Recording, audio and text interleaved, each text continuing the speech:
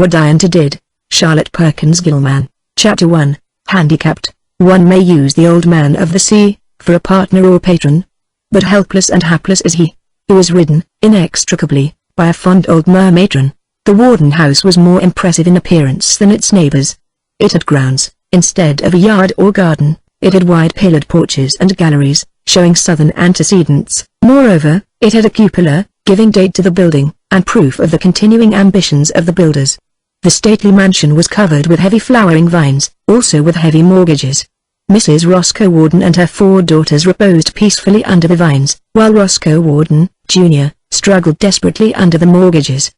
A slender, languid lady was Mrs. Warden, wearing her thin but still brown hair in water waves over a pale high forehead. She was sitting on a couch on the broad, rose-shaded porch, surrounded by billowing masses of vari-colored worsted.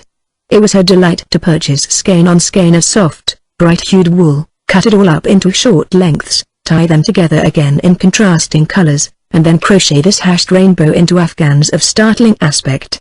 California does not call for afghans to any great extent, but they make such acceptable presents, Mrs. Warden declared, to those who questioned the purpose of her work, and she continued to send them off, on Christmases, birthdays, and minor weddings, in a stream of pillowy bundles. As they were accepted, they must have been acceptable, and the stream flowed on. Around her, among the gay blossoms and gayer wools, sat her 4 daughters, variously intent. The mother, a poetic soul, had named them musically and with dulcet rhymes. Madeline and Adeline were the 2 eldest, Coraline and Doraline the 2 youngest. It had not occurred to her until too late that those melodious terminations made it impossible to call one daughter without calling 2, and that Lena called them all. "Miss Imogen," said a soft voice in the doorway, "Dee. Positively ain't no butter in der house for supper." "No butter?" said Mrs. Warden, incredulously. "Why, Sook, I'm sure we had a tub sent up last Tuesday." "A week ago Tuesday, more likely, Mother," suggested Dora. "Nonsense, Dora. It was this week. Wasn't it, girls?" The mother appealed to them quite earnestly, as if the date of that tub's delivery would furnish forth the supper table, but none of the young ladies save Dora had even a contradiction to offer. "You know I never notice things," said the artistic Cora, and the Delines, as their younger sisters called them, said nothing. "I might borrow some Omi's bell?" suggested Sook. "That's near Rendesto." "Yes, do, Sook," her mistress agreed. "It is so hot. But what have you done with that tubful?" "Why, some I took back to Miss Bell for what I borrowed before. I'm always most careful to make a return for what I borrows, and you know, Miss Warden, dat waffles and sweet potatoes and cone bread they do take butter, to say nothing o' them little cakes you all likes so well and a fried chicken, and, never mind, Sook, you go and present my compliments to Mrs. Bell, and ask her for some, and be sure you return it promptly. Now, girls, don't let me forget to tell Ross to send up another tub. We can't seem to remember any better than you can, Mother," said Adeline, dreamily. "Those details are so utterly uninteresting. I should think it was Sook's business to tell him," said Madeline with decision, while the A-lines kept silence this time. "There. Sook's gone," Mrs. Warden suddenly remarked, watching the stout figure moving heavily away under the pepper trees. "And I meant to have asked her to make me a glass of shrub. Dora, dear, you run and get it for Mother." Dora laid down her work, not too regretfully, and started off.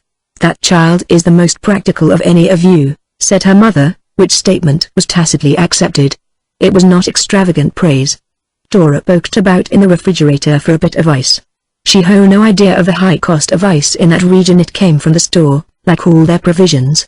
It did not occur to her that fish and milk and melons made a poor combination in flavor, or that the clammy, sub-offensive smell was not the natural and necessary odor of refrigerators.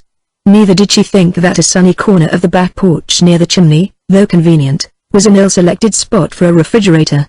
She couldn't find the ice pick, so put a big piece of ice in a towel and broke it on the edge of the sink, replaced the largest fragment, used what she wanted, and left the rest to filter slowly down through a mass of grease and tea leaves, found the raspberry vinegar, and made a very satisfactory beverage which her mother received with grateful affection.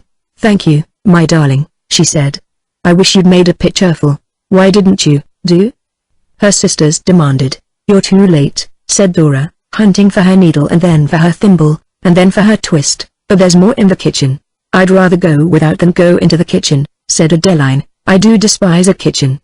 And this seemed to be the general sentiment, for no one moved. My mother always liked raspberry shrub, said Mrs. Warden, and your Aunt Lester, and your Raymond cousins. Mrs. Warden had a wide family circle, many beloved relatives, connections of whom she was duly proud, and kin in such widening ramifications that even her carefully reared daughters lost track of them. You young people don't seem to care about your cousins at all, pursued their mother, somewhat severely, setting her glass on the railing, from whence it was presently knocked off and broken. That's the fifth, remarked Dora, under breath. Why should we, Ma? Inquired Cora. We've never seen one of them except Madame Weatherstone. We'll never forget her, said Madeline, with delicate decision, laying down the silk necktie she was knitting for Roscoe. What beautiful manners she had. How rich is she, Mother? Do you know? Asked Dora. Rich enough to do something for Roscoe, I'm sure, if she had a proper family spirit, replied Mrs. Warden. Her mother was own cousin to my grandmother, one of the Virginia Paddingtons. Or she might do something for you girls. I wish she would. Adeline murmured, softly, her large eyes turned to the horizon, her hands in her lap over the handkerchief she was marking for Roscoe. Don't be ungrateful, Adeline, said her mother, firmly. You have a good home and a good brother, no girl ever had a better. But there is never anything going on, broke in Coraline, in a tone of complaint. No parties, no going away for vacations, no anything. Now, Cora, don't be discontented. You must not add a straw to dear Roscoe's burdens, said her mother. Of course not, Mother, I wouldn't for the world. I never saw her but that once, and she wasn't very cordial. But, as you say, she might do something. She might invite us to visit her. If she ever comes back again, I'm going to recite for her, said Dora, firmly. Her mother gazed fondly on her youngest. I wish you could, dear, she agreed. I'm sure you have talent, and Madame Weatherstone would recognize it. And Adeline's music too. And Cora's art. I am very proud of my girls. Cora sat where the light fell well upon her work. She was illuminating a volume of poems, painting flowers on the margins, in appropriate places for Roscoe. I wonder if he'll care for it? She said, laying down her brush and holding the book at arm's length to get the effect. Of course he will, answered her mother, warmly. It is not only the beauty of it, but the affection. How are you getting on, Dora? Dora was laboring at a task almost beyond her 14 years, consisting of a negligee shirt of outing flannel, upon the breast of which she was embroidering a large, intricate design for Roscoe. She was an ambitious child, but apartment did tire in the execution of her large projects. I guess it'll be done, she said, a little wearily. What are you going to give him, Mother? Another bathrobe, his old one is so worn. And nothing is too good for my boy. He's coming, said Adeline, who was still looking down the road, and they all concealed their birthday work in haste. A tall, straight young fellow, with an air of suddenly faced maturity upon him, opened the gate under the pepper trees and came toward them. He had the finely molded features we see in portraits of handsome ancestors, seeming to call for curling hair a little longish, and a rich profusion of ruffled shirt. But his hair was sternly short, his shirt severely plain, his proudly carried head spoke of effort rather than of ease in its attitude. Dora skipped to meet him, Cora descended a decorous step or two. Madeline and Adeline, arm in arm, met him at the piazza edge. His mother lifted her face. Well, Mother, dear. Affectionately he stooped and kissed her, and she held his hand and stroked it lovingly. The sisters gathered about with teasing affection, Dora poking in his coat pocket for the stick candy her father always used to bring her, and her brother still remembered. Aren't you home early, dear? Asked Mrs. Warden. Yes, I had a little headache. He passed his hand over his forehead and Joe can run the store till after supper, anyhow. They flew to get him camphor, cologne, a menthol pencil. Dora dragged forth the wicker lounge. He was laid out carefully and fanned and fussed over till his mother drove them all away. Now, just rest, she said. It's an hour to supper time yet. And she covered him with her latest completed afghan, gathering up and carrying away the incomplete one and its tumultuous constituents. He was glad of the quiet, the fresh, sweet air, the smell of flowers instead of the smell of molasses and cheese, soap and sulphur matches. But the headache did not stop, nor the worry that caused it. He loved his mother, he loved his sisters, he loved their home, but he did not love the grocery business which had fallen so unexpectedly upon him at his father's death, nor the load of debt which fell with it. That they need never have had so large a place to keep up did not occur to him. He had lived the most of his life, and it was home. That the expenses of running the household were 3 times what they needed to be, he did not know. His father had not questioned their style of living, nor did he. That a family of 5 women might, between them, do the work of the house, he did not even consider.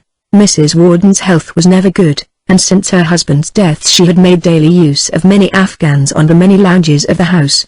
Madeline was delicate, and Adeline was frail, Cora was nervous, Dora was only a child. So Black Sook and her husband Jonah did the work of the place, so far as it was done, and Mrs. Warden held it a miracle of management that she could do with one servant, and the height of womanly devotion on her daughter's part that they dusted the parlor and arranged the flowers. Roscoe shut his eyes and tried to rest, but his problem beset him ruthlessly. There was the store, their one and only source of income. There was the house, a steady, large expense. There were 5 women to clothe and keep contented, beside himself. There was the unappeasable demand of the mortgage, and there was Diantha. When Mr. Warden died, some 4 years previously, Roscoe was a lad of about 20, just home from college, full of dreams of great service to the world in science, expecting to go back for his doctor's degree next year. Instead of which the older man had suddenly dropped beneath the burden he had carried with such visible happiness and pride, such unknown anxiety and straining effort, and the younger one had to step into the harness on the spot. He was brave, capable, wholly loyal to his mother and sisters, reared in the traditions of older days as to a man's duty toward women. In his first grief for his father, and the ready pride with which he undertook to fill his place, he had not in the least estimated the weight of care he was to carry, nor the time that he must carry it. A year or two, a few years. He told himself, as they passed, and he would make more money, the girls, of course, would marry, he could retire in time and take up his scientific work again. Then there was Diantha. When he found he loved this young neighbor of theirs, and that she loved him, the first flush of happiness made all life look easier. They had been engaged 6 months, and it was beginning to dawn upon the young man that it might be 6 years or 16 years before he could marry. He could not sell the business, and if he could, he knew of no better way to take care of his family. The girls did not marry, and even when they did, he had figured this out to a dreary certainty. He would still not be free. To pay the mortgages off, and keep up the house, even without his sisters, would require all the money the store would bring in for some 6 years ahead. The young man set his teeth hard and turned his head sharply toward the road. And there was Diantha. She stood at the gate and smiled at him. He sprang to his feet, head ackless for the moment, and joined her. Mrs. Warden, from the lounge by her bedroom window, saw them move off together, and sighed. Poor Roscoe. She said to herself. It is very hard for him. But he carries his difficulties nobly. He is a son to be proud of. And she wept a little. Diantha slipped her hand in his offered arm. He clasped it warmly with his, and they walked along together. You won't come in and see Mother and the girls? No, thank you, not this time. I must get home and get supper. Besides, I'd rather see just you. He felt it a pity that there were so many houses along the road here, but squeezed her hand. Anyhow, she looked at him keenly. Headache? She asked. Yes, it's nothing, it's gone already. Worry? She asked. Yes, I suppose it is, he answered. But I ought not to worry. I've got a good home, a good mother, good sisters, and you. And he took advantage of a high hedge and an empty lot on either side of them. Diantha returned his kiss affectionately enough, but seemed preoccupied, and walked in silence till he asked her what she was thinking about. About you, of course, she answered, brightly. There are things I want to say, and yet I ought not to. You can say anything on earth to me, he answered. You are 24, she began, musingly. Admitted at once. And I'm 21.5. That's no such awful revelation, surely. And we've been engaged ever since my birthday, the girl pursued. All these are facts, dearest. Now, Ross, will you be perfectly frank with me?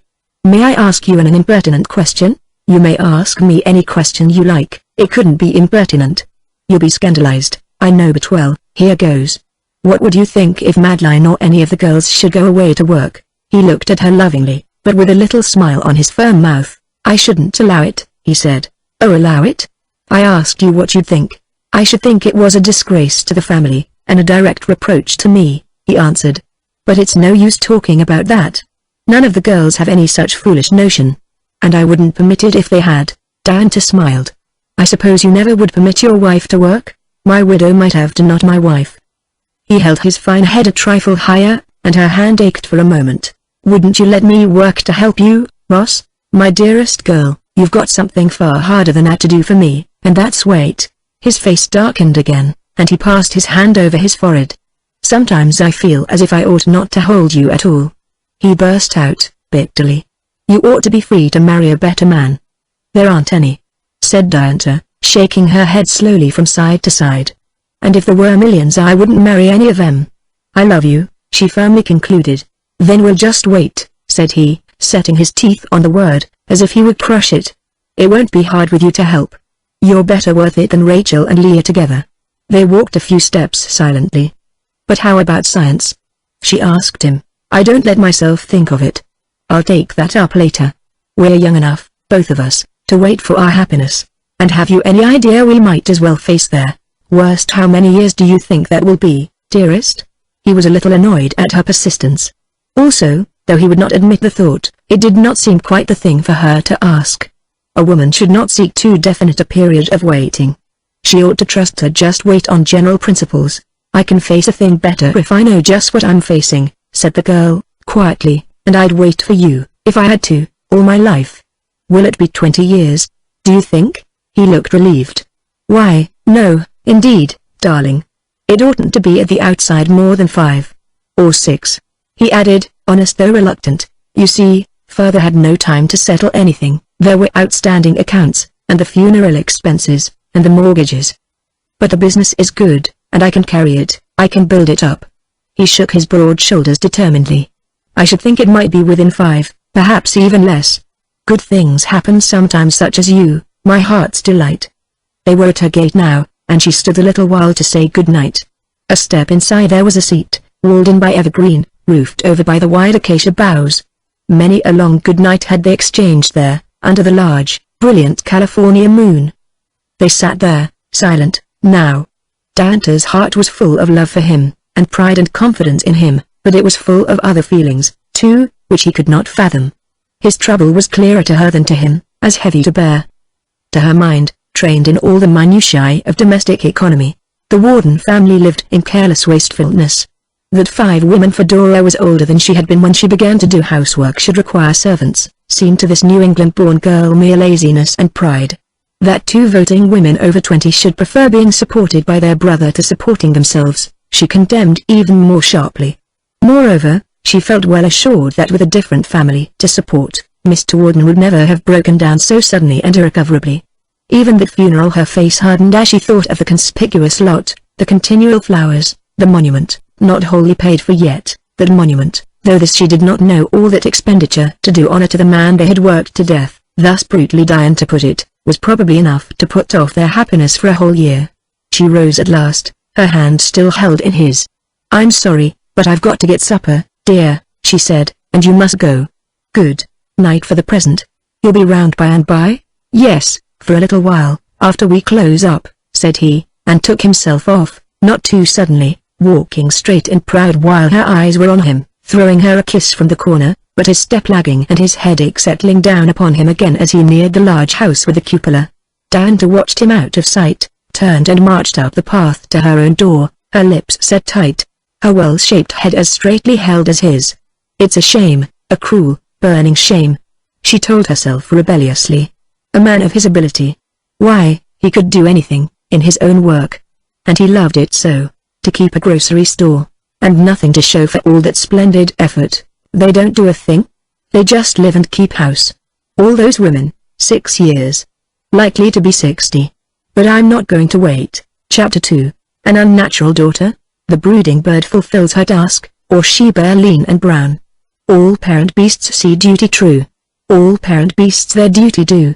We are the only kind that asks for duty upside down.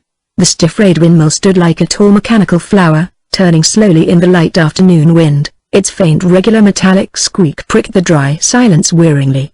Rampant fuchsias, red-jeweled, heavy, ran up its framework, with crowding heliotrope and nasturtiums. Thick straggling roses hung over the kitchen windows, and a row of dusty eucalyptus trees rustled their stiff leaves, and gave an ineffectual shade to the house. It was one of those small frame houses common to the northeastern states, which must be dear to the hearts of their dwellers. For no other reason, surely, would the cold grey steep-roofed little boxes be repeated so faithfully in the broad glow of a semi-tropical landscape. There was an attempt at a lawn, the pet ambition of the transplanted Easterner, and a further attempt at flower beds, which merely served as a sort of springboard to their far-reaching products. The parlor, behind the closed blinds, was as New England parlors are, minus the hint of coziness given by even a fireless stove. The little bedrooms baked under the roof, only the kitchen spoke of human living, and the living it portrayed was not, to say the least, joyous. It was clean with a cleanness that spoke of conscientious labor and unremitting care. The zinc mat under the big cook stove was scoured to a dull glimmer, while that swart altar itself shone darkly from its daily rubbing. There was no dust nor smell of dust, no grease spots, no litter anywhere. But the place bore no atmosphere of contented pride, as does a Dutch, German or French kitchen. It spoke of labor, economy and duty under restriction. In the dead quiet of the afternoon Diantha and her mother sat there sewing. The sun poured down through the dangling eucalyptus leaves. The dry air, rich with flower odors, flowed softly in, pushing the white sash curtains a steady inch or two. Came the faint whine of the windmill. To the older woman rocking in her small splint chair by the rose-draped window, her thoughts dwelling on long dark green grass, the shade of elms, and cows knee-deep in river shallows, this was California, hot, arid, tedious in endless sunlight, a place of exile. To the younger, the long seam of the turned sheet pinned tightly to her knee, her needle flying firmly and steadily, and her thoughts full of pouring moonlight through acacia boughs and Ross's murmured words. It was California, rich, warm, full of sweet bloom and fruit, of boundless vitality, promise, and power. Home. Mrs. Bell drew a long weary sigh, and laid down her work for a moment. "Why don't you stop it, mother dear? There's surely no hurry about these things." "No, not particularly," her mother answered, "but there's plenty else to do." And she went on with the long neat hemming. Diantha did the over and over seam up the middle. "What do you do it for anyway, mother? I always hated this job and you don't seem to like it." "They were almost twice as long, child, you know. The middle gets worn and the edges don't. Now they're reversed." As to liking it, she gave a little smile, a smile that was too tired to be sarcastic, but which certainly did not indicate pleasure. "What kind of work do you like best, really?" her daughter inquired suddenly, after a silent moment or two. "Why, I don't know," said her mother. "I never thought of it. I never tried any but teaching. I didn't like that." "Neither did your Aunt Esther, but she's still teaching." "Didn't you like any of it?" pursued Diantha. "I liked arithmetic best. I always loved arithmetic. When I went to school used to stand highest in that." "And what part of housework do you like best?" the girl persisted. Mrs. Bell smiled again, wanly. "Seems to me sometimes as if I couldn't tell sometimes what part one liked least," she answered. Then with sudden heat, "Oh my child, don't you marry till Ross can afford at least one girl for you." Diantha put her small, strong hands behind her head and leaned back in her chair. "We'll have to wait some time for that, I fancy," she said. "But, mother, there is one part you like, keeping accounts. I never saw anything like the way you manage the money, and I believe you've got every bill since you were married." "Yes, I do love accounts," Mrs. Bell admitted. "And I can keep run of things. I've often thought your father'd have done better if he'd let me run that end of his business." Diantha gave a fierce little laugh. She admired her father in some ways, enjoyed him in some ways, loved him as a child as if not ill-treated, but she loved her mother with a sort of passionate pity mixed with pride, feeling always nobler power in her than had ever had a fair chance to grow. It seemed to her an interminable dull tragedy, this graceful, eager, black woman, spending what to the girl was literally a lifetime, in the conscientious performance of duties she did not love. She knew her mother's idea of duty, knew the clear head, the steady will, the active intelligence holding her relentlessly to the task, the chafe and fret of seeing her husband constantly attempting against her judgment, and failing for lack of the help he scorned. Young as she was, she realized that the nervous breakdown of these later years was wholly due to that common misery of the square man in the round hole. She folded her finished sheet in accurate lines and laid it away, taking her mother's also. "Now you sit still for once, mother dear, read or lie down. Don't you stir till supper's ready." And from pantry to table she stepped, swiftly and lightly, setting out what was needed, greased her pans and set them before her, and proceeded to make biscuit. Her mother watched her admiringly. "How easy you do it," she said. "I never could make bread without getting flour all over me. You don't spill a speck." Diantha smiled. "I ought to do it easily by this time.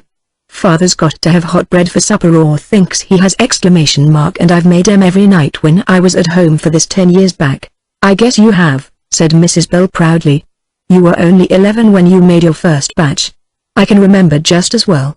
I had one of my bad headaches that night and it did seem as if I couldn't sit up." But your father's got to have his biscuit whether or no.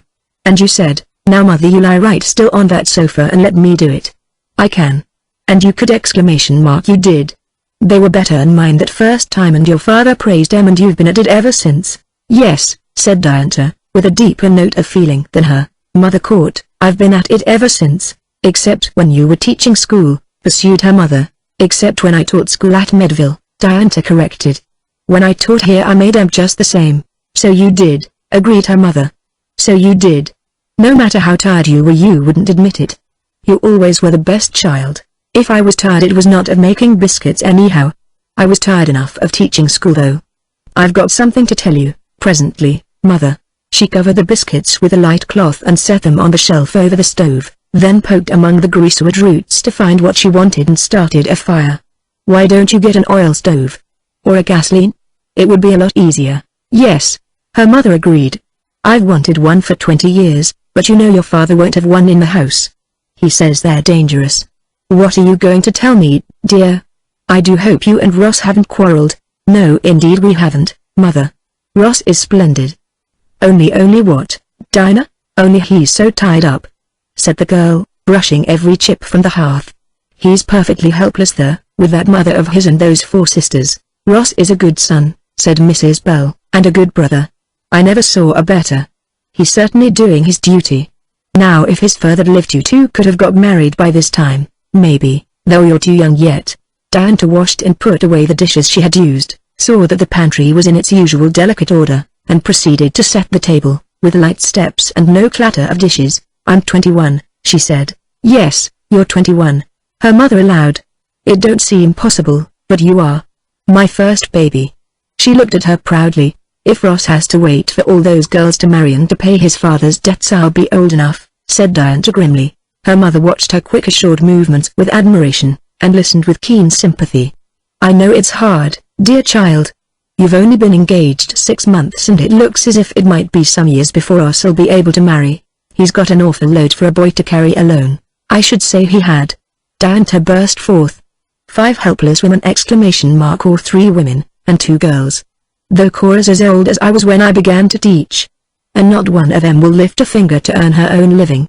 They weren't brought up that way, said Mrs. Bell. Their mother don't approve of it. She thinks the home is the place for a woman and so does Ross and so do I, she added rather faintly. Diantha put her pan of white puff balls into the oven, sliced a quantity of smoked beef in thin shavings, and made white sauce for it, talking the while as if these acts were automatic. I don't agree with Mrs. Warden on that point, nor with Ross, nor with you, mother, she said. What I've got to tell you is this: I'm going away from home. To work. Mrs. Bell stopped rocking, stopped fanning, and regarded her daughter with wide frightened eyes. Why, Diantha? She said. Why, Diantha? You wouldn't go and leave your mother? Diantha drew a deep breath and stood for a moment looking at the feeble little woman in the chair. Then she went to her, knelt down and hugged her close. It's not because I don't love you, mother. It's because I do. And it's not because I don't love Ross either: it's because I do. I want to take care of you, mother, and make life easier for you as long as you live. I want to help him to help carry that awful load and I'm going to do it. She stood up hastily, for a step sounded on the back porch. It was only her sister, who hurried in, put a dish on the table, kissed her mother and took another rocking chair. I just ran in, said she, to bring those berries. Aren't they beauties? The baby's asleep. Gerald hasn't got in yet. Supper's all ready, and I can see him coming time enough to run back. Why, mother? What's the matter? You're crying, am I? Asked Mrs. Bell weakly, wiping her eyes in a dazed way. What are you doing to mother, Diantha? Demanded young Mrs. Peters. Bless me. I thought you and she never had any differences. I was always the black sheep when I was at home. Maybe that's why I left so early. She looked very pretty and complacent, this young matron and mother of 19, and patted the older woman's hand affectionately, demanding, Come, what's the trouble? You might as well know now as later, said her sister. I have decided to leave home, that's all, to leave home. Mrs. Peters sat up straight and stared at her. To leave home! And mother, well? Said Diantha, while the tears rose and ran over from her mother's eyes. Well, why not? You left home and mother before you were 18. That's different, said her sister sharply. I left to be married, to have a home of my own. And besides, I haven't gone far. I can see Mother every day. That's one reason I can go now better than later on, Diantha said. You are close by in case of any trouble. What on earth are you going for? Ross isn't ready to marry yet, is he? No, nor likely to be for years. That's another reason I'm going, but what for goodness sake? To earn money for one thing. Can't you earn money enough by teaching? The mother broke in eagerly. I know you haven't got the same place this fall, but you can get another easy enough. Diantha shook her head. No, Mother, I've had enough of that. I've taught for 4 years. I don't like it, I don't do well, and it exhausts me horribly. And I should never get beyond $1,000 or $1,500 a year if I taught for a lifetime. Well, I declare, said her sister. What do you expect to get? I should think $1,500 a year was enough for any woman. Diantha peered into the oven and turned her biscuit pan around. And you're meaning to leave home just to make money, are you? Why not? Said Diantha firmly. Henderson did when he was 18. None of you blamed him. I don't see what that's got to do with it, her mother ventured. Henderson's a boy, and boys have to go, of course. A mother expects that. But a girl, why, Diantha? How can I get along without you? With my health, I should think you'd be ashamed of yourself to think of such a thing, said young Mrs. Peters. A slow step sounded outside, and an elderly man, tall, slouching, carelessly dressed, entered, stumbling a little over the rag mat at the door. Father hasn't got used to that rug in 14 years, said his youngest daughter laughingly. And Mother will straighten it out after him. I'm bringing Gerald up on better principles. You should just see him wait on me. A man should be master in his own household, Mr. Bell proclaimed, raising a dripping face from the basin and looking around for the towel which his wife handed him. You won't have much household to be master of presently, said Mrs. Peters provokingly. Half of it's going to leave. Mr. Bell came out of his towel and looked from one to the other for some explanation of this attempted joke. What nonsense are you talking? He demanded. I think it's nonsense myself, said the pretty young woman, her hand on the doorknob. But you'd better enjoy those biscuits of Di's while you can, you won't get many more. There's Gerald, good night. And off she ran. Diantha set the plateful on the table, puffy, brown, and crisply crusted. Supper's ready, she said. Do sit down, Mother, and she held the chair for her. Minnie's quite right, Father, though I meant not to tell you till you'd had supper. I am going away to work. Mr. Bell regarded his daughter with a stern, slow stare, not so much surprised as annoyed by an untimely jesting. He ate a hot biscuit in 2 unfletcherized mouthfuls, and put more sugar in his large cup of tea. You've got your mother all worked up with your nonsense, said he. What are you talking about anyway? Diantha met his eyes unflinchingly. He was a tall old man, still handsome and impressive in appearance, had been the head of his own household beyond question, ever since he was left the only son of an idolizing mother. But he had never succeeded in being the head of anything else. Repeated failures in the old New England home had resulted in his ruthlessly selling all the property there, and bringing his delicate wife and 3 young children to California. Vain were her protests and objections. It would do her good, best place in the world for children, good for nervous complaints too. A wife's duty was to follow her husband, of course. She had followed, willy-nilly, and it was good for the children, there was no doubt of that. Mr. Bell had profited little by his venture. They had the ranch, the flowers and fruit and ample living of that rich soil, but he had failed in oranges, failed in raisins, failed in prunes, and was now failing in wealth-promising hens. But Mrs. Bell, though an ineffectual housekeeper, did not fail in the children.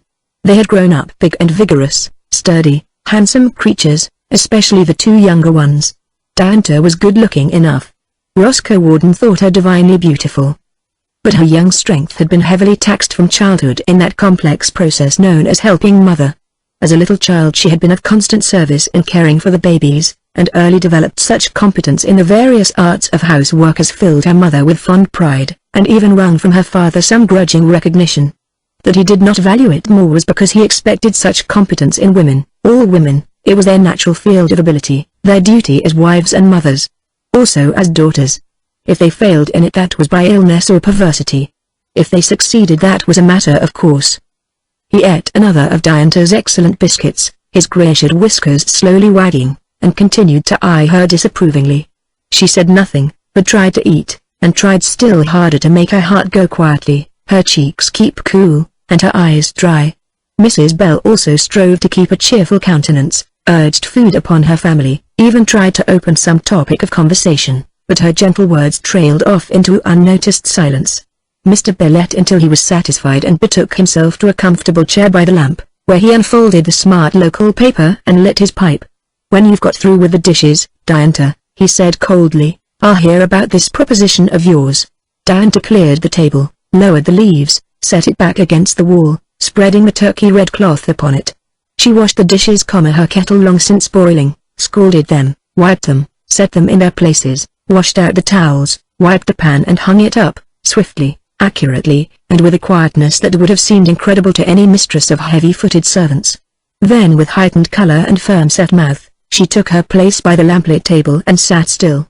Her mother was patiently darning large socks with many holes, a kind of work she specially disliked. "You'll have to get some new socks, father," she ventured. "These are pretty well gone." "Oh, they'll do a good while yet," he replied, not looking at them. "I like your embroidery, my dear." That pleased her. She did not like to embroider, but she did like to be praised. Diantha took some socks and set to work, red-cheeked and excited, but silent yet. Her mother's needle trembled irregularly under and over, and a tear or two slid down her cheeks. Finally Mr. Bell laid down his finished paper and his emptied pipe and said, "Now then. Out with it." This was not a felicitous opening. It is really astonishing how little diplomacy parents exhibit, how difficult they make it for the young to introduce a proposition. There was nothing for it but a bold statement, so Diantha made it boldly. "I have decided to leave home and go to work," she said. "Don't you have work enough to do at home?" he inquired, with the same air of quizzical superiority which had always annoyed her so intensely, even as a little child. She would cut short this form of discussion. "I am going away to earn my living. I have given up school teaching. I don't like it, and there isn't money enough in it. I have plans which will speak for themselves later." "So," said Mr. Bell, "plans all made, eh? I suppose you've considered your mother in these plans?" "I have," said his daughter. "It is largely on her account that I am going. You think it'll be good for your mother's health to lose your assistance, do you? I know she'll miss me, but I haven't left the work on her shoulders. I am going to pay for a girl to do the work I've done. It won't cost you any more, father, and you'll save some, for she'll do the washing too. You didn't object to Henderson's going at 18. You didn't object to Minnie's going at 17. Why should you object to my going at 21? "I haven't objected so far," replied her father. "Have your plans also allowed for the affection and duty you owe your parents?" "I have done my duty as well as I know how," she answered. "Now I am 21, and self-supporting and have a right to go." "Oh yes.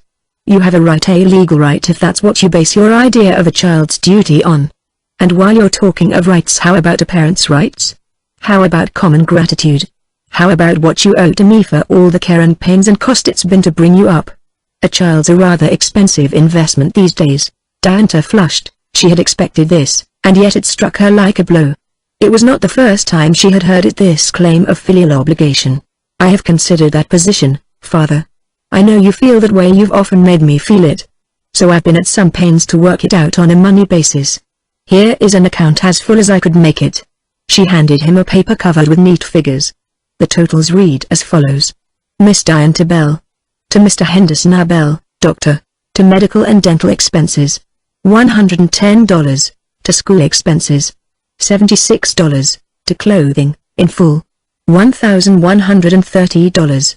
To board and lodging at $3 a week, $2,184. To incidentals, $100. $3,600.00.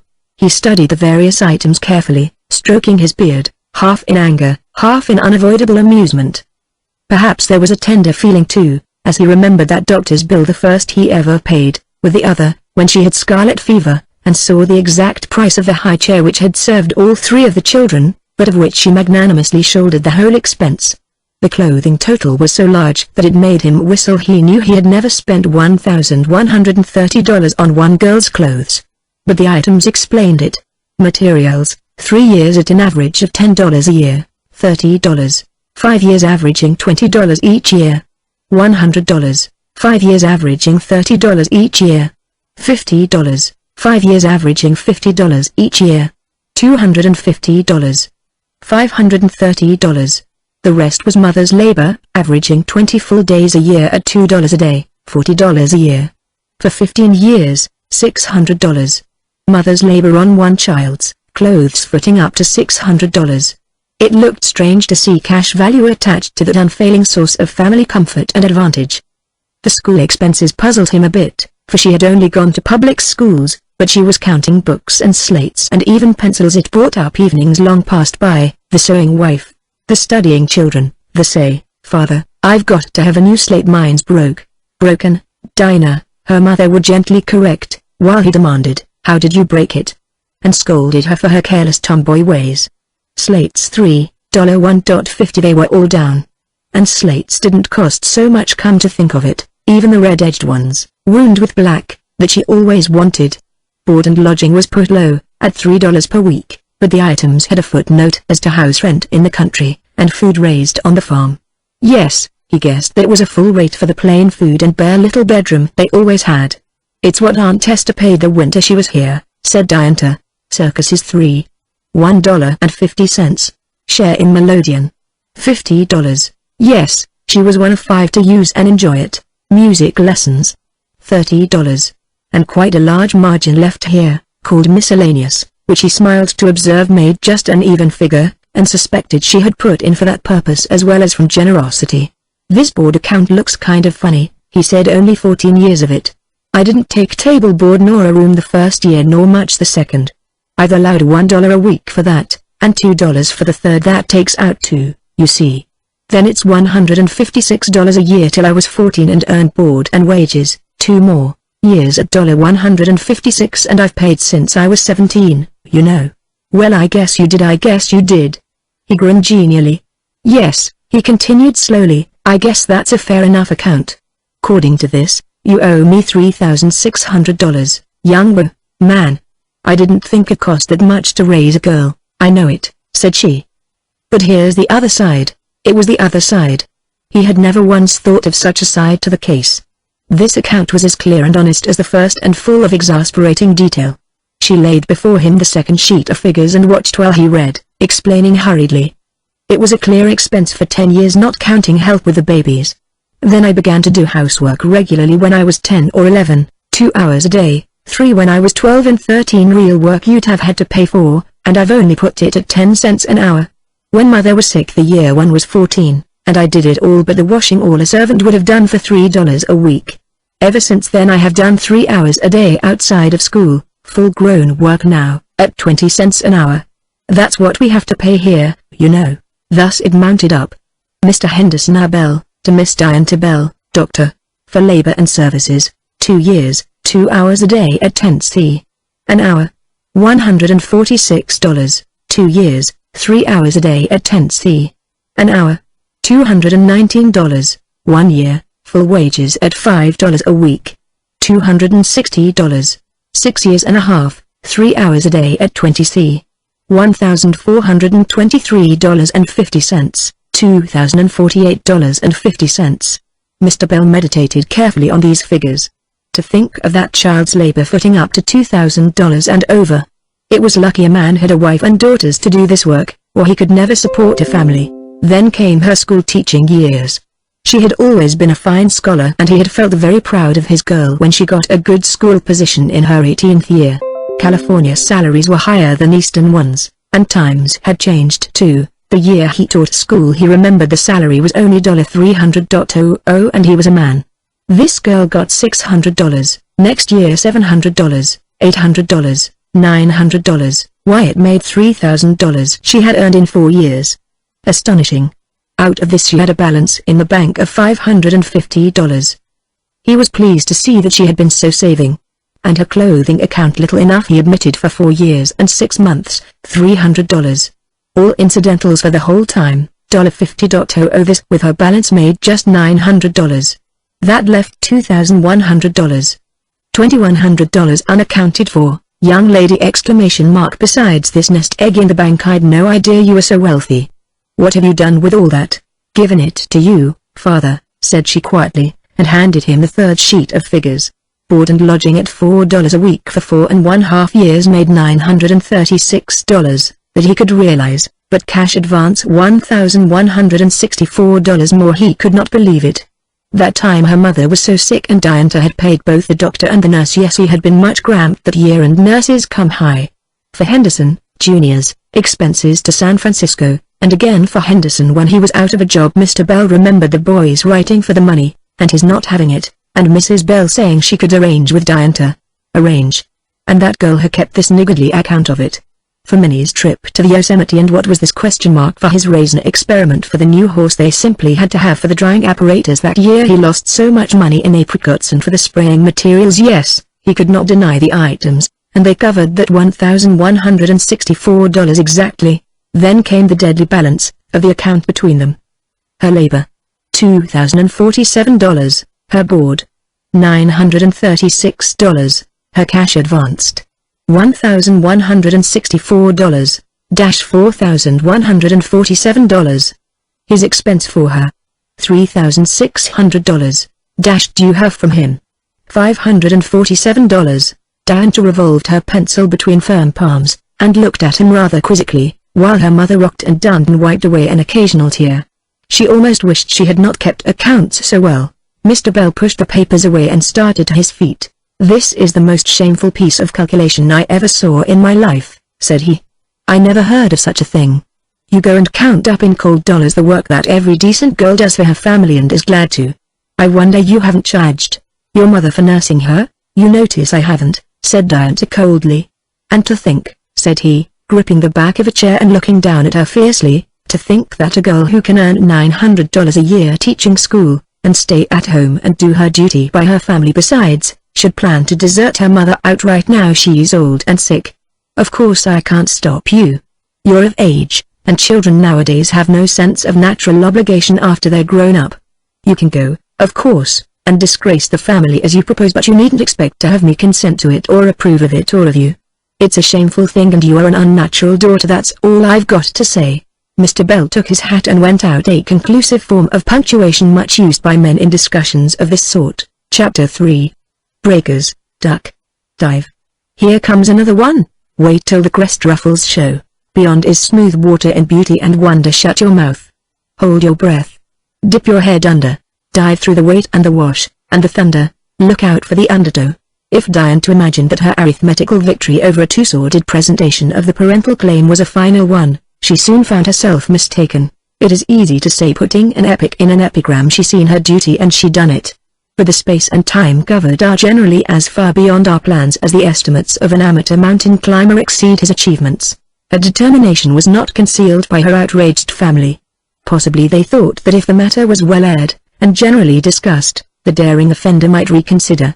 Well aired it certainly was, and widely discussed by the parents of the little town before young people who sat in dumbness, or made faint defense. It was also discussed by the young people, but not before their parents. She had told Ross, first of all, meaning to have a quiet talk with him to clear the ground before arousing her own family, but he was suddenly away just as she opened the subject, by a man on a wheel, some wretched business about the store of course, and sent word that night that he could not come up again. Couldn't come up the next night either. 2 long days, 2 long evenings without seeing him.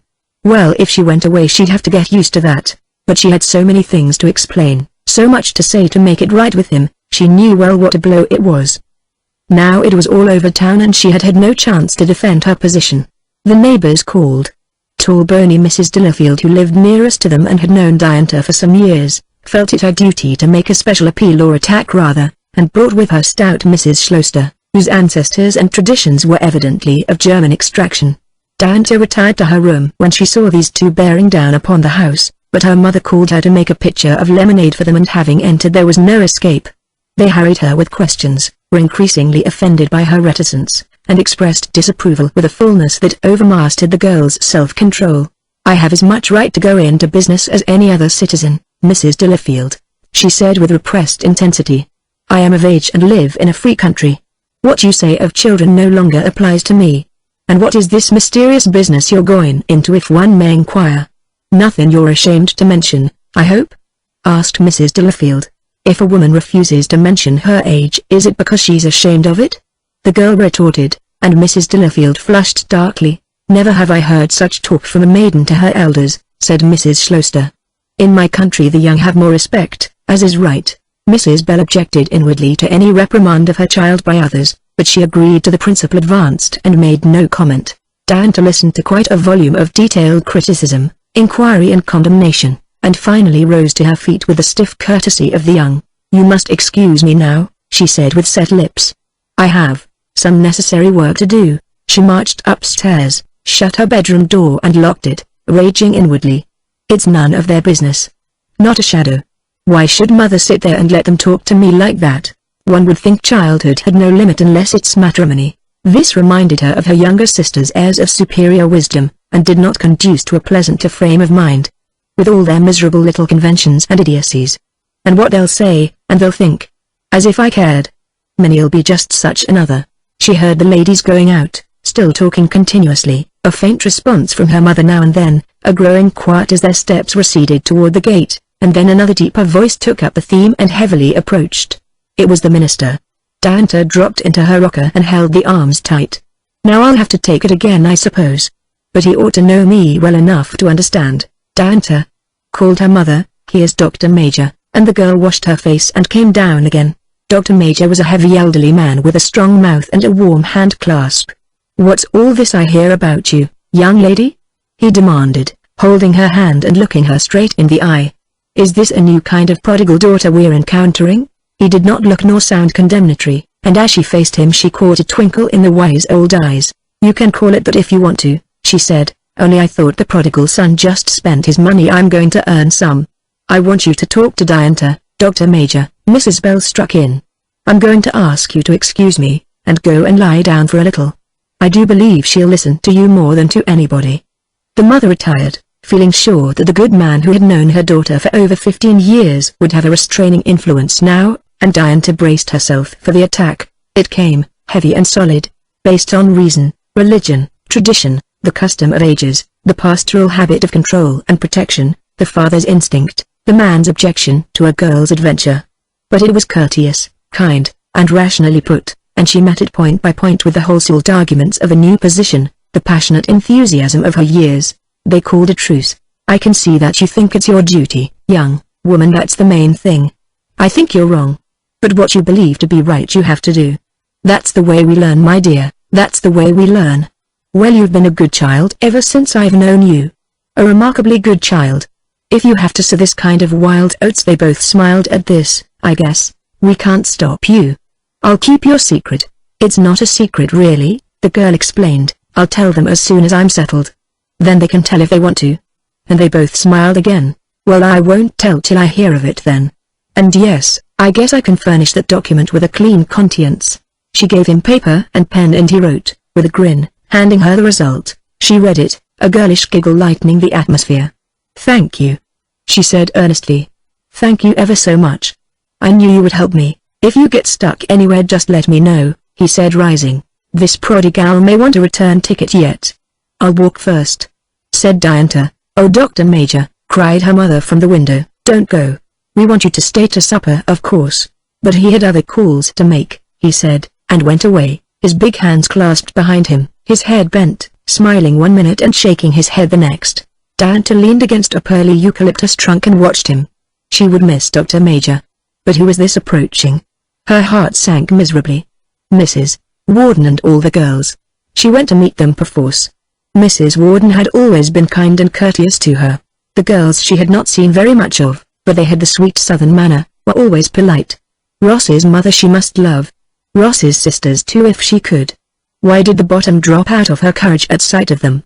"You dear child," said Mrs. Warden, kissing her. "I know just how you feel. You want to help my boy.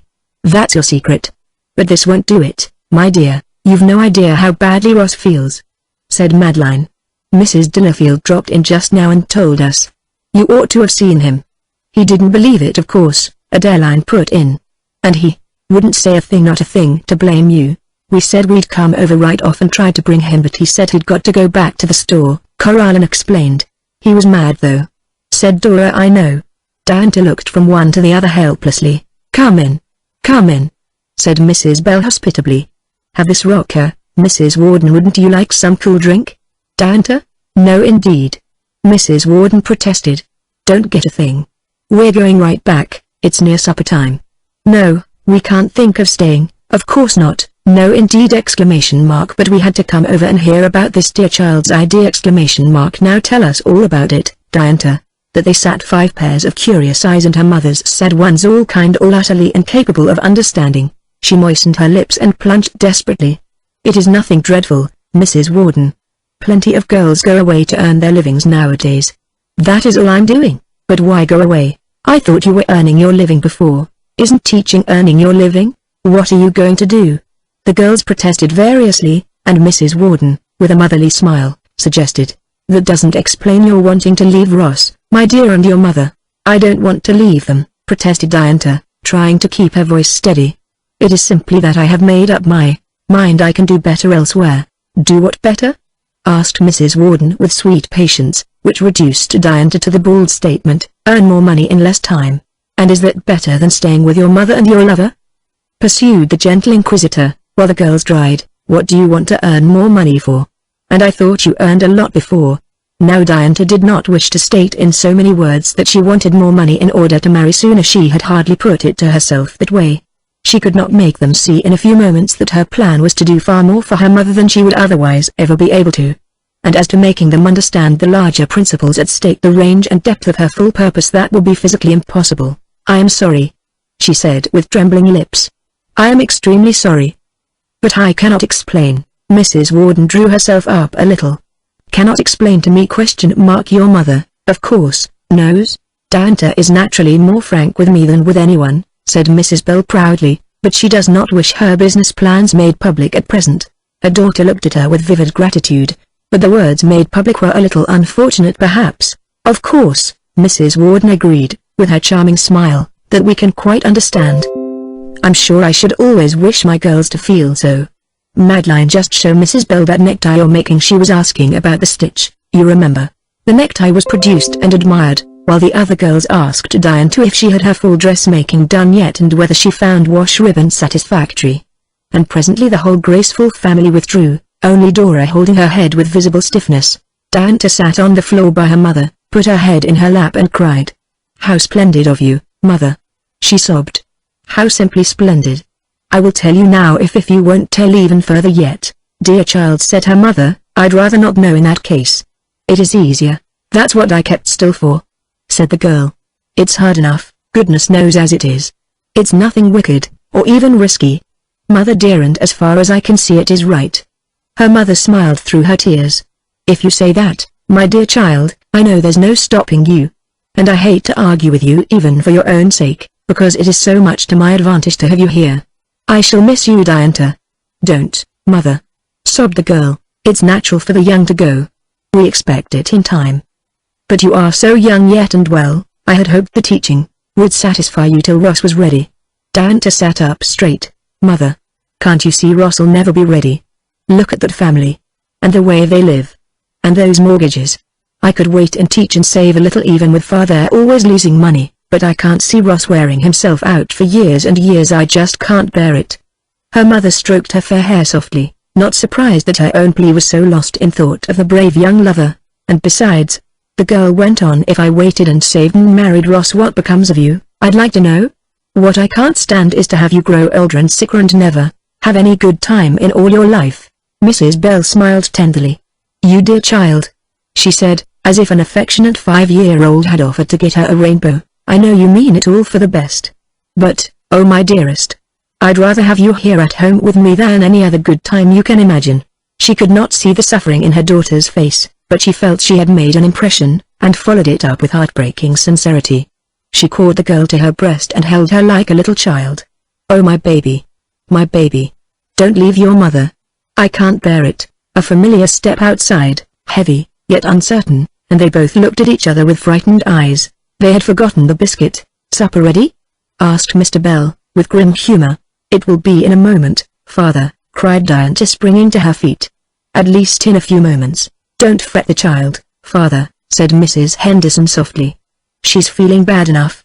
"S'd think she would," replied her husband. "Moreover, to my mind she ought to." He got out the small damp local paper and his pipe, and composed himself in obvious patience, yet somehow this patience seemed to fill the kitchen, and to act like a ball and chain to Diantha's feet. She got supper ready, at last, making griddle cakes instead of biscuit, and no comment was made of the change, but the tension in the atmosphere was sharply felt by the two women, and possibly by the tall old man, who ate less than usual, and said absolutely nothing. "I'm going over to see Edwards about that new incubator," he said when the meal was over, and departed, and Mrs. Bell, after trying in vain to do her mending, wiped her clouded glasses and went to bed. Diantha made all neat and tidy, washed her own wet eyes again, and went out under the moon.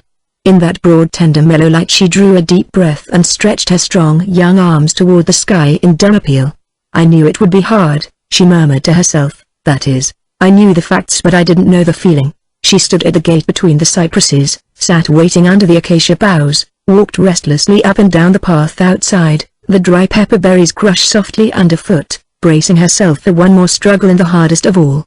"He will understand," he told herself, over and over, but at the bottom of her heart she knew he wouldn't. He came at last, a slower, wearier step than usual, came and took both her hands in his and stood holding them, looking at her questioningly. Then he held her face between his palms and made her look at him. Her eyes were brave and steady, but the mouth trembled in spite of her. He stilled it with a kiss, and drew her to a seat on the bench beside him. "My poor little girl. You haven't had a chance yet to really tell me about this thing, and I want you to right now. Then I'm going to kill about 40 people in this town. Somebody has been mighty foolish." She squeezed his hand, but found it very difficult to speak. His love, his sympathy, his tenderness, were so delicious after this day's trials and before those further ones she could so well anticipate. She didn't wish to cry any more, that would by no means strengthen her position, and she found she couldn't seem to speak without crying. "One would think to hear the good people of this town that you were about to leave home and mother for a trip to the moon," he added. "There isn't any agreement as to what you're going to do, but they're unanimous as to its being entirely wrong. Now suppose you tell me about it." "I will," said Diantha. "I began to the other night, you know. You first, of course. It was too bad. You're having to go off at that exact moment. Then I had to tell mother because, well, you'll see presently. Now dear, just let me say it all before you do anything. Say away, my darling. I trust you perfectly." She flashed a grateful look at him. "It is this way, my dear. I have 2, 3, yes 4, things to consider: my own personal problem, my family's, yours, and a social one." "My family's?"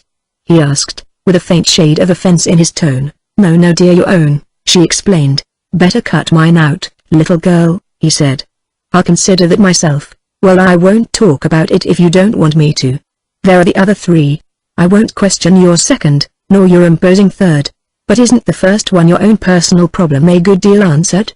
he suggested, holding her close for a moment. "Don't," she said. "I can't talk straight when you put it that way."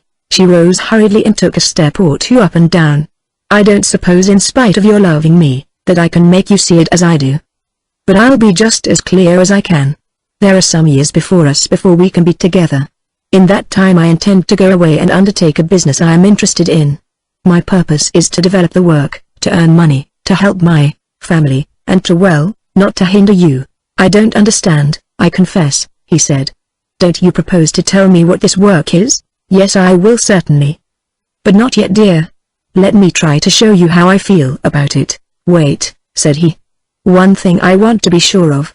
Are you doing this with any quixotic notion of helping me in my business? Helping me to take care of my family? Helping me to—" He stood up now, looking very tall and rather forbidding. "No, I won't say that to you. Would there be anything wrong in my meaning exactly that?" she asked, holding her own head a little higher. "Both what you said and what you didn't." "It would be absolutely wrong, all of it," he answered. "I cannot believe that the woman I love could take such a position." "Look here, Ross," said the girl earnestly. "Suppose you knew where there was a gold mine, knew it, and by going away for a few years you could get a real fortune. Wouldn't you do it?" "Naturally I should," he agreed.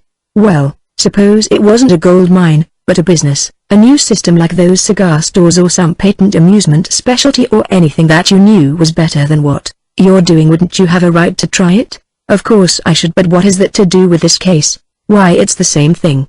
Don't you see? I have plans that will be of real benefit to all of us, something worthwhile to do, and not only for us but for everybody, a real piece of progress, and I'm going to leave my people and even you for a little while to make us all happier later on." He smiled lovingly at her but shook his head slowly. "You dear, brave, foolish child," he said. I don't for one moment doubt your noble purposes. But you don't get the man's point of view naturally. What's more, you don't seem to get the woman's. Can you see no other point of view than those? She asked. There are no others, he answered. Come. Come. My darling, don't add this new difficulty to what we've got to carry. I know you have a hard time of it at home. Someday, please God, you shall have an easier one. And I'm having a hard time too, I don't deny it. But you are the greatest joy and comfort I have, dear, you know that. If you go away it will be harder and slower and longer, that's all. I shall have you to worry about too. Let somebody else do the gold mine, dear, you stay here and comfort your mother as long as you can and me. How can I get along without you? He tried to put his arm around her again, but she drew back. Dear, she said. If I deliberately do what I think is right against your wishes, what will you do? Do?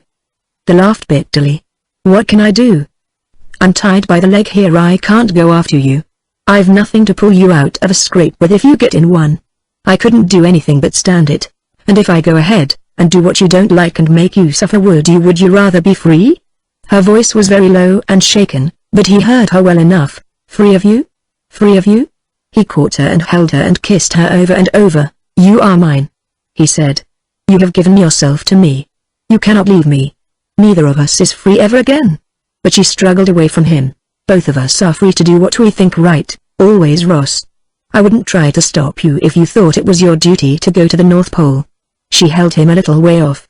Let me tell you, dear. Sit down, let me tell you all about it. But he wouldn't sit down. I don't think I want to know the details, he said. It doesn't much matter what you're going to do if you really go away. I can't stop you, I see that. If you think this thing is your duty, you'll do it if it kills us all and you too. If you have to go, I shall do nothing, can do nothing but wait till you come back to me.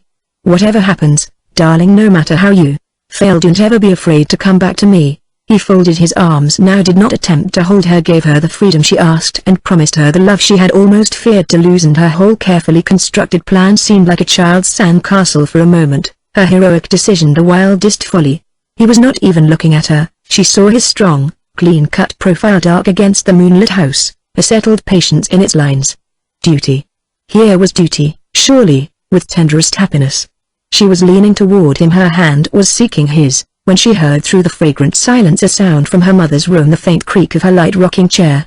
She could not sleep. She was sitting up with her trouble, bearing it quietly as she had so many others.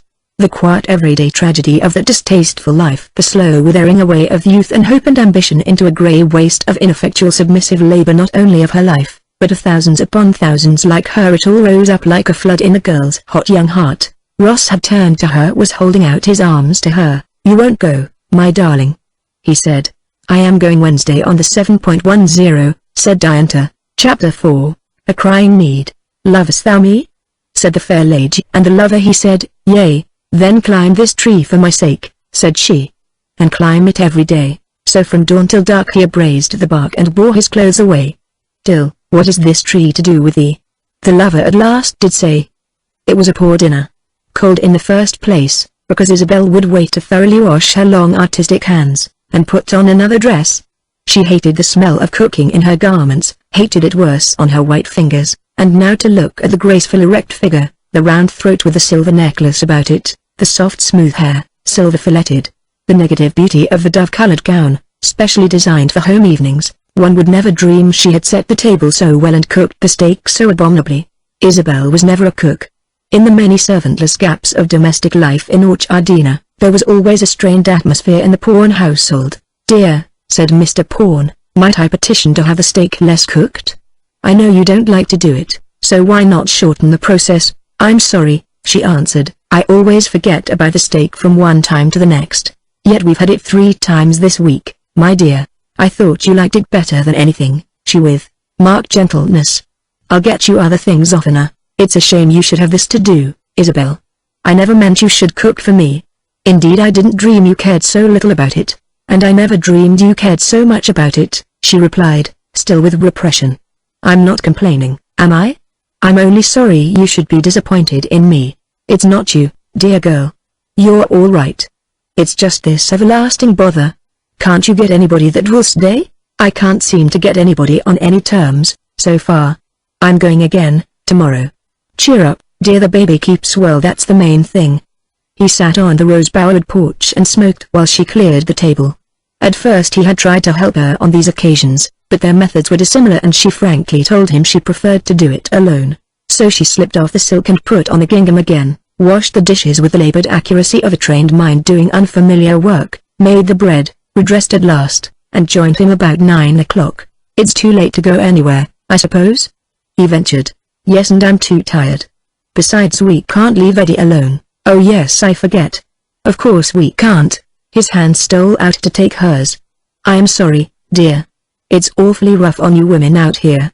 "How do they all stand it?" "Most of them stand it much better than I do, Ned. You see, they don't want to be doing anything else." "Yes. That's the mischief of it," he agreed, and she looked at him in the clear moonlight, wondering exactly what he thought the mischief was. "Shall we go in and read a bit?" he offered, but she thought not. "I'm too tired, I'm afraid. And Eddie'll wake up as soon as we begin." So they sat a while enjoying the soft silence, and the rich flower scents about them, till Eddie did wake presently, and Isabel went upstairs. She slept little that night, lying quite still, listening to her husband's regular breathing so near her, and the lighter sound from the crib. "I am a very happy woman," she told herself resolutely, but there was no outpouring sense of love and joy.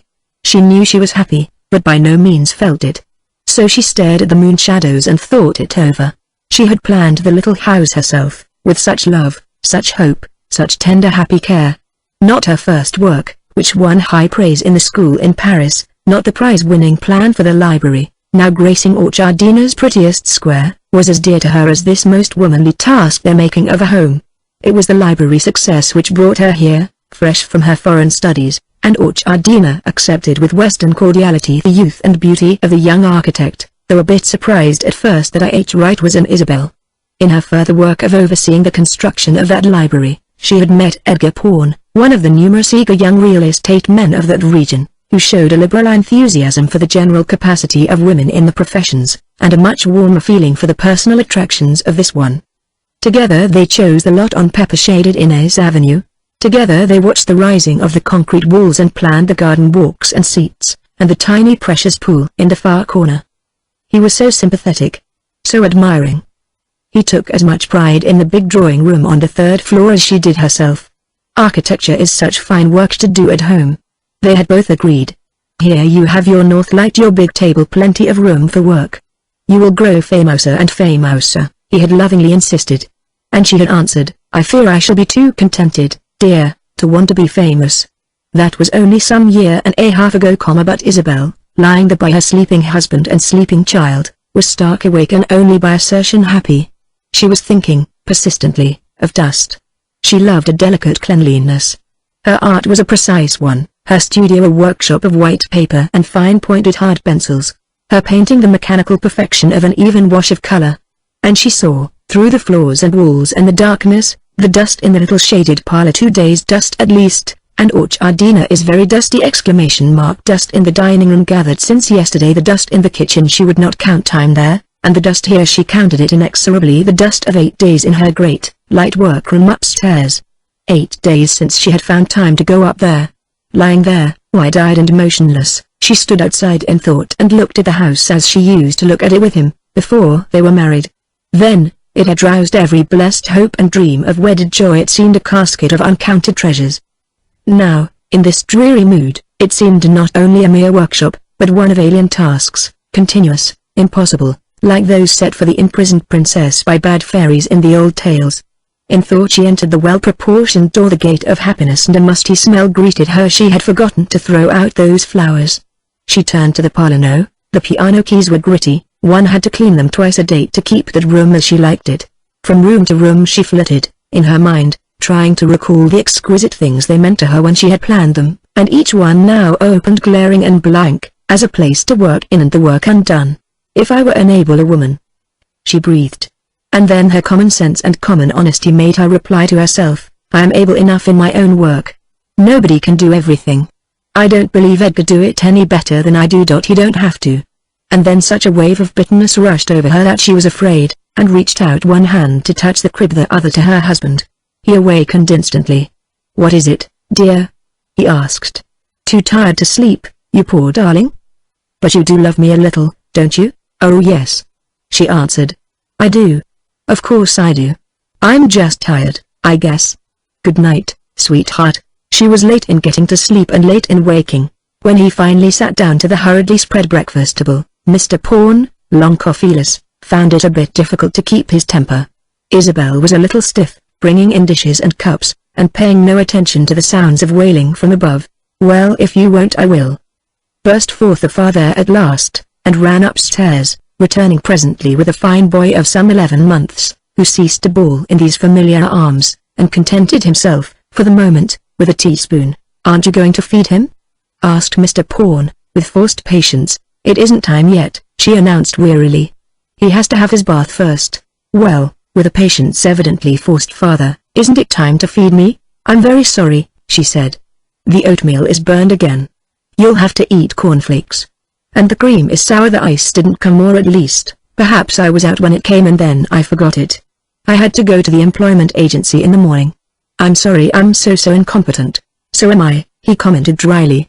Are there any crackers for instance? And how about coffee? She brought the coffee, such as it was, and a can of condensed milk. Also crackers, and fruit. She took the baby and sat silent. Shall I come home to lunch? He asked. Perhaps you'd better not, she replied coldly. Is there to be any dinner?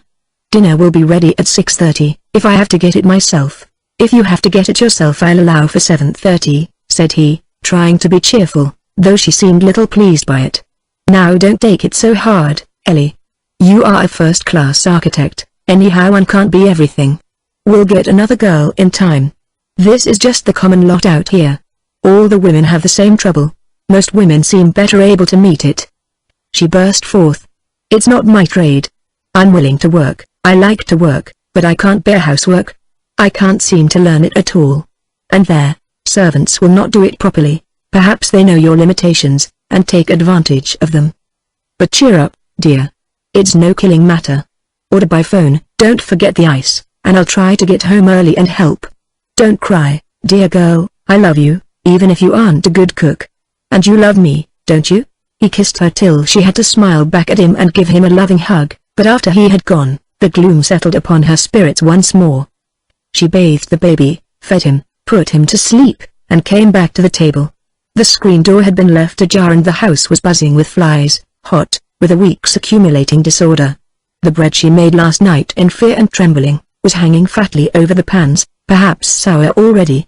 She clapped it into the oven and turned on the heat. Then she stood, undetermined, looking about that messy kitchen while the big flies bumped and buzzed on the windows, settled on every dish, and swung in giddy circles in the middle of the room. Turning swiftly she shut the door on them. The dining room was nearly as bad. She began to put the cups and plates together for removal, but set her tray down suddenly and went into the comparative coolness of the parlor, closing the dining room door behind her.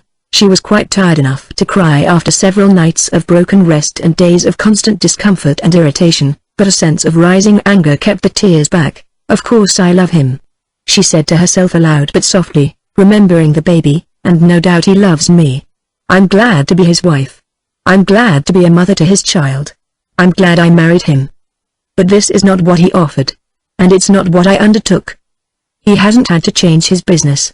She marched up and down the scant space, and then stopped short and laughed dryly, continuing her smothered soliloquy. Do you love me? They ask, and, I will make you happy, they say, and you get married and after that it's housework. They don't say, will you be my cook?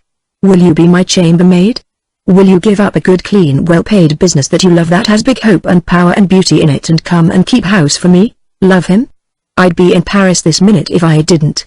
What has love to do with dust and grease and flies? Then she did drop on the small sofa and cry tempestuously for a little while, but soon arose, fiercely ashamed of her weakness, and faced the day, thinking of the old lady who had so much to do she couldn't think what to first, so she sat down and made a pincushion. Then where to begin? Eddie will sleep till 10:30 if I'm lucky. It's now nearly 9:30, she meditated aloud. If I do the upstairs work I might wake him. I mustn't forget the bread, the dishes, the parlor. Oh, those flies. Well, I'll clear the table first. Stepping softly, and handling the dishes with slow care, she cleaned the breakfast table and darkened the dining room, flapping out some of the flies with a towel. Then she essayed the parlor, dusting and arranging with undecided steps. It ought to be swept, she admitted to herself. I can't do it. There isn't time. I'll make it dark. I'd rather plan a dozen houses. She fiercely muttered, as she fussed about. Yes, I'd rather build them than to keep one clean. Then were her hopes dashed by a rising wail from above.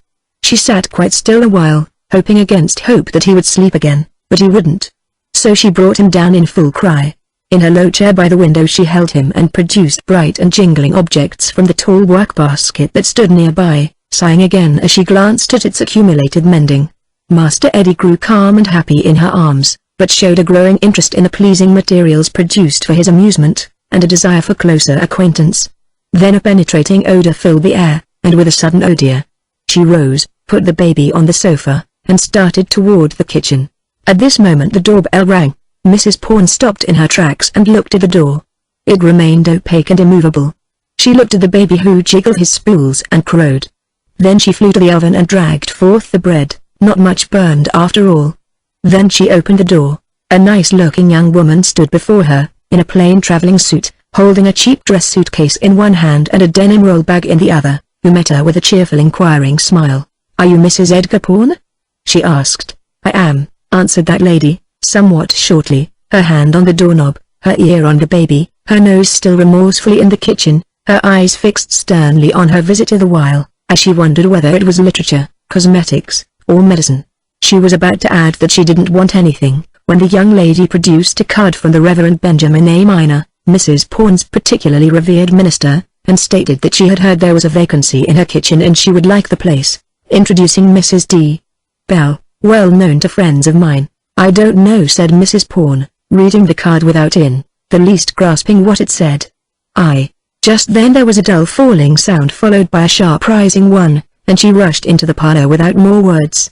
When she could hear and be heard again, she found Mrs. Bell seated in the shadowy little hall, serene and cool. "I called on Mr. Minor yesterday when I arrived," said she, "with letters of introduction from my former minister, told him what I wanted to do, and asked him if he could suggest anyone in immediate need of help in this line. He said he had called here recently, and believed you were looking for someone.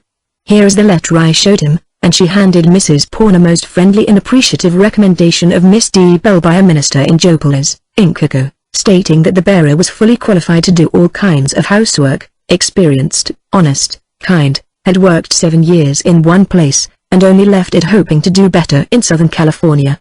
Backed by her own pastor's approval, this seemed to Mrs. Pawn fully sufficient. The look of the girl pleased her, though suspiciously above her station in manner. Service of any sort was scarce and high in Orchardina, and she had been an age-long week without any. "When can you come?" she asked. "I can stop now if you like," said the stranger. "This is my baggage. But we must arrange terms first. If you like to try me, I will come this week from noon today to noon next Friday, for $7, and then if you are satisfied with my work we can make further arrangements. I do not do laundry work, of course, and don't undertake to have any care of a baby. I take care of my baby myself," said Mrs. Pawn, thinking the new girl was presuming, though her manner was most gently respectful. But a week was not long. She was well recommended, and the immediate pressure in that kitchen where the harvest was so ripe and the laborers so few. "Well, you may try the week," she said. "I'll show you your room. And what is your name, Miss Bell?" Chapter 5. When the fig groans on the thistle, and the silk purse on the sow, when one swallow brings the summer, and blue moons on her brow, then we may look for strength and skill, experience, good health, good will, art and science well combined, honest soul and able mind. Servants built upon this plan. One to wait on every man, patiently from youth to age, for less than a street cleaner's wage. When the parson's gay on Mondays, when we meet a month of Sundays, we may look for them and find them, but not now. When young Mrs. Weatherstone swept her trailing crepe from the automobile to her friend's door, it was opened by a quick, soft-footed maid with a pleasant face, who showed her into a parlor, not only cool and flower-lit, but having that fresh smell that tells of new-washed floors. Mrs. Pawn came flying down to meet her, with such a look of rest and comfort as roused instant notice. "Why, Belle, I haven't seen you look so bright in ever so long. It must be the new maid." "That's it, she's Belle to Miss Bell, if you please." The visitor looked puzzled. "Is she a friend?" she ventured, not sure of her ground. "I should say she was a friend in need. Sit here by the window, Viva, and I'll tell you all about it as far as it goes." She gaily recounted her climax of confusion and weariness, and the sudden appearance of this ministering angel. She arrived at about 10:15. I engaged her inside of 5 minutes. She was into a gingham gown and at work by 10 o'clock. What promptness! And I suppose there was plenty to do. Mrs. Pawn laughed unblushingly. There was enough for 10 women it seemed to me. Let's see, it's about 5 now, 7 hours. We have 9 rooms, besides the halls and stairs, and my shop. She hasn't touched that yet. But the house is clean. Smell it. She took her guest out into the hall, through the library and dining room, upstairs where the pleasant bedrooms stretched open and orderly. She said that if I didn't mind she'd give it to superficial general cleaning today and be more thorough later. Mrs. Weatherstone looked about her with a rather languid interest. I'm very glad for you, Belle, dear, but what an end. Less nuisance it all is, don't you think so? Nuisance. It's slow death. To me at least, Mrs. Pawn answered. But I don't see why you should mind. I thought Madame Weatherstone ran that palace of yours, and you didn't have any trouble at all. Oh yes, she runs it. I couldn't get along with her at all if she didn't. That's her life. It was my mother's too. Always fussing and fussing. Their houses on their backs like snails. Don't see why, with 10, or is it 15? Servants, it's 20, I think. But my dear Belle, if you imagine that when you have 20 servants you have neither work nor care, come and try it a while, that's all. Not for a millionaire baby's ransom. Answered Isabel promptly. Give me my drawing tools and plans and I'm happy, but this business, she swept a white hand wearily about, it's not my work, that's all. But you enjoy it, don't you? I mean having nice things? Asked her friend. Of course I enjoy it, but so does Edgar. Can't a woman enjoy her home, just as a man does, without running the shop? I enjoy ocean travel, but I don't want to be either a captain or a common sailor. Mrs. Weatherstone smiled, a little sadly. You're lucky, you have other interests, she said. How about our bungalow? Have you got any farther? Mrs. Pawn flushed. I'm sorry, Viva. You ought to have given it to someone else. I haven't gone into that workroom for 8 solid days. No help, and the baby, you know. And I was always dog-tired. That's all right, dear, there's no very great rush. You can get at it now, can't you, with this other Belle to the fore? She's not Belle, bless you, she's Miss Belle. It's her last name. Mrs. Weatherstone smiled her faint smile. Well, why not? Like a seamstress, I suppose. Exactly. That's what she said. If this labor was as important as that of seamstress or governess, why not the same courtesy? Oh, she's a most superior and opinionated young person. I can see that. I like her looks, admitted Mrs. Weatherstone, but can't we look over those plans again? There's something I wanted to suggest. And they went up to the big room on the 3rd floor. In her shop and at her work Isabel Pawn was a different woman. She was eager and yet calm, full of ideas and ideals, yet with a practical knowledge of details that made her houses dear to the souls of women. She pointed out in the new drawings the practical advantages of kitchen and pantry, the simple but thorough ventilation, the deep closets, till her friend fairly laughed at her. And you say you're not domestic? I'm a domestic architect, if you like, said Isabel, but not a domestic servant. I'll remember what you say about those windows, it's a good idea, and she made a careful note of Mrs. Weatherstone's suggestion. That lady pushed the plans away from her, and went to the many-cushioned lounge in the wide west window, where she sat so long silent that Isabel followed at last and took her hand. Did you love him so much? She asked softly. Who? Was the surprising answer. Why, Mr. Weatherstone, said Mrs. Pawn. No, not very much. But he was something. Isabel was puzzled. I knew you so well in school, she said, and that gay year in Paris. You are always a dear, submissive, quiet little thing, but not like this. What's happened, Viva? Nothing that anybody can help, said her friend. Nothing that matters. What does matter, anyway? Fuss and fuss and fuss. Dress and entertain. Travel till you're tired, and rest till you're crazy. Then when a real thing happens there's all this. And she lifted her black draperies disdainfully. And morning notepaper and cards and servant's livery and all the things you mustn't do. Isabel put an arm around her. Don't mind, dear, you'll get over this, you are young enough yet the world is full of things to do. But Mrs. Weatherstone only smiled her faint smile again. I loved another man, first, she said. A real one. He died. He never cared for me at all. I cared for nothing else, nothing in life. That's why I married Martin Weatherstone, not for his old millions, but he really cared and I was sorry for him. Now he's dead. And I'm wearing this and still mourning for the other one. Isabel held her hand, stroked it softly, laid it against her cheek. "Oh, I'll feel differently in time, perhaps," said her visitor. "Maybe if you took hold of the house, if you ran things yourself," ventured Mrs. Pawn. Mrs. Weatherstone laughed. "And turn out the old lady? You don't know her. Why, she managed her son till he ran away from her, and after he got so rich and imported her from Philadelphia to rule over Orchardina in general and his household in particular, she managed that poor little first wife of his into her grave, and that wretched boy, he's the only person that manages her. She's utterly spoiled him. That was his father's constant grief. No, let her run the house. She thinks she owns it. She's fond of you, isn't she?" asked Mrs. Pawn. "Oh, I guess so, if I let her have her own way. And she certainly saves me a great deal of trouble." "Speaking of trouble, there they are." She said she'd stop for me. At the gate puffed the big car, a person in livery rang the bell, and Mrs. Weatherstone kissed her friend warmly, and passed like a heavy shadow along the rose-bordered path. In the ton sat a massive old lady in sober silks, with a set impassive countenance, severely correct in every feature, and young Matt Weatherstone, sulky because he had to ride with his grandmother now and then. He was not a nice young man. Diantha found it hard to write her home letters, especially to Ross. She could not tell them of all she meant to do, and she must tell them of this part of it, at once, before they heard of it through others. To leave home, to leave school teaching, to leave love and go out to service did not seem a step up, that was certain.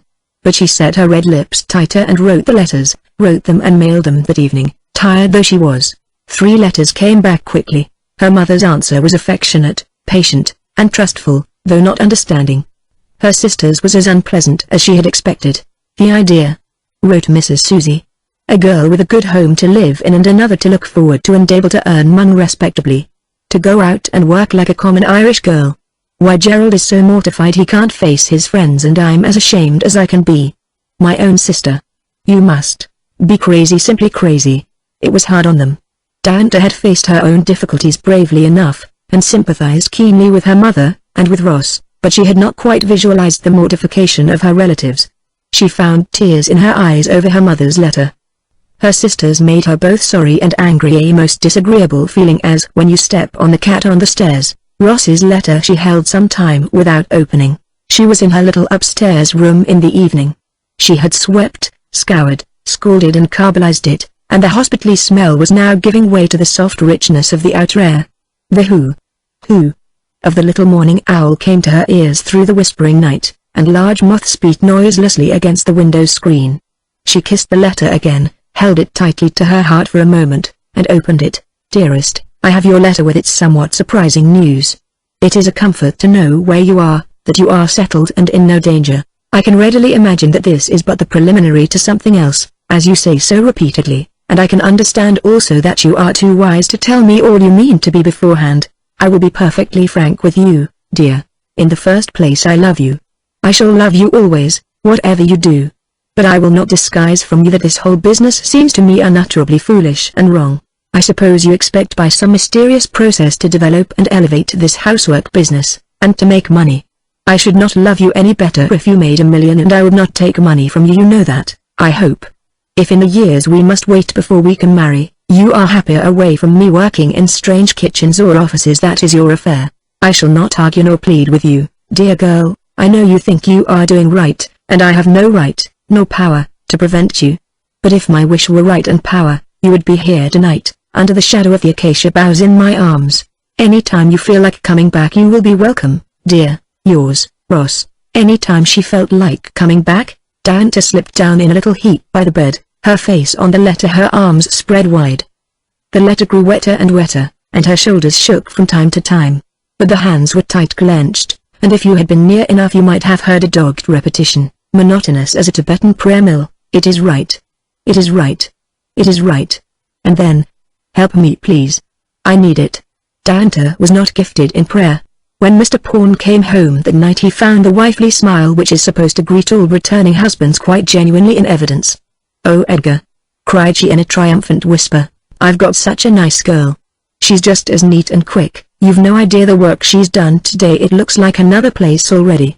But if things look queer at dinner, don't notice it, for I've just given her her head. I was so tired, and baby bothered so, and she said that perhaps she could manage all by herself if I was willing to risk it, so I took baby for a car ride and have only just got back. And I think the dinner's going to be lovely. It was lovely. The dining room was cool and flyless. The table was set with an assured touch, a few of which Idina's ever-ready roses in a glass bowl gave an air of intended beauty Mrs. Pawn had no time for. The food was well cooked and well served, and the attendants showed an intelligent appreciation of when people want things and how they want them. Mrs. Pawn quite glowed with exultation, but her husband gently suggested that the newness of the broom was visibly uppermost, and that such palpable perfections were probably accompanied by some drawbacks. But he liked her looks, he admitted, and the cooking would cover a multitude of sins. On this they rested, while the week went by. It was a full week, and a short one. Mrs. Pawn, making hay while the sun shone, caught up a little in her sewing and made some conscience-tormenting calls. When Thursday night came around she was simply running over with information to give her husband. Such a talk as I have had with Miss Bell. She is so queer. But she's nice too, and it's all reasonable enough, what she says. You know she's studied this thing all out, and she knows about its statistics and things. I was astonished till I found she used to teach school. Just think of it. And to be willing to work out. She certainly does her work beautiful, but it doesn't seem like having a servant at all. I feel as if I boarded with her. Why, she seemed to me very modest and unpresuming, put in Mr. Pawn. Oh yes, she never presumes. But I mean the capable way she manages. I don't have to tell her one thing, nor to oversee, nor criticize. I spoke of it and she said, if I didn't understand their business I should have no right to undertake it. That's a new point of view, isn't it? Asked her husband. Don't they usually make you teach them their trade and charge for the privilege? Yes, of course they do. But then she does have her disadvantages as you said. Does she? What are they? Why she's so rigid. I'll read you her, I don't know what to call it. She's written out a definite proposition as to her staying with us, and I want you to study it. It's the queerest thing I ever saw. The document was somewhat novel. A clear statement of the hours of labor required in the position, the quality and amount of the different kinds of work, the terms on which she was willing to undertake it, and all prefaced by a few remarks on the status of household labor which made Mr. Pawn open his eyes. Thus Miss Bell. The ordinary rate for labor in this state, unskilled labor of the ordinary sort, is $2 a day. This is in return for the simplest exertion of brute force, under constant supervision and direction, and involving no serious risk to the employer. Household labor calls for the practice of several distinct crafts, and, to be properly done, requires thorough training and experience. Its performer is not only in a position of confidence, as necessarily entrusted with the care of the employer's goods and with knowledge of the most intimate family relations, but the work itself, in maintaining the life and health of the members of the household, is of most vital importance. In consideration of existing economic conditions, however, I am willing to undertake these intricate and responsible duties for a 7-day week at less wages than are given the street digger, for $1.50 a day. Good gracious, my dear, said Mr. Pawn, laying down the paper, this young woman does appreciate her business. And, we're to be let off easy at $45 a month, are we, and feel under obligations at that? Answered his wife. But you read ahead. It is most instructive. We shall have to ask her to read a paper for the club. In further consideration of the conditions of the time, I am willing to accept part payment in board and lodging instead of cash. Such accommodations as are usually offered with this position may be rated at $17 a month. Oh come now, don't we board her any better than that? That's what I thought, and I asked her about it, and she explained that she could get a room as good for $1.50 a week. She had actually made inquiries in this very town. And she could, really a better room, better furnished, that is, and service with it. You know I've always meant to get the girls' room fixed more prettily, but usually they don't seem to mind. And as to food, you see she knows all about the cost of things, and the materials she consumes are really not more than $2.50 a week, if they are that. She even made some figures for me to prove it. See. Mr. Pawn had to laugh. Breakfast.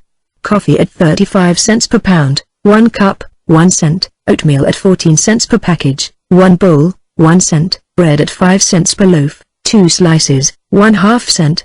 Butter at 40 cents per pound, 1 piece, 1.5 cents. Oranges at 30 cents per dozen, 3 cents.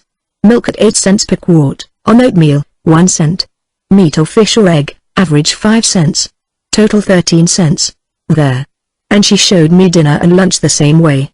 I had no idea food, just the material, cost so little.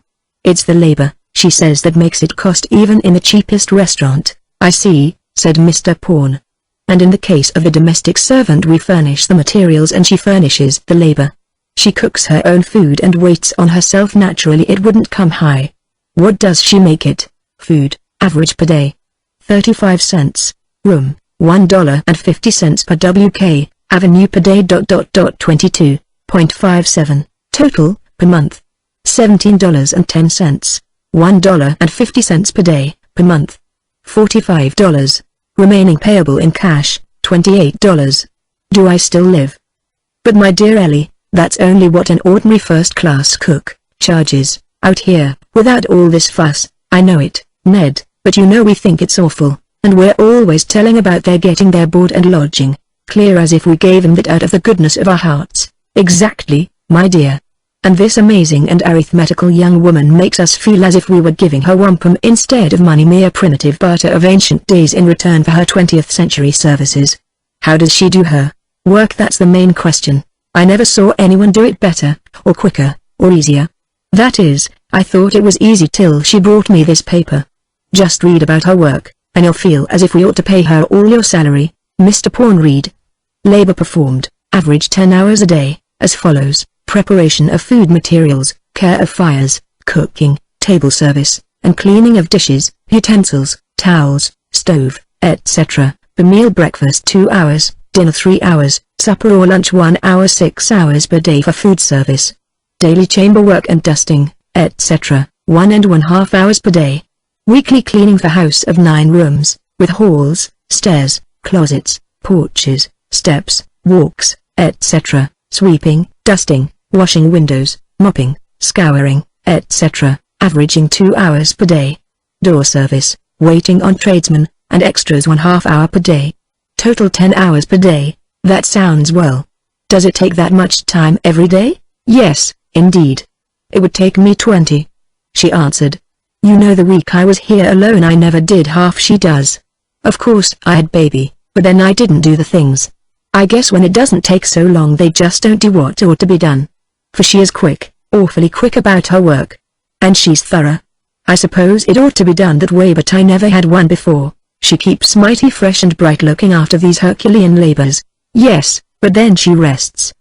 Her 10 hours are from 6:30 a.m., when she goes into the kitchen as regularly as a cook o'clock, to 8:30 p.m. when she is all through and her kitchen looks like it's as clean and orderly as if no one was ever in it. 10 hours, that's 14, I know it, but she takes out 4. She claims time to eat her meals. Preposterous. Half an hour apiece, and half an hour in the morning to rest and 2 in the afternoon. Anyway, she is out 2 hours every afternoon, riding in the electric cars. That don't look like a very hard job. Her day laborer doesn't get 2 hours off every afternoon to take excursions into the country. No, I know that. But he doesn't begin so early, nor stop so late. She does her square 10 hours work, and I suppose one has a right to time off. You seem dubious about that, my dear. Yes, that's just where it's awkward. I'm used to girls being in all the time, excepting their day out. You see, I can't leave baby, nor always take him, and it interferes with my freedom afternoons. Well, can't you arrange with her somehow? See if you can. She says she will only give 10 hours of time for $1.50 a day. It isn't but 15 cents an hour I have to pay a woman 20 that comes in. And if she is to give up her chance of sunlight and fresh air, she wants me to pay her extra by the hour. Or she says, if I prefer, she would take 4 hours every other day and so be at home half the time. I said it was difficult to arrange with baby, and she was very sympathetic and nice, but she won't alter her plans. Let her go, and get a less exacting servant. But she does her work so well. And it saves a lot, really. She knows all about marketing and things, and plans the meals so as to have things lap, and it's a comfort to have her in their house and feel so safe and sure everything will be done right. Well, it's your province, my dear. I don't profess to advise. But I assure you I appreciate the table, and the cleanness of everything, and the rested look in your eyes, dear girl. She slipped her hand into his affectionately. It does make a difference, she said.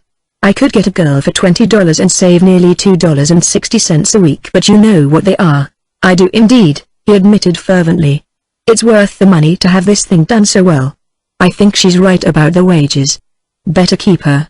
Oh, she'll only agree to stay 6 months even at this rate. Well, keep her 6 months and be thankful. I thought she was too good to last. They looked over the offered contract again. It closed with this agreement to hold for 6 months from date if mutually satisfactory. In case of disagreement 2 weeks' notice is to be given on either side, or 2 weeks' wages if preferred by their employer. It was dated, and signed Miss D.C. Bell, and with inward amusement and great display of penmanship they added Mrs. Isabel J. Pawn, and the contract was made. Chapter 6, The Cynosure. It's a singular thing that the commonest place is the hardest to properly fill. That the labor imposed on a full half the race is so seldom performed with goodwill, to say nothing of knowledge or skill. What we ask of all women, we stare at in one, and tribute of wonderment bring. If this task of the million is once fitly done, we all hold our hands up and sing. It's really a singular thing. Isabel Pawn was a cautious woman, and made no acclaim over her new acquisition until its value was proven. Her husband also bided his time, and when congratulated on his improved appearance and air of contentment, merely vouchsafed that his wife had a new girl who could cook. To himself he boasted that he had a new wife who could love. So cheerful and gay grew Mrs. Pawn in the changed atmosphere of her home. "It is remarkable, Edgar," she said, dilating repeatedly on the peculiar quality of their good fortune. "It's not only good cooking, and good waiting, and a clean house cleaner than I ever saw one before, and it's not only the quietness, and regularity and economy why the bills have gone down more than a third." "Yes, even I noticed that," he agreed. "But what I enjoy the most is the atmosphere," she continued. "When I have to do the work, the house is a perfect nightmare to me." She leaned forward from her low stool, her elbows on her knees, her chin in her hands, and regarded him intently. "Edgar, you know I love you. And I love my baby. I'm no unfeeling monster. But I can tell you frankly that if I'd had any idea of what housework was like, I'd never have given up architecture to try it." "Lucky for me you hadn't," said he fondly. "I know it's been hard for you, little girl. I never meant that you should give up architecture. That's a business a woman could carry on at home, I thought. The designing part anyway. There's your drawing room and all your things." "Yes," she said, with reminiscent bitterness, "there they are, and that they might have stayed untouched if Miss Bell hadn't come." "Makes you call her Miss Bell all the time, does she?" Mrs. Pawn laughed. "Yes. I hated it at first, but she asked if I could give her any real reason why the cook should be called by her first name more than the seamstress or governess. I tried to say that it was shorter, but she smiled and said that in this case it was longer! Her name is Diantha. I've seen it on letters. And it is 1 syllable longer. Anyhow, I got used to Miss Bell now." "She gets letters often?" "Yes, very often, from Tupolare, where she came from." "I'm afraid she's engaged." Mrs. Pawn sighed ruefully. "I don't doubt it," said Mr. Pawn. "That would account for her 6 months arrangement." "Well, my dear, make hay while the sun shines." "I do," she boasted. "Whole stacks. I've had a seamstress in, and got all my clothes in order, and the babies. We've had lot of dinner parties and teas. As you know, all my social obligations are cleared off. We've had your mother for a visit, and mine's coming now, and I wasn't afraid to have either of them. There's no fault to be found with my housekeeping now. And there are 2 things better than that, yes, 3. The best thing is to see you look so young and handsome and happy again," said her husband, with a kiss. "Yes, that's one. Another is that now I feel so easy and light-hearted I can love you and baby as I do. Only when I'm tired and discouraged I can't put my hand on it somehow." He nodded sympathetically. "I know, dear," he said. "I feel that way myself sometimes." "What's the other?" "Why, that's best of all," she cried triumphantly. "I can work again. When baby's asleep I get hours at a time, and even when he's awake I've fixed a place where he can play, and I can draw and plan just as I used to, better than I used to." "And that is even more to you than loving?" he asked in a quiet, inquiring voice. "It's more because it means both." She leaned to him, glowing. "Don't you see? First I had the work and loved it. Then you came and I loved you better. Then baby came and I loved him best. I don't know, you and baby are all one somehow." There was a brief interim, and then she drew back, blushing richly. "Now stop, I want to explain. When the housework got to be such a nightmare and I looked forward to a whole lifetime of it and no improvement, then I just ached for my work and couldn't do it. And then why sometimes, dear, I just wanted to run away. Actually. From both of you! You see, I spent 5 years studying. I was a real architect, and it did hurt to see it go. And now, oh now I got it, and you too, darling. And the baby! Oh, I'm so happy, thanks to the providential Miss Bell," said he. "If she'll stay, I'll pay her anything." The months went by, peace, order, comfort, cleanliness and economy reigned in the Pawn household, and the lady of the house blossomed into richer beauty and happiness, her contentment marred only by a sense of flying time.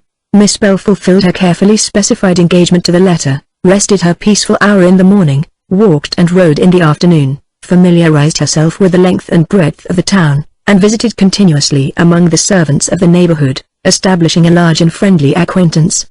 If she wore rubber gloves about the rough work, she paid for them herself, and she washed and ironed her simple and pretty costumes herself, with the result that they stayed pretty for surprising periods.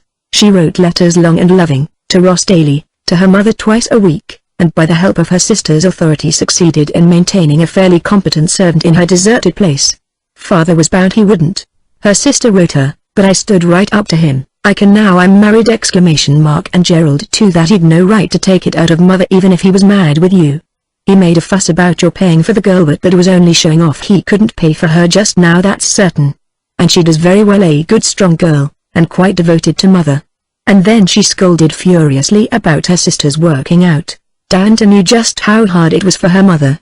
She had faced all sides of the question before deciding. Your mother misses you badly, of course, Ross wrote her.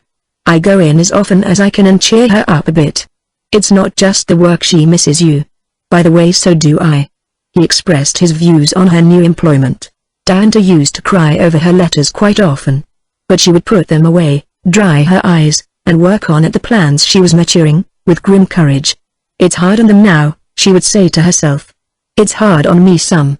But we'll all be better off because of it, and not only us but everybody. Meanwhile the happy and unhappy households of the fair town buzzed in comment and grew green with envy. In social circles and church circles and club circles, as also in domestic circles, it was noised abroad that Mrs. Edgar Pawn had solved the servant question. News of this marvel of efficiency and propriety was discussed in every household, and not only so but in barber shops and other downtown meeting places mentioned. Servants gathered it at dinner tables, and Diantha, much amused, regathered it from her new friends among the servants. Does she keep on just the same? Asked little Mrs. Ree of Mrs. Pawn in an awed whisper. Just the same, if not better. I don't even order the meals now, unless I want something especial. She keeps a calendar of what we've had to eat, and what belongs to the time of year, prices and things. When I used to ask her to suggest, one does, you know, it is so hard to think up a variety, she'd always be ready with an idea, or remind me that we had had so-and-so 2 days before, till I asked her if she'd like to order, and she said she'd be willing to try, and now I just sit down to the table, without knowing what's going to be there.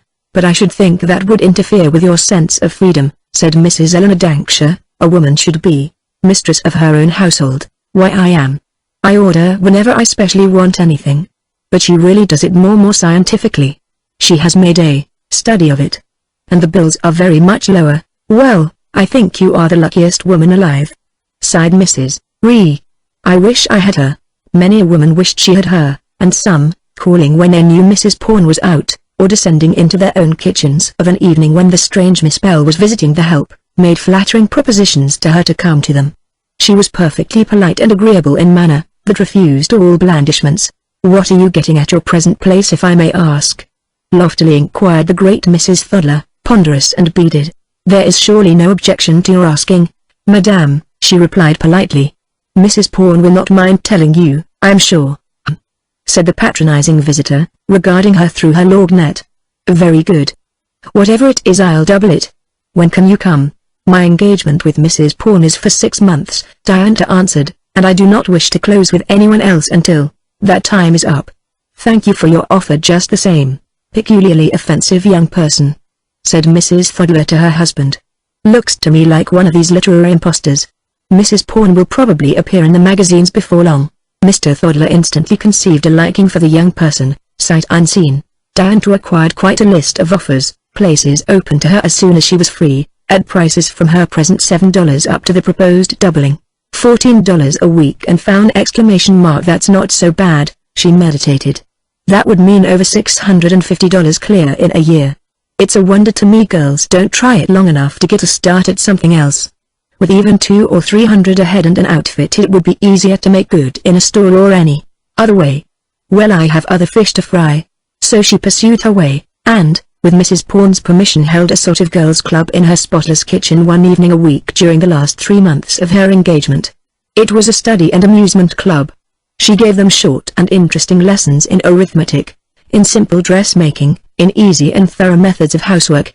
She gave them lists of books, referred them to articles in magazines, insidiously taught them to use the public library. They played pleasant games in the second hour, and grew well acquainted. To the eye or ear of any casual visitor it was the simplest and most natural affair, calculated to elevate labor and to make home happy. Diantha studied and observed. They brought her their poor confidences, painfully similar. Always poverty or they would not be there. Always ignorance, or they would not stay there. Then either incompetence in the work, or inability to hold their little earnings, or both, and further the tale of the other side, the exactions and restrictions of the untrained mistresses they served, cases of withheld wages, cases of endless requirements, cases of most arbitrary interference with their receiving friends and followers, or going out, and cases, common enough to be horrible, of insult they could only escape by leaving. It's no wages, of course, and no recommendation, when you leave like that, but what else can a girl do, if she's honest? So Diantha learned, made friends and laid broad foundations. The excellence of her cooking was known to many, thanks to the weekly entertainments. No one refused. No one regretted acceptance. Never had Mrs. Pawn enjoyed such a sense of social importance. All the people she ever knew called on her afresh, and people she never knew called on her even more freshly. Not that she was directly responsible for it. She had not triumphed cruelly over her less happy friends, nor had she cried aloud on the street corners concerning her good fortune. It was not her fault, nor, in truth, anyone's. But in a community where the servant question is even more vexed than in the country at large, where the local product is quite unequal to the demand, and where distance makes importation an expensive matter, the fact of one woman's having, as it appeared, settled this vexed question, was enough to give her prominence. Mrs. Ellen A. Dankshire, president of the Orchardine Home and Culture Club, took up the matter seriously. "Now Mrs. Pawn," said she, settling herself vigorously into a comfortable chair, "I just want to talk the matter over with you, with a view to the club. We do not know how long this will last."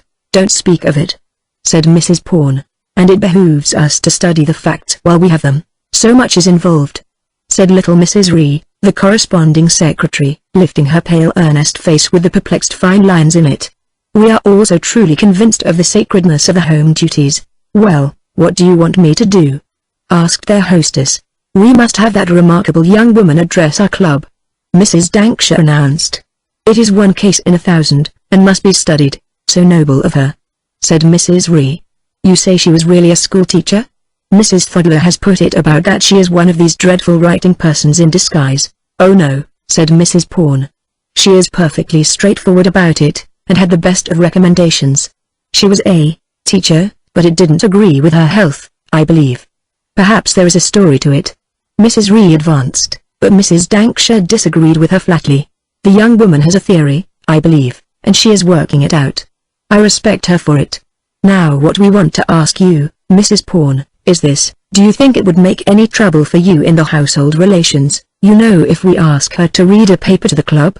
Of course we do not wish to interfere, but it is a remarkable opportunity, very. You know the fine work Miss Lucy Salmon has done on this subject, and Miss Frances Keller.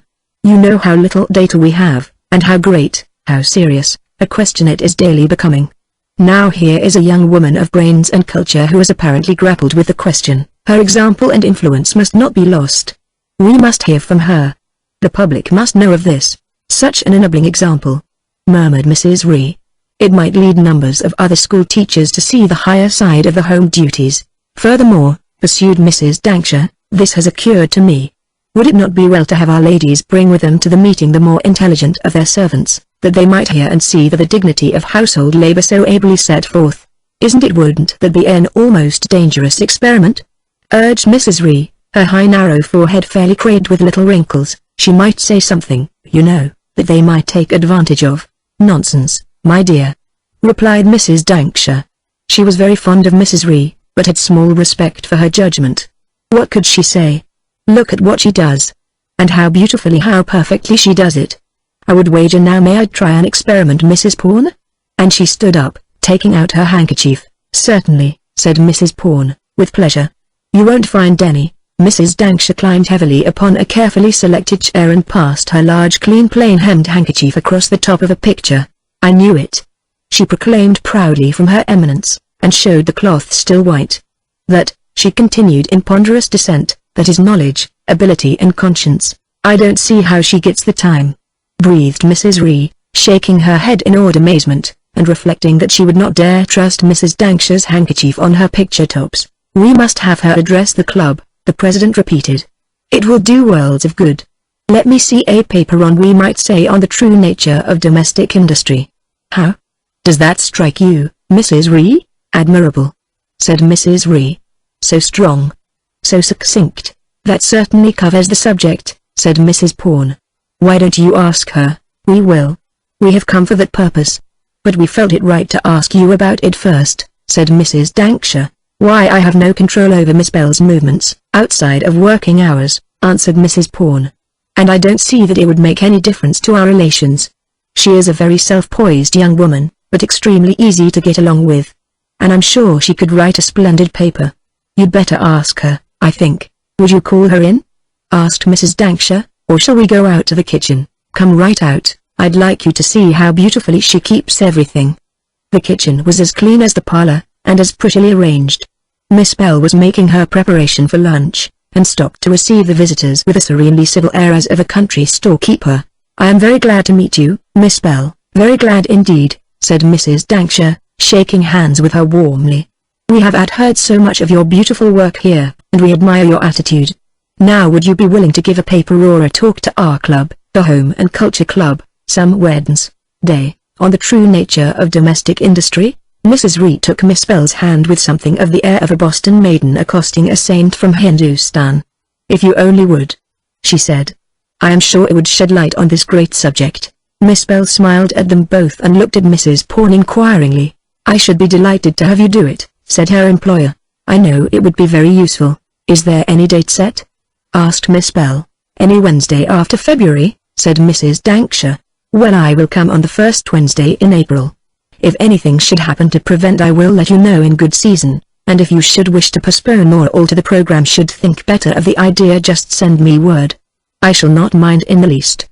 They went away quite jubilant. Miss Bell's acceptance was announced officially at the next club meeting, and the Home and Culture Club felt that it was fulfilling its mission. Chapter 7. Heresy and Schism. You may talk about religion with a free and open mind. For $10 you may criticize a judge. You may discuss in politics the newest thing you find, and open scientific truth to all the deaf and blind. But there's one place where the brain must never budge. Chorus. Oh, the home is utterly perfect, and all its works within. To say a word about it, to criticize or doubt it, to seek to mend or move it, to venture to improve it is the unpardonable sin. Old song. Mr. Pawn took an afternoon off and came with his wife to hear their former housemaid lecture. As many other men as were able did the same. All the members not bedridden were present, and nearly all the guests they had invited. So many were the acceptances that a downtown hall had been taken. The floor was more than filled, and in the gallery sat a block of servant girls, more gorgeous in array than the ladies below, whispering excitedly among themselves. The platform recalled a tournament of roses, and, sternly important among all that fragrant loveliness, sat Mrs. Dankshire in the chair flanked by Mr. Bus, the recording secretary, Miss Massing, the treasurer, and Mrs. Ree, tremulous with importance in her official position. All these ladies wore an air of high emprise, even more intense than that with which they usually essayed their public duties. They were richly dressed, except Mr. Bus, who came as near it as she could. At the side, and somewhat in the rear of the president, on a chair quite different from the chair, discreetly gowned and of a bafflingly serene demeanor, sat Miss Bell. All eyes were upon her, even some opera glasses. "She's a good looker anyhow," was one masculine opinion. "She's a peach," was another. "Tell you the chap that gets her is well heeled," said a third. The ladies bent their hats toward one another and conferred in flowing whispers, and in the gallery eager confidences were exchanged, with giggles. On a small table before Mrs. Dankshire, shaded by a magnificent bunch of roses, lay that core and crux of all parliamentary dignity, the gavel, an instrument no self-respecting chairwoman may be without, yet which she still approaches with respectful uncertainty.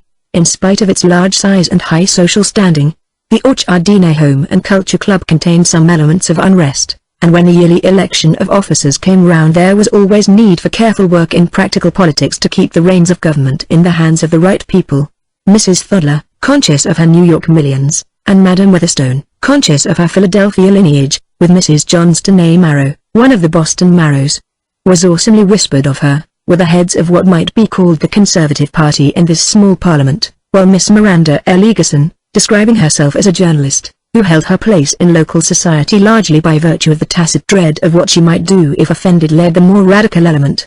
Most of the members were quite content to follow the lead of the solidly established ladies of Orchard Avenue, especially as this leadership consisted mainly in the pursuance of a masterly inactivity. When wealth and aristocracy combine with that common inertia which we dignify as conservatism, they exert a powerful influence in the great art of sitting still. Nevertheless, there were many alert and conscientious women in this large membership, and when Miss Egerton held the floor, and urged upon the club some active assistance in the march of events, it needed all Mrs. Dankshire's generalship to keep them content with marking time. On this auspicious occasion, however, both sides were agreed in interest and approval. Here was a subject appealing to every woman present, and every man but such few as merely boarded, even they had memories and hopes concerning this question. Solemnly rose Mrs. Dankshire, her full silks rustling about her, and let one clear tap of the gavel fall into the sea of soft whispering and guttural murmurs. In the silence that followed she uttered the momentous announcements, "The meeting will please come to order, we will now hear the reading of the minutes of the last meeting," and so on most conscientiously through officers' reports and committees' reports to new business. Perhaps it is their more frequent practice of religious rites, perhaps their devout acceptance of social rulings and the dictates of fashion, perhaps the lifelong reiterance of small duties at home, or all these things together, which makes women so seriously letter perfect in parliamentary usage. But these stately ceremonies were ended in course of time, and Mrs. Dankshire rose again, even more solemn than before, and came forward majestically. "Members and guests," she said impressively, "this is an occasion which brings pride to the heart of every member of the Home and Culture Club. As our name implies, this club is formed to serve the interests of the home, those interests which stand first, I trust, in every human heart." A telling pause, and the light patter of gloved hands. "Its second purpose," pursued the speaker, with that measured delivery which showed that her custom, as one member put it, was to first write and then commit, "is to promote the cause of culture in this community. Our aim is culture in the broadest sense, not only in the curricula of institutions of learning, not only in those spreading branches of study and research which tempts us on from height to height, proof of arboreal ancestry that," Miss Egerton confided to a friend, whose choked giggle attracted condemning eyes, "but in their more intimate fields of daily experience, most of us, however widely interested in the higher education, are still and find in this our highest honor, wives and mothers." These novel titles called forth another round of applause. "As such," continued Mrs. Dankshire, "we all recognize the difficult, the well-nigh insuperable problems of the," she glanced at the gallery now paying awed attention, "domestic question. We know how on the one hand our homes yawn unattended. I yawn while I'm attending, eh?" One gentleman in the rear suggested to his neighbor, while on the other the ranks of mercenary labor are overcrowded. Why is it that while the peace and beauty, the security and comfort, of a good home, with easy labor and high pay, are open to every young woman, whose circumstances oblige her to toil for her living, she blindly refuses these true advantages and loses her health and too often what is far more precious! In the din and tumult of the factory, or the dangerous exposure of the public counter. Madam Weatherstone was much impressed at this point, and beat her black fan upon her black glove emphatically. Mrs. Thodler also nodded, which meant a good deal from her. The applause was most gratifying to the speaker, who continued, "Fortunately for the world there are some women yet who appreciate the true values of life." A faint blush crept slowly up the face of Diantha, but her expression was unchanged. Whoso had met and managed a roomful of merciless children can easily face a woman's club. We have with us on this occasion one, as we might say, our equal in birth and breeding. Madam Weatherstone here looked painfully shocked, as also did the Boston Marrow. Possibly Mrs. Dankshire, whose parents were Iowa farmers, was not unmindful of this, but she went on smoothly, and whose first employment was the honored task of the teacher, who has deliberately cast her lot with a domestic worker, and brought her trained intelligence to bear upon the solution of this great question, the true nature of domestic service. In the interests of this problem she has consented to address us. I take pleasure in introducing Miss Diantha Bell. Diantha rose calmly, stepped forward, bowed to the president and officers, and to the audience. She stood quietly for a moment, regarding the faces before her, and produced a typewritten paper. It was clear, short, and to some minds convincing.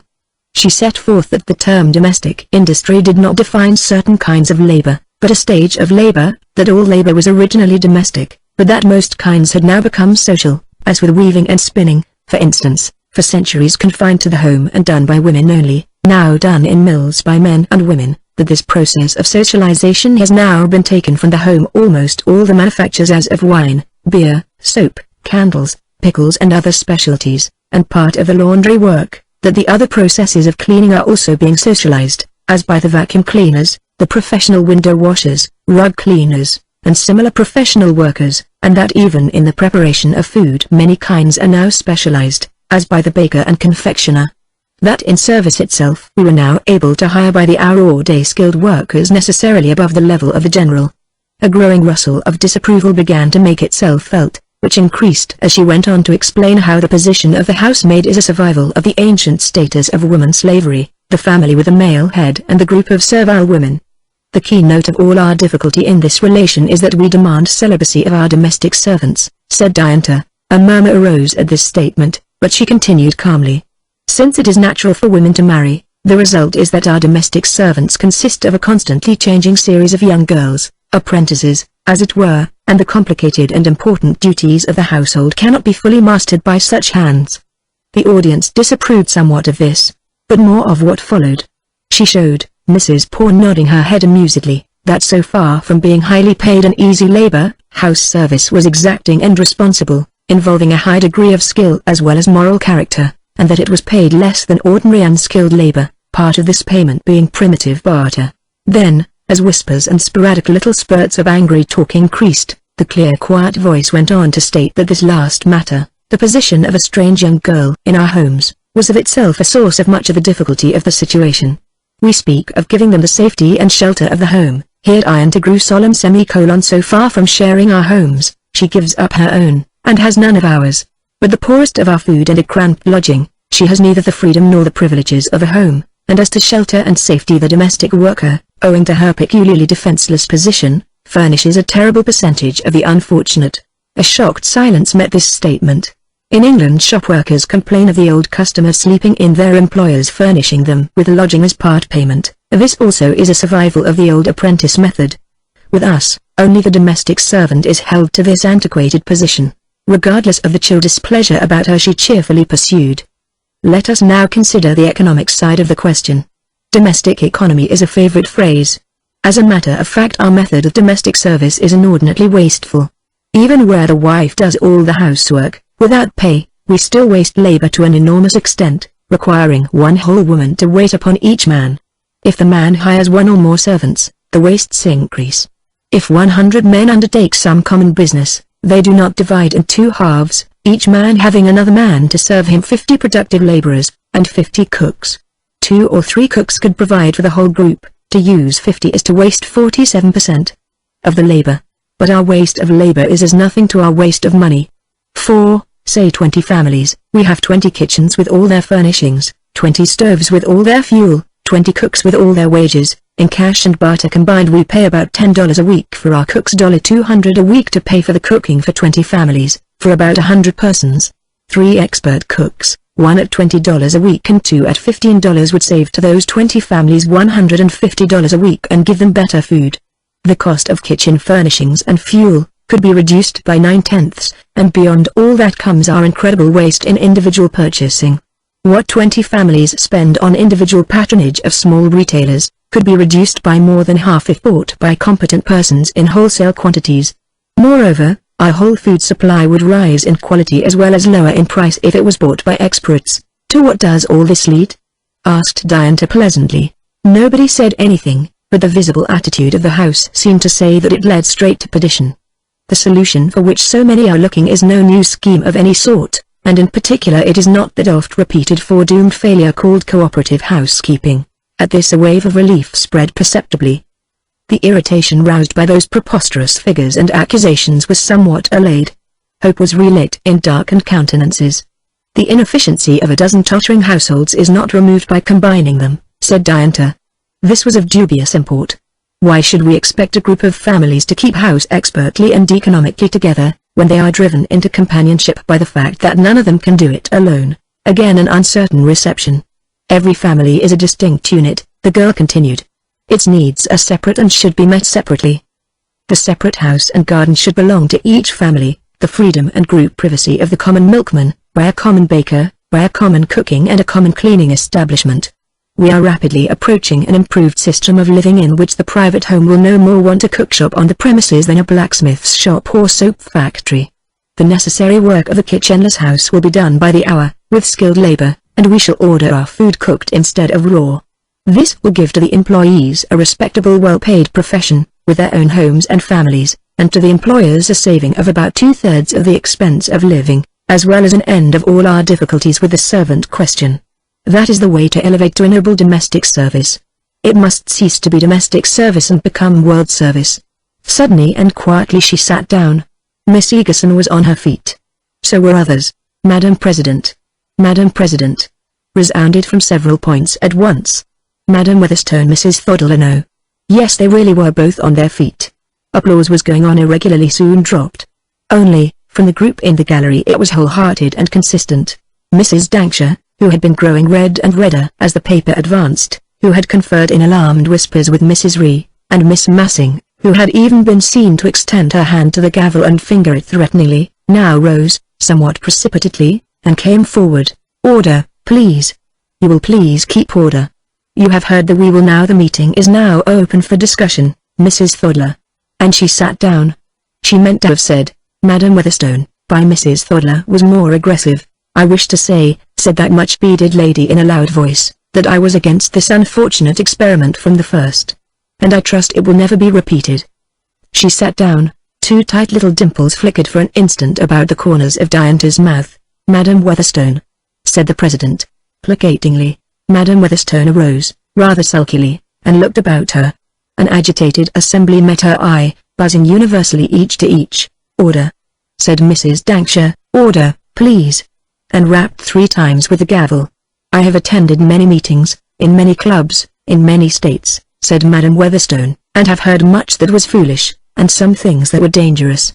But I will say that never in the course of all my experience have I heard anything so foolish and so dangerous, as this. I trust that the doubtless well-meant attempt to throw light on this subject from the wrong quarter has been a lesson to us all.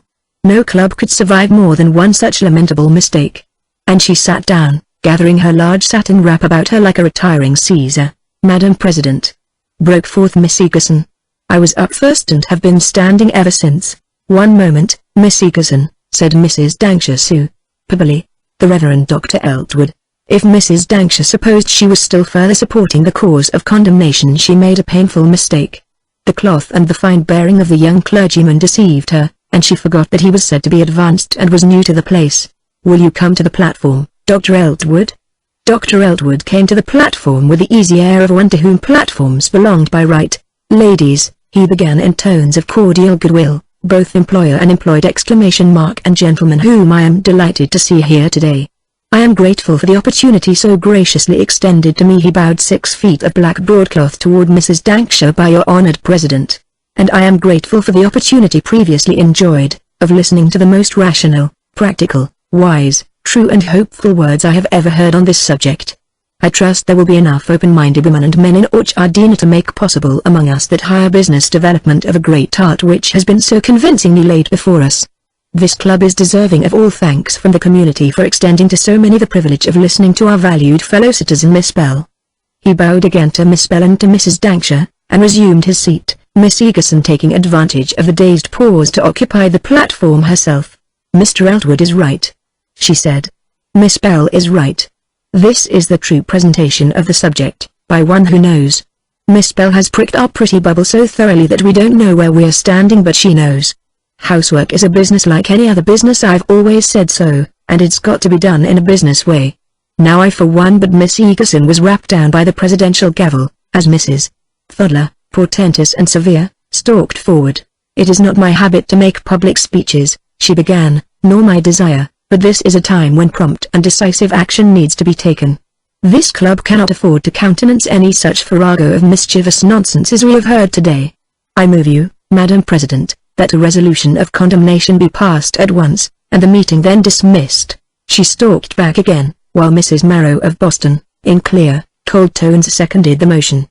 But another voice was heard for the first time in that assembly. Mrs. Weatherstone, the pretty, delicate widower daughter-in-law of Madam Weatherstone, was on her feet with Madam President. I wish to speak to this motion. "Won't you come to the platform, Mrs. Weatherstone?" asked Mrs. Dankshire graciously, and the little lady came, visibly trembling, but holding her head high. All sat silent, all expected what was not forthcoming. I wish to protest, as a member of the club, and as a woman, against the gross discourtesy which has been offered to the guest and speaker of the day. In answer to our invitation, Miss Bell has given us a scholarly and interesting paper, and I move that we extend her a vote of thanks. I second the motion, came from all quarters. There is another motion before the House, from others. Cries of "Madam President" arose everywhere. Many speakers were on their feet. Mrs. Dankshire tapped frantically with the little gavel, but Miss Egerson, by sheer vocal power, took and held the floor. "I move that we take a vote on this question," she cried in piercing tones. Let every woman who knows enough to appreciate Miss Bell's paper and has any sense of decency stand up. Quite a large proportion of the audience stood up very informally. Those who did not mean to acknowledge lack of intelligence and sense of decency, but to express emphatic disapproval of Miss Egerson, Miss Bell and their views. "I move you, Madam President," cried Mrs. Thuddler, at the top of her voice, "that every member who is guilty of such grossly unparliamentary conduct be hereby dropped from this club. We hereby resign." Cried Miss Egerson, "We drop you. We'll have a new woman's club in Orchardina with some warmth in its heart and some brains in its head, even if it hasn't as much money in its pocket." Amid stern rappings, hissings, cries of order, and frantic motions to adjourn, the meeting broke up, the club elements dissolving and reforming into two bodies as by some swift chemical reaction. Great was the rejoicing of the daily press. Some amusement was felt, though courteously suppressed by the men present, and by many not present, when they heard of it. Some ladies were so shocked and grieved as to withdraw from club life altogether. Others, in stern dignity, upheld the shaken standards of home and culture, while the most conspicuous outcome of it all was the immediate formation of the new Women's Club of Orchardina. Chapter 8. Behind the straight purple backs and smooth purple legs on the box before them, Madam Weatherstone and Mrs. Weatherstone rolled home silently, a silence of thunderous portent. Another purple person opened the door for them, and when Madam Weatherstone said, "We will have tea on the terrace," it was brought them by a fourth. "I was astonished at your attitude, Viva," began the old lady, at length. "Of course it was Mrs. Dankshire's fault in the first place, but to encourage that common outrageous person. How could you do it?" Young Mrs. Weatherstone emptied her exquisite cup and set it down. "A sudden access of courage, I suppose," she said. "I was astonished at myself." "I wholly disagree with you," replied her mother-in-law. "Never in my life have I heard such nonsense. Talk like that would be dangerous, if it were not absurd. It would destroy their home. It would strike at the roots of the family." Viva eyed her quietly, trying to bear in mind the weight of a tradition, the habits of a lifetime, the effect of long years of uninterrupted worship of household gods. "It doesn't seem so to me," she said slowly. "I was much interested and impressed. She is evidently a young woman of knowledge and experience, and put her case well. It has quite waked me up." "It has quite upset you," was the reply. "You'll be ill after this, I'm sure. Hadn't you better go and lie down now? I'll have some dinner sent to you." "Thank you," said Viva, rising and walking to the edge of the broad terrace. "You are very kind. No, I do not wish to lie down. I haven't felt so thoroughly awake." And she drew a pink cluster of oleander against her cheek and thought a moment in several years. There was a new look about her certainly. Nervous excitement. Her mother-in-law replied, "You're not like yourself at all tonight. You'll certainly be ill tomorrow." Viva turned at this and again astonished the old lady by serenely kissing her. "Not at all," she said gaily. "I'm going to be well tomorrow. You will see." She went to the room, drew a chair to the wide west window with a far-off view and sat herself down to think. Diantha's assured poise, her clear reasoning, her courage, her common sense, and something of tenderness and consecration she discerned also, had touched deep chords in this woman's nature. It was like the sound of far doors opening, windows thrown up, the jingle of bridles and clatter of hooves, keen bugle notes. A sense of hope, of power, of new enthusiasm, rose in her. Orchardina society, eagerly observing young Mrs. Weatherstone from her first appearance, had always classified her as delicate. Beside the firm features and high color of the matron in office, this pale quiet slender woman looked like a meek and transient visitor. But her white forehead was broad under its soft hanging eaves of hair, and her chin, though lacking in prognathous prominence or bulldog breadth, had a certain depth which gave hope to the physiognomist. She was strangely roused and stirred by the afternoon's events. "I'm like that man in Fantastes," she thought contemptuously, who stayed so long in that dungeon because it didn't occur to him to open the door. Why don't I? She rose and walked slowly up and down, her hands behind her. I will, she said at last. Then she dressed for dinner, revolving in her mind certain suspicions long suppressed, but now flaming out in clear conviction in the light of Diantha's words. Sleeping in, indeed, she murmured to herself. And nobody doing anything. She looked herself in the eye in the long mirror. Her gown was an impressive one, her hair coiled high, a gold band ringed it like a crown. A clear red lit her checks. She rang. Little Hilda, the newest maid, appeared, gazing at her in shy admiration. Mrs. Weatherstone looked at her with new eyes. Have you been here long? She asked. What is your name? No, ma'am, said the child. She was scarce more. Only a week and 2 days. My name is Hilda. Who engaged you? Mrs. Halsey, ma'am. Ah, said Mrs. Weatherstone, musing to herself, and I engaged Mrs. Halsey. Do you like it here? She continued kindly. Oh yes, ma'am, said Hilda. That is. She stopped, blushed, and continued bravely. I like to work for you, ma'am. Thank you, Hilda. Will you ask Mrs. Halsey to come to me at once, please? Hilda went, more impressed than ever with the desirability of her new place and mistress. As she was about to pass the door of Mr. Matthew Weatherstone, that young gentleman stepped out and intercepted her. Whither away so fast, my dear? He amiably inquired. Please let one pass, sir. I'm on an errand. Please, sir, you must give me a kiss first, said he, and since there seemed no escape and she was in haste, she submitted. He took 6 and she ran away half crying. Mrs. Halsey, little accustomed to take orders from her real mistress, and resting comfortably in the room, had half a mind to send an excuse. I'm not dressed, she said to the maid. Well, she is, replied Hilda, dressed splendid. She said at once, please, a pretty time o' day, said the housekeeper with some asperity, hastily buttoning her gown, and she presently appeared, somewhat heated, before Mrs. Weatherstone. That lady was sitting, cool and gracious, her long ivory paper cutter between the pages of a new magazine. In how short a time could you pack, Mrs. Halsey? She inquired. Pack, ma'am? I'm not accustomed to doing packing. I'll send one of the maids. Is it your things, ma'am? No, said Mrs. Weatherstone. It is yours I refer to. I wish you to pack your things and leave the house in an hour. One of the maids can help you, if necessary. Anything you cannot take can be sent after you. Here is a check for the following month's wages. Mrs. Halsey was nearly a head taller than her employer, a stout showy woman, handsome enough, red-lipped, and with a moist and crafty eye. This was so sudden a misadventure that she forgot her usual caution. You've no right to turn me off in a minute like this, she burst forth. I'll leave it to Madam Weatherstone. If you will look at the terms on which I engaged you, Mrs. Halsey, you will find that a month's warning, or a month's wages, was specified. Here are the wages as to the warning, that has been given for some months past. By whom, ma'am? By yourself, Mrs. Halsey. I think you understand me. Oscar will take your things as soon as they are ready. Mrs. Halsey met her steady eye a moment, saw more than she cared to face, and left the room. She took care, however, to carry some letters to Madam Weatherstone, and meekly announced her discharge. Also, by some coincidence, she met Mr. Matthew in the hall upstairs, and weepingly confided her grievance to him, meeting immediate consolation, both sentimental and practical. When hurried servants were sent to find their young mistress, they reported that she must have gone out, and in truth she had, out on her own roof, where she sat quite still, though shivering a little now and then from the new excitement, until dinner time. This meal, in the mind of Madam Weatherstone, was the crowning factor of daily life, and, on state occasions, of social life. In her cosmogony the central sun was a round mahogany table, all other details of housekeeping revolved about it in varying orbits.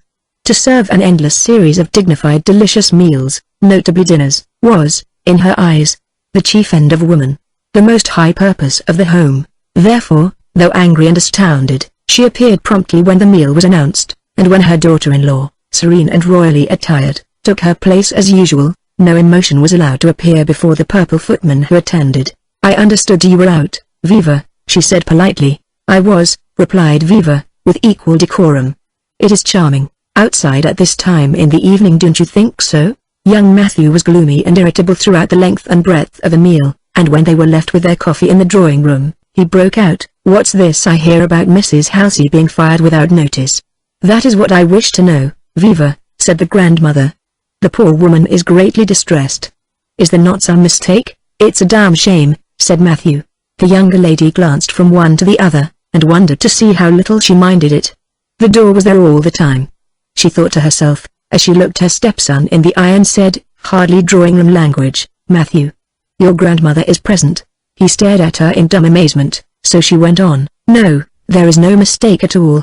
I discharged Mrs. Halsey about an hour before dinner. The terms of the engagement were a month's warning or a month's wages. I gave her the wages, but, Madame Weatherstone was genuinely confused by this sudden inexplicable, yet perfectly polite piece of what she still felt to be in the nature of interference and presumption. I have had no fault to find with her, I have, you see, said her daughter-in-law smiling. I found her unsatisfactory and shall replace her with something better presently. How about a little music, Matthew? Won't you start the victrola? Matthew wouldn't. He was going out, went out with a word. Madame Weatherstone didn't wish to hear it, had a headache, must go to her room, went to her room forthwith. There was a tension in the atmosphere that would have wrung tears from Viva Weatherstone a week ago, yes, 24 hours ago. As it was, she rose to her feet, stretching herself to her full height, and walked the length of the great empty room. She even laughed a little. It's open, said she, and ordered the car. While waiting for it, she chatted with Mrs. Pawn a while over the all-convenient telephone. Diantha sat at her window, watching the big soft, brilliant moon behind the eucalyptus trees. After the close of the strenuous meeting, she had withdrawn from the crowd of excited women anxious to shake her hand and engage her on the spot, had asked time to consider a number of good opportunities offered, and had survived the cold and angry glances of the now smaller but far more united Home and Culture Club. She declined to talk to the reporters, and took refuge first in an open car. This proved very unsatisfactory, owing to her sudden prominence. Two persistent newspapermen swung themselves upon the car also and insisted on addressing her. Excuse me, gentlemen, she said, I am not acquainted with you. They eagerly produced their cards and said they were newspapermen. I see, said Diantha, but you are still men? And gentlemen, I suppose? I am a woman, and I do not wish to talk with you. Miss Bell declines to be interviewed, wrote the reporters, and spent themselves on her personal appearance, being favorably impressed thereby. But Miss Bell got off at the next corner and took a shortcut to the house where she had rented a room. Reporters were waiting there, two being women. Diantha politely but firmly declined to see them and started for the stairs, but they merely stood in front of her and asked questions. The girl's blood surged to her cheeks. She smiled grimly, kept absolute silence, brushed through them and went swiftly to her room, locking the door after her. The reporters described her appearance unfavorably this time, and they described the house also unfavorably. They said that a group of adoring-eyed young men stood about the doorway as the flushed heroine of the afternoon made her brusque entrance. These adorers consisted of the landlady's Johnny, aged 13, and two satellites of his, still younger. They did look at Diantha admiringly, and she was a little hurried in her entrance, truth must be maintained.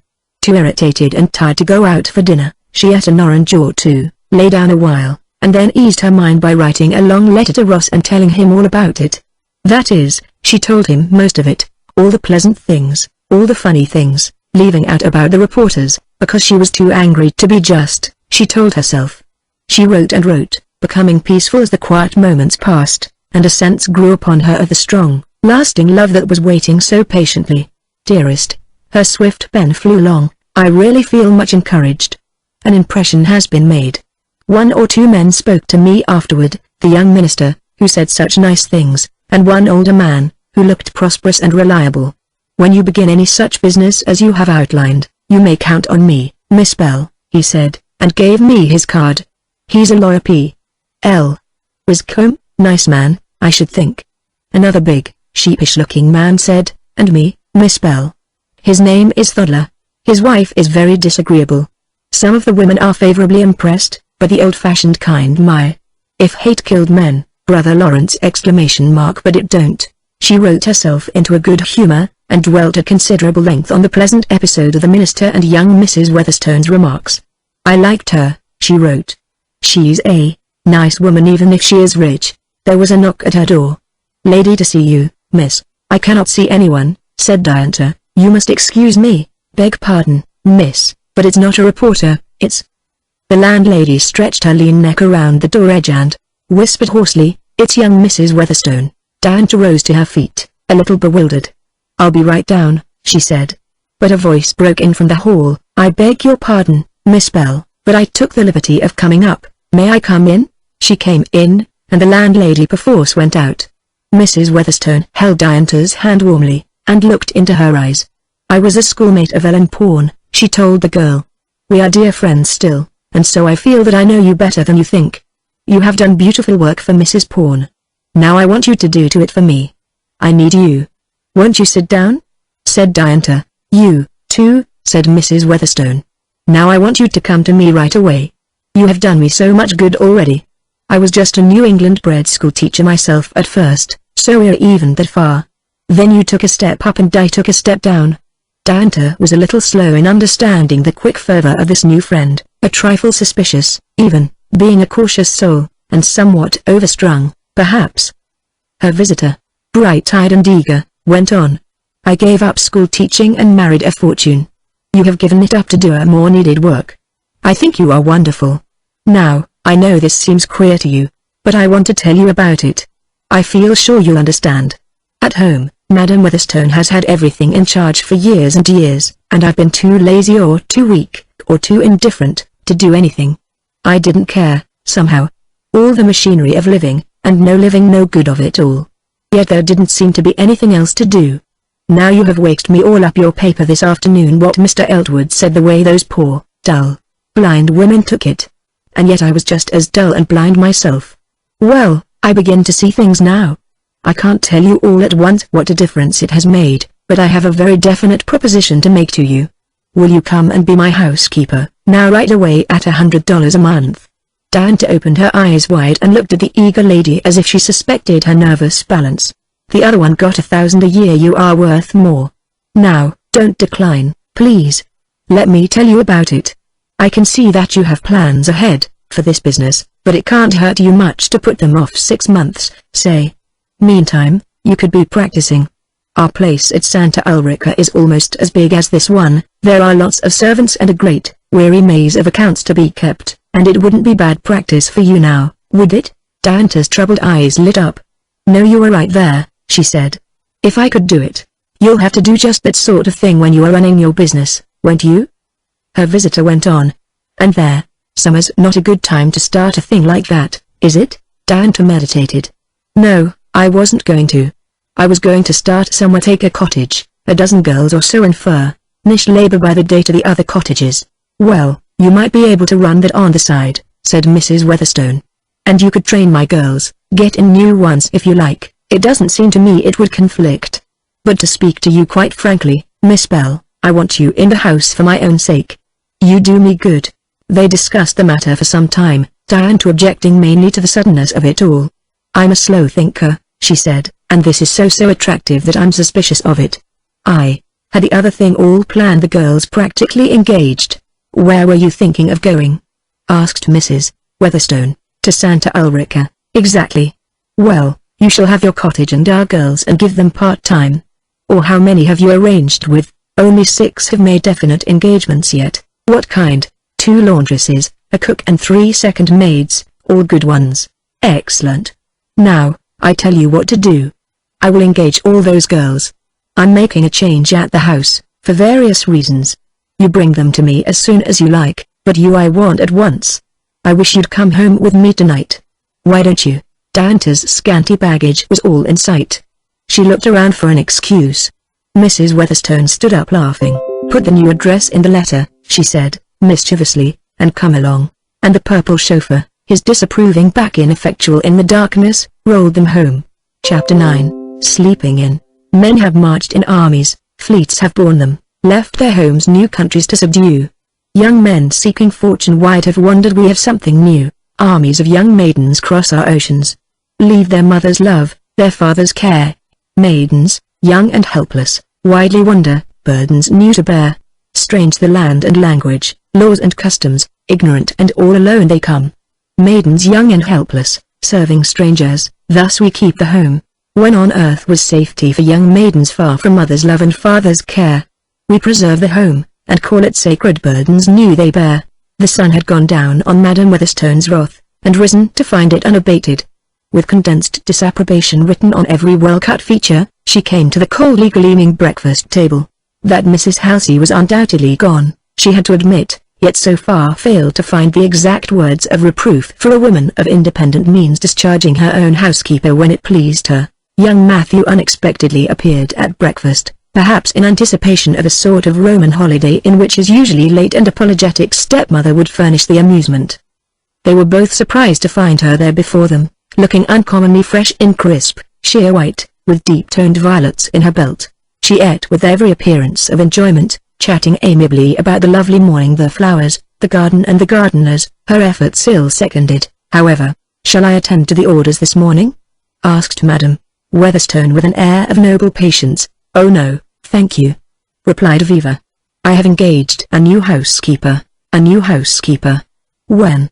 The old lady was shaken by this inconceivable promptness. "Last night," said her daughter-in-law, looking calmly across the table, her color rising a little. "And when is she coming, if I may ask?" "She has come. I have been with her an hour already this morning." Young Matthew smiled. This was amusing, though not what he had expected. "How extremely alert and businesslike," he said lazily.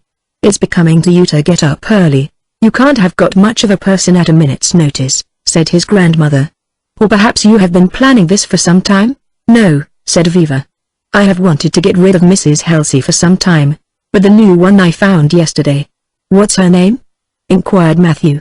"Belle, Miss Diantha Belle," she answered, looking as calm as if announcing the day of the week, but inwardly dreading the result somewhat. Like most of such terrors, it was overestimated. There was a little pause, rather an intense little pause. "And then isn't that the girl who set em all by the ears yesterday?"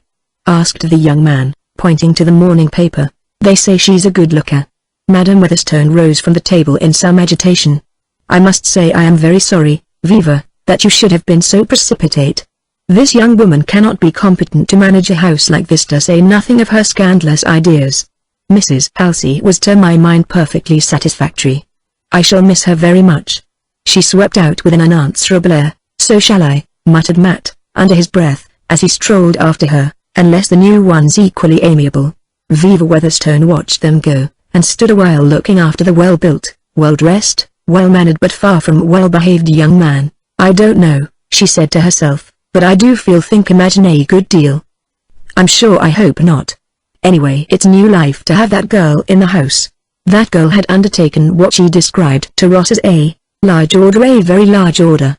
"It's the hardest thing I ever undertook," she wrote him, "but I think I can do it, and it will be a tremendous help. Mrs. Weatherstone's a brick, a perfect brick. She seems to have been very unhappy for ever so long, and to have submitted to her domineering old mother-in-law just because she didn't care enough to resist. Now she's got waked up all of a sudden. She says it was my paper at the club, more likely my awful example, I think. And she fired her old housekeeper, I don't know what for, and rushed me in. So here I am. The salary is good, the work is excellent training, and I guess I can hold the place. But the old lady is a terror, and the young man, how you would despise that Johnny." The home letters she now received were rather amusing. Ross, sternly patient, saw little difference in her position. "I hope you will enjoy your new work," he wrote, "but personally I should prefer that you did not, so you might give it up and come home sooner. I miss you, as you can well imagine. Even when you were here life was hard enough, but now. I had a half offer for the store the other day, but it fell through. If I could sell that incubus and put the money into a ranch, fruit, hens, anything, then we could all live on it, more cheaply, I think, and I could find time for some research work I have in mind. You remember that guinea pig experiment I want so to try?" Diantha remembered and smiled sadly. She was not much interested in guinea pigs and their potential capacities, but she was interested in her lover and his happiness. "Ranch," she said thoughtfully, "that's not a bad idea." Her mother wrote the same patient, loving letters, perfunctorily hopeful.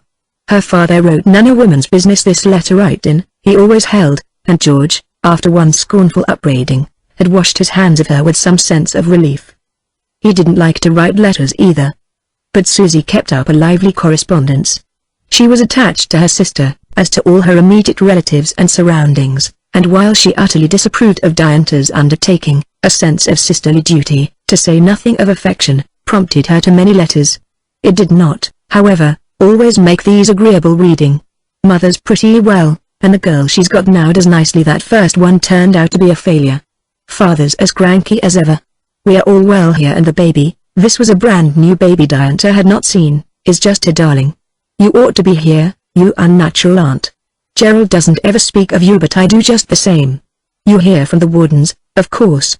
Mrs. Warden's got neuralgia or something, keeps them all busy. They are much excited over this new place of yours. You ought to hear them go on. It appears that Madam Weatherstone is a connection of theirs, one of the V's, I guess, and they think she's something wonderful. And to have you working there! Well, you can just see how they'd feel, and I don't blame them. It's no use arguing with you, but I should think you'd have enough of this disgraceful foolishness by this time and come home. Diantha tried to be very philosophic over her home letters, but they were far from stimulating. It's no use arguing with poor Susie, she decided. Susie thinks the sun rises and sets between kitchen, nursery and parlor. Mother can't see the good of it yet, but she will later. Mother's all right. I'm awfully sorry the Wardens feel so and make Ross unhappy, but of course I knew they would. It can't be helped. It's just a question of time and work. And she went to work. Mrs. Pawn called on her friend most promptly, with a natural eagerness and curiosity. How does it work? Do you like her as much as you thought? Do tell me about it, Viva. You look like another woman already. I certainly feel like one, Viva answered. I've seen slaves in housework, and I've seen what we fondly call queens in housework, but I never saw brains in it before, Mrs. Pawn sighed. Isn't it just wonderful the way she does things? Dear me. We do miss her. She trained that Swede for us and she does pretty well, but not like Miss Bell. I wish there were 100 of her. If there were 100,000 she wouldn't go round, answered Mrs. Weatherstone. How selfish we are. That is the kind of woman we all want in our homes and fuss because we can't have them. Edgar says he quite agrees with her views, Mrs. Pawn went on. Skilled labor by the day, food sent in. He says if she cooked it he wouldn't care if it came all the way from Alaska. She certainly can cook. I wish she'd set up her business, the sooner the better. Mrs. Weatherstone nodded her head firmly. She will. She's planning. This was really an interruption, her coming here, but I think it will be a help. She's not had experience in large management before, but she takes hold splendidly. She's found a dozen leaks in our household already. Mrs. Thodler's simply furious, I hear, said the visitor. Mrs. Ree was in this morning and told me all about it. Poor Mrs. Ree. The home is church and state to her. That paper of Miss Bell's she regards as simple blasphemy. They both laughed as that stormy meeting rose before them. I was so proud of you, Viva, standing up for her as you did. How did you ever dare? Why, I got my courage from the girl herself. She was superb. Talk of blasphemy. Why, I've committed lèse-majesté and regicide and the unpardonable sin since that meeting. And she told her friend of her brief passage at arms with Mrs. Halsey. I never liked the woman, she continued, and some of the things Miss Bell said set me thinking. I don't believe we half know what's going on in our houses. Well, Mrs. Thodler's so outraged by this scandalous attack upon the sanctities of the home that she's going about saying all sorts of things about Miss Bell. Oh look, I do believe that's her car. Even as they spoke a toneless voice announced, Mr. and Mrs. Thodler, and Madam Weatherstone presently appeared to greet these visitors. I think you are trying a dangerous experiment, said Mrs. Thodler to her young hostess. A very dangerous experiment. Bringing that young iconoclast into your home. Mr. Thodler, stout and sulky, sat as far away as he could and talked to Mrs. Pawn. I'd like to try that same experiment myself, said he to her. You tried it some time, I understand? Indeed we didn't, would still if we had the chance, she replied. We think her a very exceptional young woman, Mr. Thodler chuckled. She is that, he agreed. Gad. How she did set things humming. They're humming yet at our house. He glanced rather rancorously at his wife, and Mrs. Pawn wished, as she often had before, that Mr. Thodler wore more clothing over his domestic afflictions. Scandalous. Mrs. Thodler was saying to Madam Weatherstone. Simply scandalous. Never in my life did I hear such absurd, such outrageous charges against the sanctities of the home. There you have it, said Mr. Thodler, under his breath. Sanctity of the fiddlesticks. There was a lot of truth in what that girl said. Then he looked rather sheepish and flushed a little, which was needless, easing his collar with a fat finger. Madam Weatherstone and Mrs. Thodler were at one on this subject, but found it hard to agree even so, no love being lost between them, and the formers gave evidence of more satisfaction than distress at this dangerous experiment in the house of her friends. Viva sat silent, but with a look of watchful intelligence that delighted Mrs. Pawn. It has done her good already, she said to herself. Bless that girl. Mr. Thodler went home disappointed in the real object of his call. He had hoped to see the dangerous experiment again, but his wife was well pleased. "They will rue it," she announced. "Madam Weatherstone is ashamed of her daughter-in-law. I can see that. She looks cool enough. I don't know what's got into her." "Some of the young woman's good cooking," her husband suggested. "That young woman is not there as cook," she replied tartly. "What she is there for we shall see later. Mark my words." Mr. Thodler chuckled softly. "I'll mark 'em," he said. Diantha had her hands full. Needless to say, her sudden entrance was resented by the corps of servants accustomed to the old regime. She had the keys. She explored, studied, inventoried, examined the accounts, worked out careful tables and estimates. "I wish Mother were here," she said to herself. "She's a regular genius for accounts. I can do it, but it's no joke." She brought the results to her employer at the end of the week. "This is tentative," she said, "and I've allowed margins because I'm new to a business of this size. But here's what this house ought to cost you at the outside, and here's what it does cost you now." Mrs. Weatherstone was impressed. "Aren't you a little spectacular?" she suggested. Diantha went over it carefully: the number of rooms, the number of servants, the hours of labor, the amount of food and other supplies required. "This is only preparatory, of course," she said. "I'll have to check it off each month. If I may do the ordering and keep all the accounts, I can show you exactly in a month, or two at most." "How about the servants?" asked Mrs. Weatherstone. There was much to say here: questions of competence, of impertinence, of personal excellence with incompatibility of temper. Diantha was given a free hand, with full liberty to experiment, and met the opportunity with her usual energy. She soon discharged the unsatisfactory ones, and substituted the girls she had selected for her summer's experiment, gradually adding others, till the household was fairly harmonious, and far more efficient and economical. A few changes were made among the men also. By the time the family moved down to Santa Ulrica, there was quite a new spirit in the household. Mrs. Weatherstone fully approved of the girls' club Diantha had started at Mrs. Pawn's, and it went on merrily in the larger quarters of the great cottage on the cliff. "I'm very glad I came to you, Mrs. Weatherstone," said the girl. "You were quite right about the experience. I did need it and I'm getting it." She was getting some of which she made no mention. As she won and held the confidence of her subordinates, and the growing list of club members, she learned their personal stories, what had befallen them in other families, and what they liked and disliked in their present places. "The men are not so bad," explained Catherine Kelly, at a club meeting, meaning the men servants. "They respect an honest girl if she respects herself, but it's the young masters and sometimes the old ones.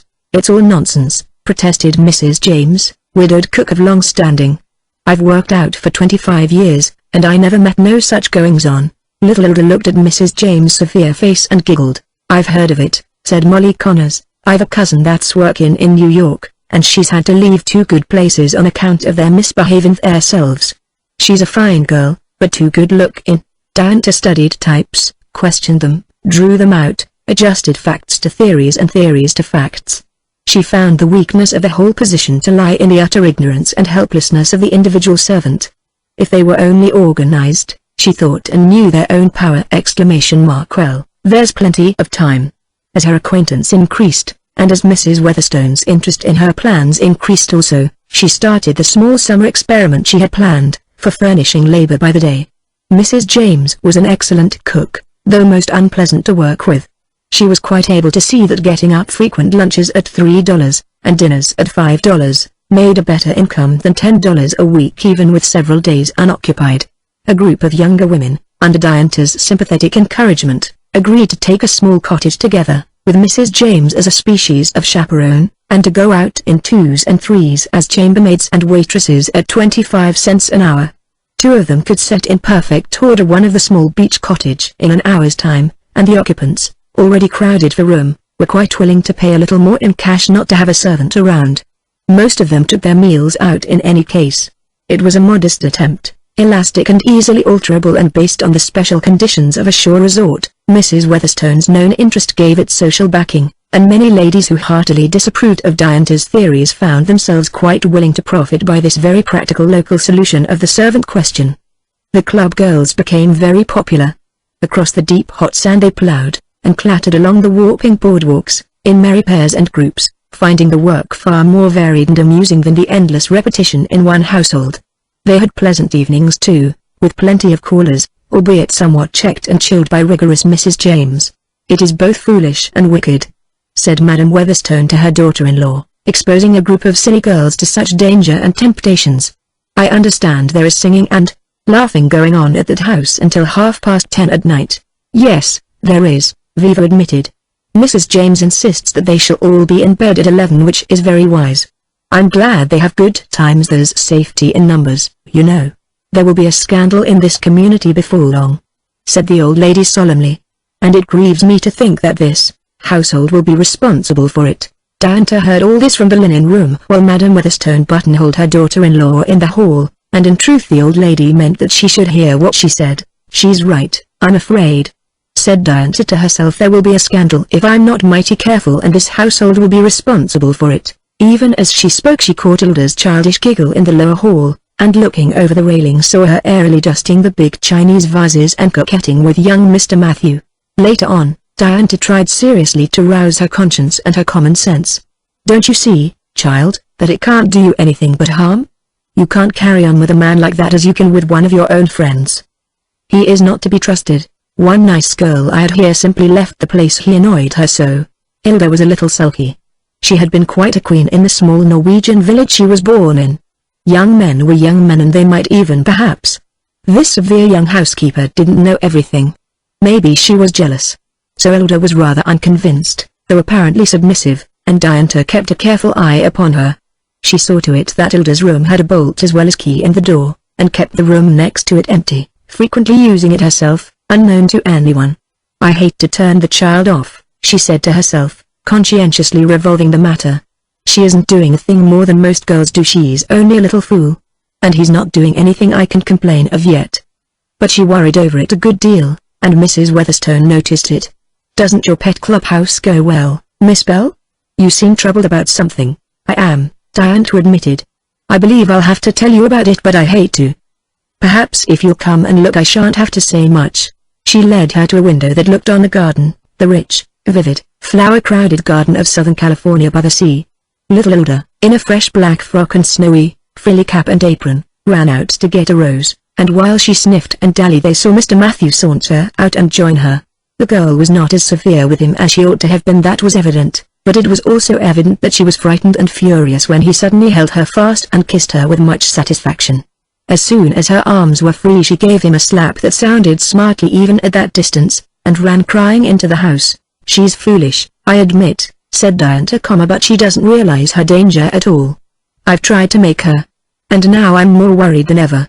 It seems rather hard to discharge her. She needs care." "I'll speak to that young man myself," said Mrs. Weatherstone. "I'll speak to his grandmother too." "Oh, would you?" urged Diantha. She wouldn't believe anything except that the girl led him on, you know that. "But I have an idea that we could convince her if you're willing to do something rather melodramatic, and I think we'd better do it tonight." "What's that?" asked her employer, and Diantha explained. It was melodramatic, but promised to be extremely convincing. "Do you think he'd dare? Under my roof?" hotly demanded Madam Weatherstone. "I'm very much afraid it wouldn't be the first time," Diantha reluctantly assured her. "It's no use being horrified. But if we could only make sure, if we could only make his grandmother sure," cried Madam Weatherstone. "That would save me a deal of trouble and misunderstanding. See here, I think I can manage it." "What makes you think it's tonight?" "I can't be absolutely certain," Diantha explained, and told her the reasons she had. "It does look so," her employer admitted. "We'll try it at any rate," urging her mother-in-law's presence on the ground of needing her experienced advice. Mrs. Weatherstone brought the august lady to the room next to Hilda's late that evening, the housekeeper in attendance. "We mustn't wake the servants," she said in an elaborate whisper. "They need sleep, poor things. But I want to consult you about these communicating doors, and the locksmith is coming in the morning. You see this opens from this side." She turned the oiled key softly in the lock. "Now Miss Bell thinks they ought to be left so that the girls can visit one another if they like. What do you think?" "I think you are absurd to bring me to the top floor, at this time of night, for a thing like this," said the old lady. "They should be permanently locked, to my mind. There's no question about it." Viva, still in low tones, discussed this point further, introduced the subject of wallpaper or hard finish, pointed out from the window a tall eucalyptus which she thought needed heading, did what she could to keep her mother-in-law on the spot, and presently her efforts were rewarded. A sound of muffled speech came from the next room, a man's voice dimly heard. Madame Weatherstone raised her head like a warhorse. "What's this? What's this?" she said in a fierce whisper. Viva laid a hand on her arm. "SH," said she. "Let us make sure." And she softly unlatched the door. A brilliant moon flooded the small chamber. They could see little Hilda, huddled in the bedclothes, staring at her door from which the key had fallen. Another key was being inserted but the bolt held. "Come and open it, young lady," said a careful voice outside. "Go away. Go away," begged the girl, low and breathlessly. "Oh, how can you? Go away quick." "Indeed, I won't," said the voice. "You come and open it." "Go away," she cried, in a soft but frantic voice. I'll scream." "Scream away," he answered. "I'll just say I came up to see what the screaming's about, that's all. You open the door if you don't want anybody to know I'm here. I won't hurt you. I just want to talk to you a minute." Madame Weatherstone was speechless with horror. Her daughter-in-law listened with set lips. Diantha looked from one to the other, and at the frightened child before them who was now close to the terrible door. "Oh please!" "Please. Go away," she cried in desperation. "Oh, what shall I do? What shall I do?" "You can't do anything," he answered cheerfully. "And I'm coming in anyhow. You'd better keep still about this for your own sake. Stand from under." Madame Weatherstone marched into the room. Hilda, with a little cry, fled out of it to Diantha. There was a jump, a scramble, two knuckly hands appeared, a long leg was put through the transom, two legs wildly wriggling, a descending body, and there stood before them, flushed, disheveled, his coat up to his ears, Matt Weatherstone. He did not notice the stern rigidity of the figure which stood between him and the moonlight, but clasped it warmly to his heart. "Now I've got you, ducky," cried he, pressing all too affectionate kisses upon the face of his grandmother. Young Mrs. Weatherstone turned on the light. It was an embarrassing position for the gentleman. He had expected to find a helpless cowering girl, afraid to cry out because her case would be lost if she did, begging piteously that he would leave her, wholly at his mercy. What he did find was so inexplicable as to reduce him to gibbering astonishment. There stood his imposing grandmother, so overwhelmed with amazement that her trenchant sentences failed her completely, his stepmother, wearing an expression that almost suggested delight in his discomfiture, and Diantha, as grim as Rhadamanthus. Poor little Hilda burst into wild sobs and choking exclamations, clinging to Diantha's hand. "If I'd only listened to you," she said. "You told me he was bad. I never thought he'd do such an awful thing." Young Matthew fumbled at the door. He had locked it outside in his efforts with the passkey. He was red to his ears, very red, but there was no escape. He faced them. There was no good in facing the door. They all stood aside and let him pass, a wordless gauntlet. Diantha took the weeping Hilda to her room for the night. Madame Weatherstone and Mrs. Weatherstone went down together. She must have encouraged him. The older lady finally burst forth. "She did not encourage him to enter the room, as you saw and heard," said Viva with repressed intensity. "He's only a boy," said his grandmother. "She is only a child, a helpless child, a foreigner. Away from home, untaught, unprotected," Viva answered swiftly, adding with quiet sarcasm, "save for the shelter of the home."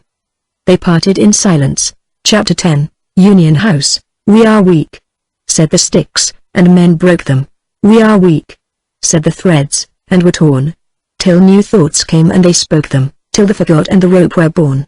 For the fagot men find is resistant, and they anchor on the rope's taut length. Even grasshoppers combined are a force. The farmers find in union there is strength. Ross Warden endured his grocery business, strove with it, toiled at it, concentrated his scientific mind on alien tasks of financial calculation and practical psychology, but he liked it no better.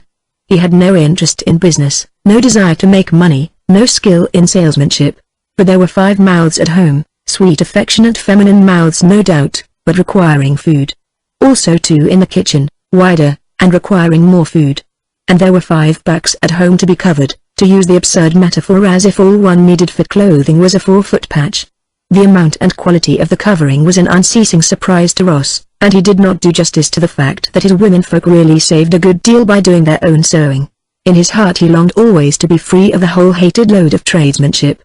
Continually his thoughts went back to the hope of selling out the business and buying a ranch. "I could make it keep us, anyhow," he would plan to himself, "and I could get at that guinea pig idea.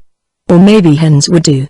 He had a theory of his own, or a personal test of his own, rather, which he wished to apply to a well-known theory. It would take some years to work it out, and a great many fine pigs, and be of no possible value financially. I'll do it sometime, he always concluded, which was cold comfort. His real grief at losing the companionship of the girl he loved was made more bitter by a total lack of sympathy with her aims, even if she achieved them in which he had no confidence. He had no power to change his course, and tried not to be unpleasant about it, but he had to express his feelings now and then. "Are you coming back to me?" he wrote. "How can you bear to give so much pain to everyone who loves you? Is your wonderful salary worth more to you than being here with your mother with me? How can you say you love me and ruin both our lives like this? I cannot come to see you. I would not come to see you calling at the back door. Finding the girl I love in a cap and apron. Can you not see it is wrong, utterly wrong, all this mad escapade of yours? Suppose you do make $1,000 a year, I shall never touch your money, you know that. I cannot even offer you a home, except with my family, and I know how you feel about that. I do not blame you. But I am as stubborn as you are, dear girl. I will not live on my wife's money, you will not live in my mother's house, and we are drifting apart. It is not that I care less for you, dear, or at all for anyone else, but this is slow death, that's all." Mrs. Warden wrote now and then and expatiated on the sufferings of her son, and his failing strength under the unnatural strain, till Diantha grew to dread her letters more than any pain she knew. Fortunately they came seldom. Her own family was much impressed by the $1,000, and found the occupation of housekeeper a long way more tolerable than that of housemaid, a distinction which made Diantha smile rather bitterly. Even her father wrote to her once, suggesting that if she chose to invest her salary according to his advice he could double it for her in a year, maybe treble it, in Belgian hares. They'd double and treble fast enough. She admitted to herself, but she wrote as pleasant a letter as she could, declining his proposition. Her mother seemed stronger, and became more sympathetic as the months passed. Large affairs always appealed to her more than small ones, and she offered valuable suggestions as to the account-keeping of the big house. They all assumed that she was permanently settled in this well-paid position, and she made no confidences. But all summer long she planned and read and studied out her progressive schemes, and strengthened her hold among the working women. Laundress after laundress she studied personally and tested professionally, finding a general level of mediocrity, till finally she hit upon a melancholy Dane, a big raw-boned red-faced woman whose husband had been a miller, but was hurt about the head so that he was no longer able to earn his living. The huge fellow was docile, quiet, and endlessly strong, but needed constant supervision. "He'll do anything you tell him, miss, and do it well, but then he'll sit and dream about it. I can't leave him at all. But he'll take the clothes if I give him a paper with directions, and come right back." Poor Mrs. Thorold wiped her eyes, and went on with her swift ironing. Diantha offered her the position of laundress at Union House, with 2 rooms for their own, over the laundry. "There'll be work for him, too," she said. "We need a man there. He can do a deal of the heavier work before to you." "No. I can't offer him very much, but it will help some." Mrs. Thorold accepted for both, and considered Diantha as a special providence. There was to be cook, and 2 capable second maids. The work of the house must be done thoroughly well, Diantha determined, and the food's got to be good or the girls won't stay. After much consideration she selected one Juliana, a person of color, for her kitchen, not the jovial and sloppy personage usually figuring in this character, but a tall, angular, and somewhat cynical woman, a misanthrope in fact, with a small son. For men she had no respect whatever, but conceded a grudging admiration to Mr. Thorold as the usefullest biddablest male person she had ever seen. She also extended special sympathy to Mrs. Thorold on account of her peculiar burden, and the Swedish woman had no antipathy to her color, and seemed to take a melancholy pleasure in Juliana's caustic speeches. Diantha offered her the place, boy and all. "He can be bellboy and help you in the kitchen, too. Can't you, Hector?" Hector rolled large adoring eyes at her, but said nothing. His mother accepted the proposition, but without enthusiasm. "I can't keep no eye on him, miss. If I'm cooking unless you keep your eye on him there's no work to be got out in any kind. Oh boy, what is your last name, Juliana?" Diantha asked her. "I suppose, as a matter of fact it's the name of the last nigger I married," she replied. "There was several of 'em, all having different names, and to tell you the truth Miss Bell, I got clean mixed amongst 'em. But Juliana's my name world without end, amen." So Diantha had to waive her theories about the surnames of servants in this case. "Did they all die?" she asked with polite sympathy. "Nom, they didn't, none of 'em die, worse luck. I'm afraid you have seen much trouble, Juliana," she continued sympathetically. "They deserted you, I suppose?" Juliana laid her long spoon upon the table and stood up with great gravity. "Nom," she said again, "they didn't none of them desert me on no occasion. I divorced M. Marital difficulties in bulk were beyond Diantha's comprehension, and she dropped the subject. Union House opened in the autumn. The vanished pepper trees were dim with dust in Orchardina streets as the long rainless summer drew to a close, but the social atmosphere fairly sparkled with new interest. Those who had not been away chatted eagerly with those who had, and both with the incoming tide of winter visitors. "That girl of Mrs. Pawn's has started her housekeeping shop. That Miss Bell has got Mrs. Weatherstone fairly infatuated with her crazy schemes. Do you know that Bell girl has actually taken Union House? Going to make a girls' club of it. Did you ever hear of such a thing? Diantha Bell's really going to try to run her absurd undertaking right here in Orchardina." They did not know that the young captain of industry had deliberately chosen Orchardina as her starting point on account of the special conditions. The even climate was favorable to going out by the day, or the delivery of meals. The number of wealthy residents gave opportunity for catering on a large scale. The crowding tourists and health seekers made a market for all manner of transient service and cooked food, and the constant lack of sufficient or capable servants forced the people into an unwilling consideration of any plan of domestic assistance. In a year's deliberate effort Diantha had acquainted herself with the rank and file of the town's housemaids and day workers, and picked her assistants carefully.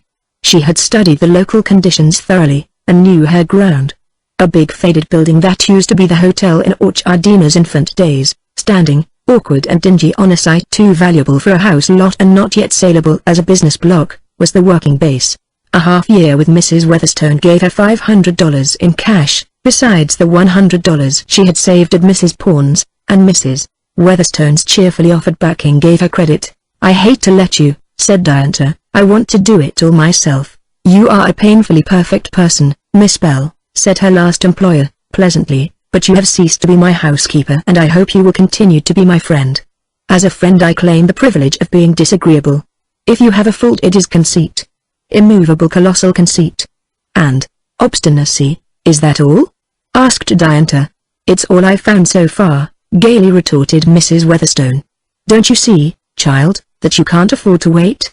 You have reasons for hastening, you know. I don't doubt you could, in a series of years, work up this business all stark alone. I have every confidence in those qualities I have mentioned. But what's the use? You'll need credit for groceries and furniture. I am profoundly interested in this business. I am more than willing to advance a little capital, or to ensure your credit.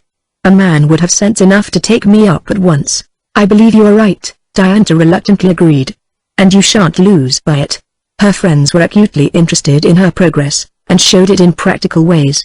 The New Woman's Club furnished 5 families of patrons for the regular service of cooked food, which soon grew, with satisfaction, to a dozen or so, varying from time to time. The many families with invalids, and lonely invalids without families, were glad to avail themselves of the special delicacies furnished at Union House. Picnickers found it easier to buy Diantha's marvelous sandwiches than to spend golden morning hours in putting up inferior ones at home, and many who cooked for themselves, or kept servants, were glad to profit by this outside source on Sunday evenings and days out. There was opposition too, both the natural resistance of inertia and prejudice, and the active malignity of Mrs. Thodler. The Pawns were sympathetic and anxious. "That place'll cost her all of $10,000 a year, with those 25 to feed, and they only pay $4.50 a week." "I know that," said Mr. Pawn. "It does look impossible." His wife agreed, "But such is my faith in Diantha Bell I'd back her against Rockefeller." Mrs. Weatherstone was not alarmed at all. "If she should fail, which I don't for a moment expect, it won't ruin me," she told Isabel. "And if she succeeds, as I firmly believe she will, why, I'd be willing to risk almost anything to prove Mrs. Thodler in the wrong." Mrs. Thodler was making herself rather disagreeable. She used what power she had to cry down the undertaking, and was so actively malevolent that her husband was moved to covert opposition. He never argued with his wife. She was easily ahead of him in that art, and, if it came to recriminations, had certain controvertible charges to make against him, which made him angrily silent. He was convinced in a dim way that her ruthless domineering spirit, and the sheer malice she often showed, were more evil things than his own bad habits, and that even in their domestic relation her behavior really caused him more pain and discomfort than he caused her, but he could not convince her of it, naturally. "The Diantha Bell is a fine girl," he said to himself. "A damn fine girl, and as straight as a string." There had crept out, through the quenchless leak of servants' talk, a very culled version of the incident of Matthew and the transom, and the town had grown so warm for that young gentleman that he had gone to Alaska suddenly, to cool off, as it were. His grandmother, finding Mrs. Thodler invincible with this new weapon, and what she had so long regarded as her home now visibly Mrs. Weatherstone's, had retired in regal dignity to her old Philadelphia establishment, where she upheld the standard of decorum against the weakening habits of a deteriorated world, for many years. As Mr. Thodler thought of this sweeping victory, he chuckled for the 100th time. She ought to make good, and she will. Something's got to be done about it, said he. Diantha had never liked Mr. Thodler. She did not like that kind of man in general, nor his manner toward her in particular. Moreover, he was the husband of Mrs. Thodler. She did not know that he was still the largest owner in the town's best grocery store, and when that store offered her special terms for her exclusive trade, she accepted the proposition thankfully. She told Ross about it, as a matter well within his knowledge, if not his liking, and he was mildly interested. "I am much alarmed at this new venture," he wrote, "but you must get your experience. I wish I could save you. As to the groceries, those are wholesale rates, nearly, they'll make enough on it. Yours is a large order, you see, and steady." When she opened her business men's lunch, Mr. Thodler had a still better opportunity. He had a reputation as a high flyer, and had really intended to sacrifice himself on the altar of friendship by patronizing and praising this undertaking at any cost to his palate, but no sacrifice was needed. Diantha's group of day workers had their early breakfast and departed, taking each a neat lunch pail, they ate nothing of their employers, and both kitchen and dining room would have stood idle till supper time. But the young manager knew she must work her plant for all it was worth, and speedily opened the dining room with a side entrance as a cafeteria, with the larger one as a sort of meeting place, papers and magazines on the tables. From the counter you took what you liked, and seated yourself, and your friends, at one of the many small tables or in the flat armchairs in the big room, or on the broad piazza, and as this gave good food, cheapness, a chance for a comfortable seat and talk and a smoke, if one had time, it was largely patronized. Mr. Thodler, as an experienced bon vivant, despised sandwiches. Picnicky makeshifts he called them, railroad rations, bread and leavings, and when he saw these piles on piles of sandwiches, listed only as number 1, number 2 inches, number 3, and so on, his benevolent intention wavered. But he pulled himself together and took a plateful, assorted. "Come on, Pawn," he said, "we'll play it's a Sunday school picnic," and he drew himself a cup of coffee, finding hot milk, cream and sugar crystals at hand. "I never saw a cheap joint where you could fix it yourself, before," he said, and suspiciously tasted the mixture. "By jing! That's coffee!" he cried in surprise. "There's no scum on the milk, and the cream's cream. 5 cents. She won't get rich on this." Then he applied himself to his number 1-inch sandwich, and his determined expression gave way to one of pleasure. "Why, that's bread, real bread. I believe she made it herself." She did in truth, she and Juliana with Hector as general assistant. The big oven was filled several times every morning, the fresh rolls disappeared at breakfast and supper, the fresh bread was packed in the lunch pails, and the stale bread was even now melting away in large bites behind the smiling mouths and moustaches of many men. Perfect bread, excellent butter, and what's the filling, I'd like to know? More than one inquiring-minded patron split his sandwich to add sight to taste, but few could be sure of the flavorsome contents. Fatless, gritless, smooth and even, covering the entire surface, the last mouthful as perfect as the first. Some were familiar, some new, all were delicious. The 6 sandwiches were 5 cents, the cup of coffee 5, and the little drop cakes, sweet and spicy, were 2 for 5. Every man spent 15 cents, some of them more, and many took away small cakes in paper bags, if there were any left.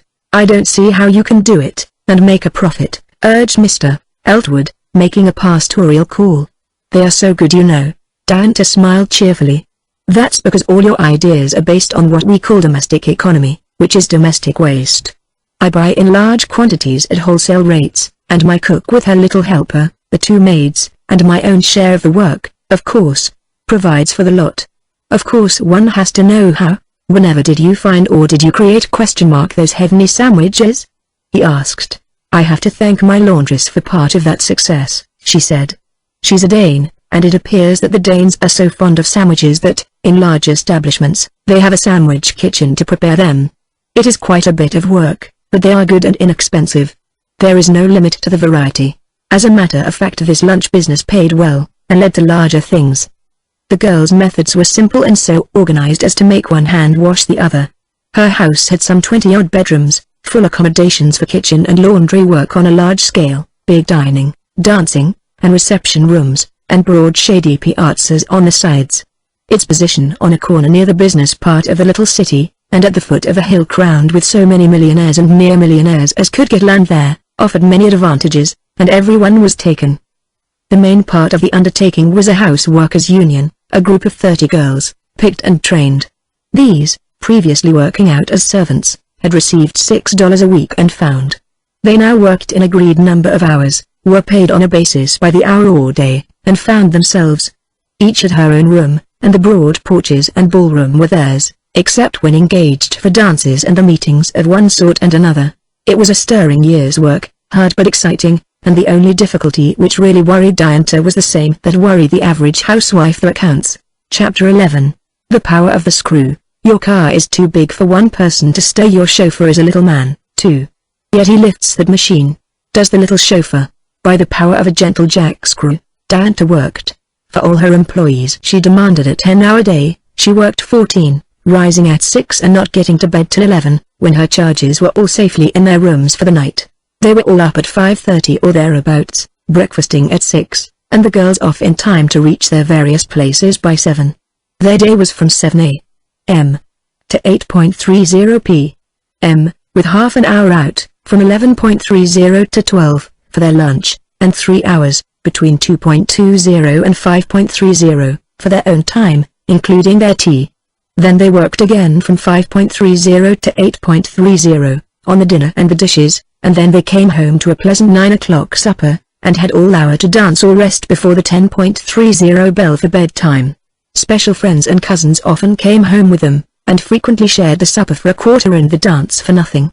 It was no light matter in the first place to keep 20 girls contented with such a regime, and working with the steady excellence required, and in the second place to keep 20 employers contented with them. There were failures on both sides. Half a dozen families gave up the plan, and it took time to replace them, and 3 girls had to be asked to resign before the year was over. But most of them had been in training in the summer, and had listened for months to Diantha's earnest talks to the clubs, with good results. "Remember, we are not doing this for ourselves alone," she would say to them. "Our experiment is going to make this kind of work easier for all home workers everywhere. You may not like it at first, but neither did you like the old way. It will grow easier as we get used to it, and we must keep the rules, because we made them." She laboriously composed a neat little circular, distributed it widely, and kept a pile in her lunchroom for people to take. It read thus: Union House, Food and Service, General Housework by the week. $10 General Housework by the day. $2, 10 hours work a day, and furnish their own food, additional labor by the hour. $20, Special Service for entertainments, maids and waitresses, by the hour. $25 Catering for entertainments. Delicacies for invalids, lunches packed and delivered, cafeteria. 12 to 2. What annoyed the young manager most was the uncertainty and irregularity involved in her work, the facts varying considerably from her calculations. In the house all ran smoothly. Solemn Mrs. Thorvald did the laundry work for $35 by the aid of her husband and a big mangle for the flat work. The girls' washing was limited. "You have to be reasonable about it," Diantha had explained to them. "Your 50 cents covers a dozen pieces, no more. If you want more you have to pay more, just as your employers do for your extra time." This last often happened.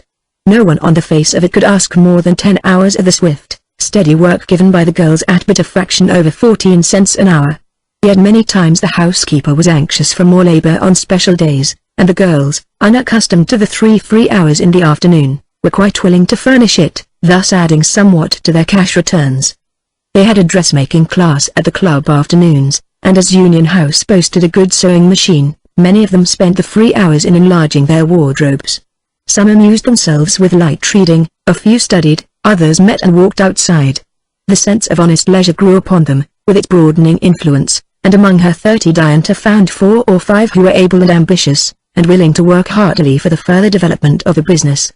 Her 2 housemaids were specially selected. When the girls were out of the house these 2 maids washed the breakfast dishes with marvelous speed, and then helped Diantha prepare for the lunch.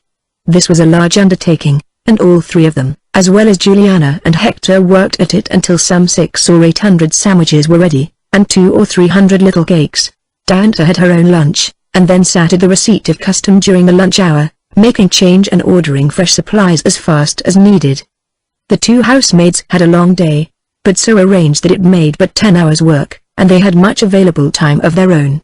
They had to be at work at 5:30 to set the table for 6 o'clock breakfast, and then they were at it steadily, with the dining rooms to do, and the lunch to get ready, until 11:30, when they had an hour to eat and rest.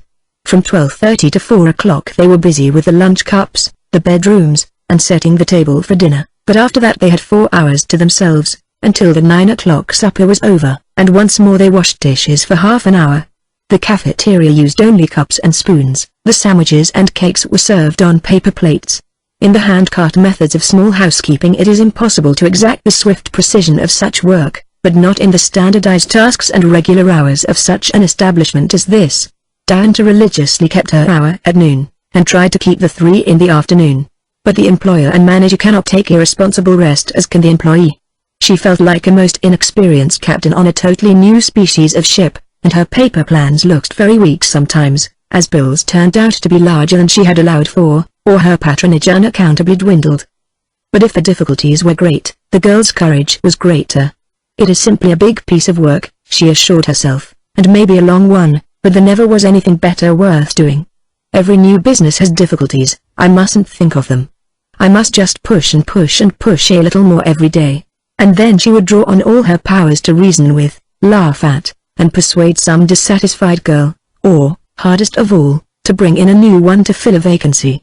She enjoyed the details of her lunch business, and studied it carefully, planning for a restaurant a little later.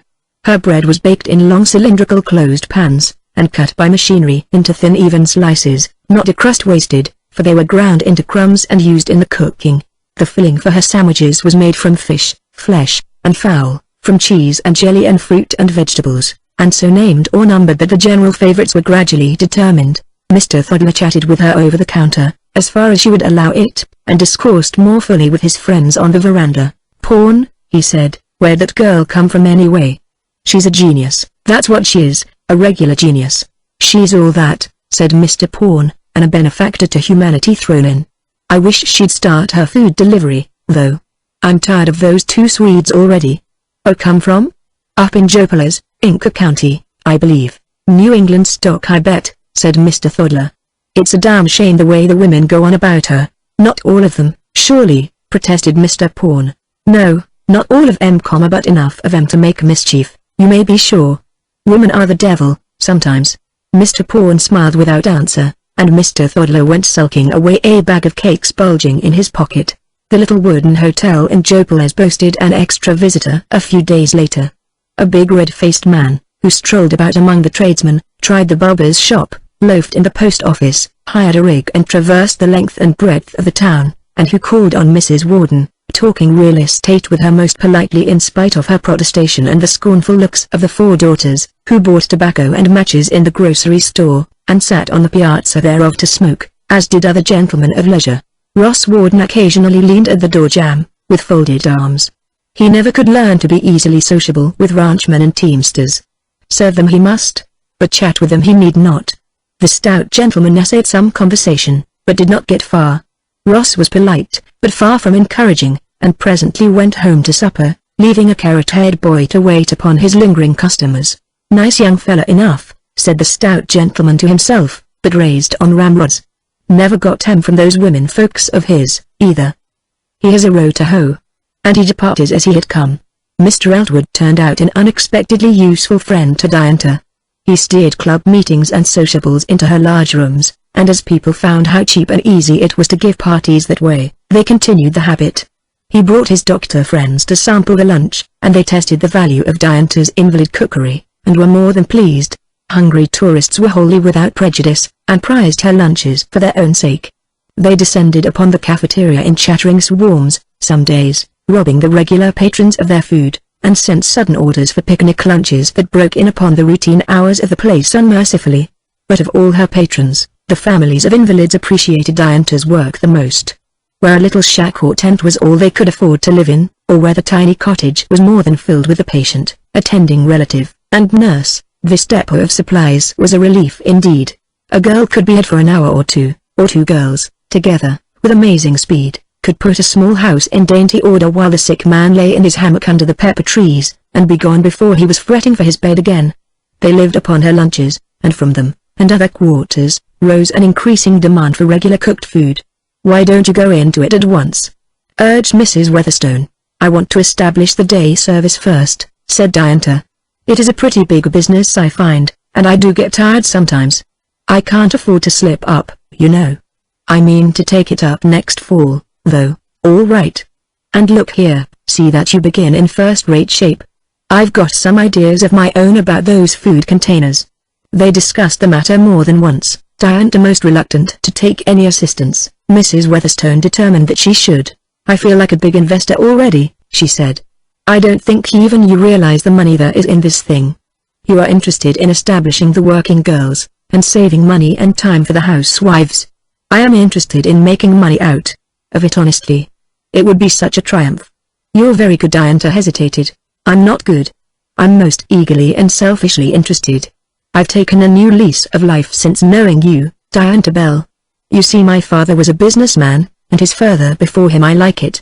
There I was, with lots of money, and not an interest in life. Now why, there's no end to this thing, Diantha. It's one of the biggest businesses on earth, if not the biggest." "Yes, I know," the girl answered. "But it's slow work. I feel the weight of it more than I expected. There's every reason to succeed, but there's the combined sentiment of the whole world to lift. It's as heavy as lead." "Heavy? Of course it's heavy. The more fun to lift it." "You'll do it, Diantha, I know you will, with that steady, relentless push of yours. But the cooked food is going to be your biggest power, and you must let me start it right. Now you listen to me, and make Mrs. Fuddler eat her words." Mrs. Fuddler's words would have proved rather poisonous, if eaten. She grew more antagonistic as the year advanced. Every fault that could be found in the undertaking she pounced upon and enlarged. Every doubt that could be cast upon it she heavily piled up, and her opposition grew more rancorous as Mr. Fuddler enlarged in her hearing upon the excellence of Diantha's lunches and the wonders of her management. "She's picked a bunch of winners in those girls of hers," he declared to his friends. "They set out in the morning looking like a flock of sweet peas in their pinks and whites and greens and let's and do more work in an hour than the average slavey can do in 3, I'm told." It was a pretty sight to see those girls start out. They had a sort of uniform, as far as a neat gingham dress went, with elbow sleeves, white ruffled, and a Dutch collar, a sort of cross between a nurse's dress and that of La Chocolatière, but colors were left to taste. Each carried her apron and a cap that covered the hair while cooking and sweeping, but nothing that suggested the black and white livery of the regulation servant. "This is a new stage of labor," their leader reminded them. "You are not servants, you are employees. You wear a cap as an English carpenter does or a French cook, and an apron because your work needs it. It is not a ruffled label, it's a business necessity. And each one of us must do our best to make this new kind of work valued and respected. It is no easy matter to overcome prejudices many centuries old, and meet the criticism of women who have nothing to do but criticize. Those who were mistresses, and wanted servants, someone to do their will at any moment from early morning till late evening, were not pleased with a new way if they tried it, but the women who had interests of their own to attend to, who merely wanted their homes kept clean, and the food well cooked and served, were pleased. The speed, the accuracy, the economy, the pleasant, quiet, assured manner of these skilled employees was a very different thing from the old slipshod methods of the ordinary general servant. So the work slowly prospered, while Diantha began to put in execution the new plan she had been forced into. While it matured, Mrs. Fuddler matured hers. With steady dropping she had let fall far and wide her suspicions as to the character of Union House. "It looks pretty queer to me," she would say, confidentially, "all those girls together, and no person to have any authority over them. Not a married woman in the house but that washerwoman, and her husband's a fool. And again, you don't see how she does it? Neither do I. The expenses must be tremendous. Those girls pay next to nothing, and all that broth and brown bread flying about town. Pretty queer doings, I think." "The men seem to like that cafeteria, don't they?"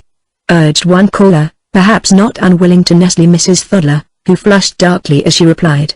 "Yes, they do. Men usually like that sort of place.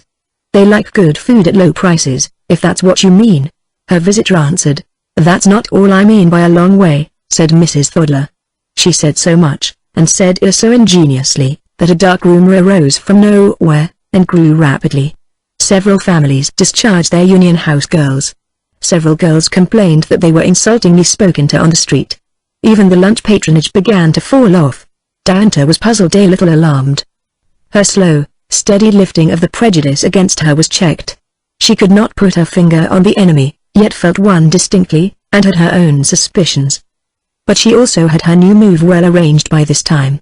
Then a maliciously insinuating story of the place came out in a San Francisco paper, and a flock of local reporters buzzed in to sample the victim. They helped themselves to the luncheon, and liked it, but that did not soften their pens. They talked with such of the girls as they could get in touch with, and wrote such versions of these talks as suited them. They called repeatedly at Union House, but Diantha refused to see them. Finally she was visited by the Episcopalian clergyman.